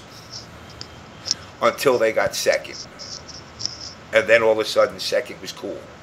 And then all of a sudden that meant something, and I said to that particular person, well, your accomplishment means nothing. You were just the first one to lose. You were the best loser out of the lot. Oh, because you had the attitude that it was all about the win. But now that this is the closest you got to knocking on that door, it's acceptable. But then you discredit anybody else. And it's like you can't have That's that double standard. You can't have that double standard. Ooh. Yeah, you know what I'm talking about. Yeah, right? I know. Yeah, you know. Well, I know. But you know, and to me, it's like, you know, you can't turn around and take that attitude and expect people to respect it. Nor can you turn around and take the attitude that you're shitting on people because of how they. Again, you know, one of the problems in this scene overall is, well, what did you place? What do you mean? What did I place? I came to the event. Oh, if you didn't place your event, your opinion means nothing. That's what's gotta die, yo. Like for real, like, cause oh, you didn't place top 8. Well, why should I care about what you say? Like, how about this? I can beat up all of top 8. What does that mean now? I could physically knock the piss and shit out of all top 8. So I'm the motherfucking champ now. Because I could break your hands to the point you'll never be able to pick up a stick again. Now am I champ? No, it makes me a bully. So what's the difference between that or belittling people into saying you're nothing because you don't place. It's the same thing. A bully's a bully no matter how you look at it. Because it goes back to what I was just saying about feeling yourself. They feel like as soon as you don't make that top whatever, then you're not talking their language. Like you're talking foreign as soon as you're not in top something. Happens all the time. Nah, the thing is though, like the community is split into two different ways. Like, hold on, let me what I'm saying. Community is split in two different ways, in my opinion. It's either people kissing ass, or the people that feel like they're elite, they're the best, they should never lose, and all this other shit.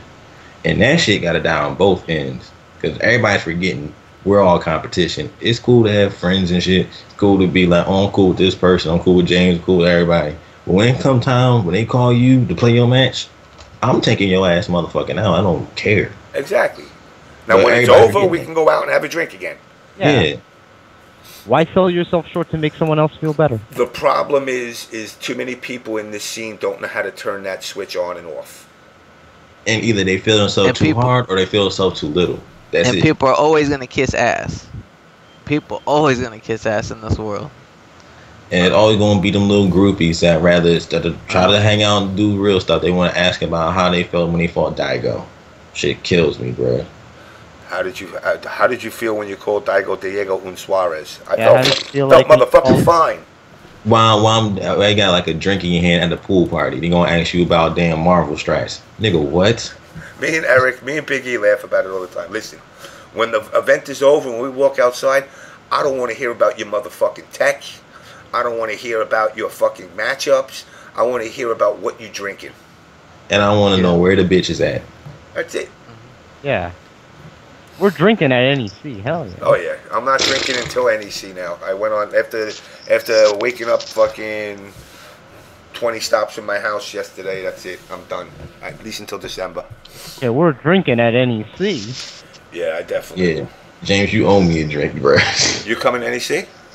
I'm gonna try. More than likely, I am. If I don't go to TNC this weekend, well, upcoming weekend. Yeah.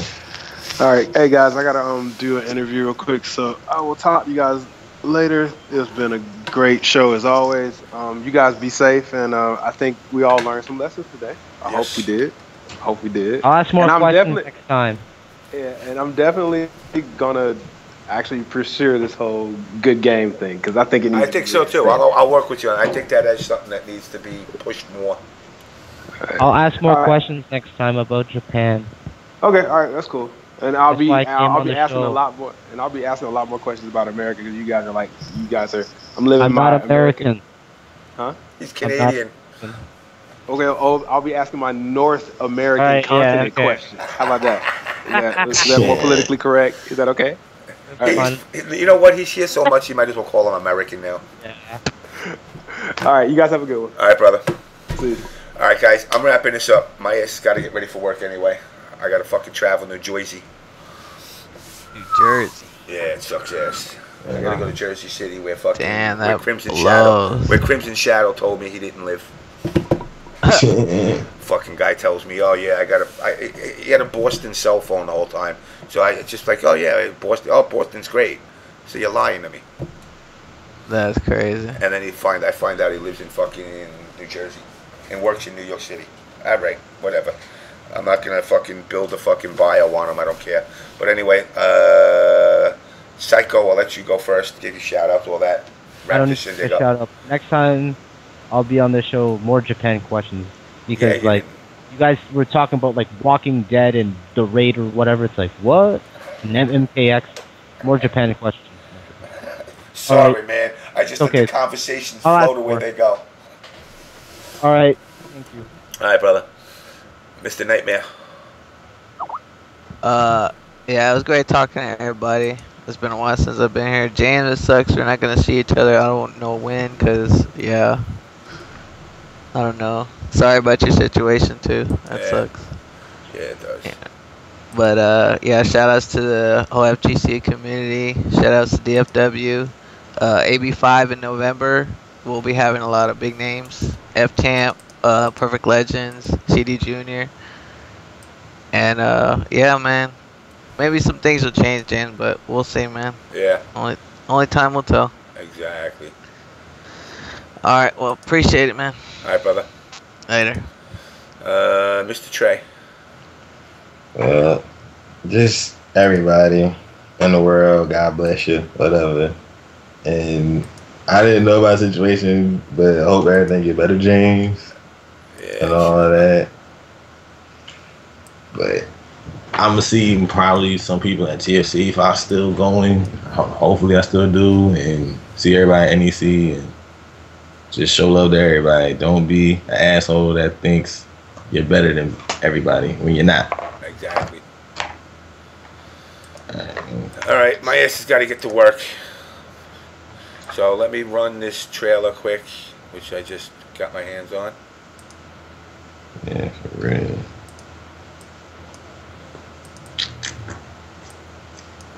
There we go. Dumbass.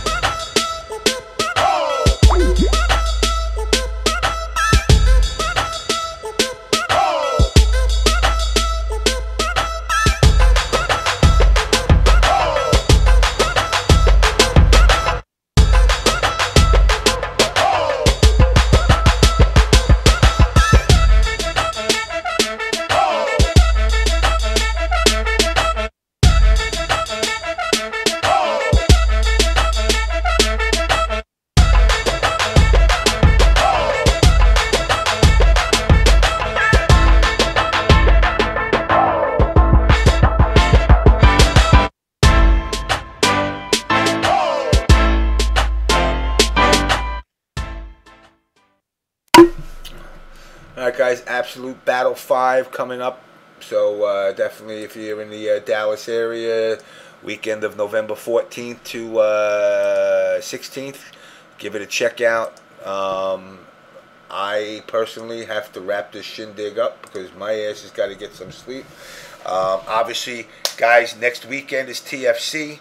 I'm going to cover them a lot more come next Tuesday. Hopefully, as long as everything works out well, we're going to cover as much and try to bring some hype for the TFC. Guys, if you get a chance, get down there. If you're gonna run late, fuck it, just get there. Do it if you can. It's definitely looking and shaping up to be a great event. And guys, again, I appreciate you all as always coming on.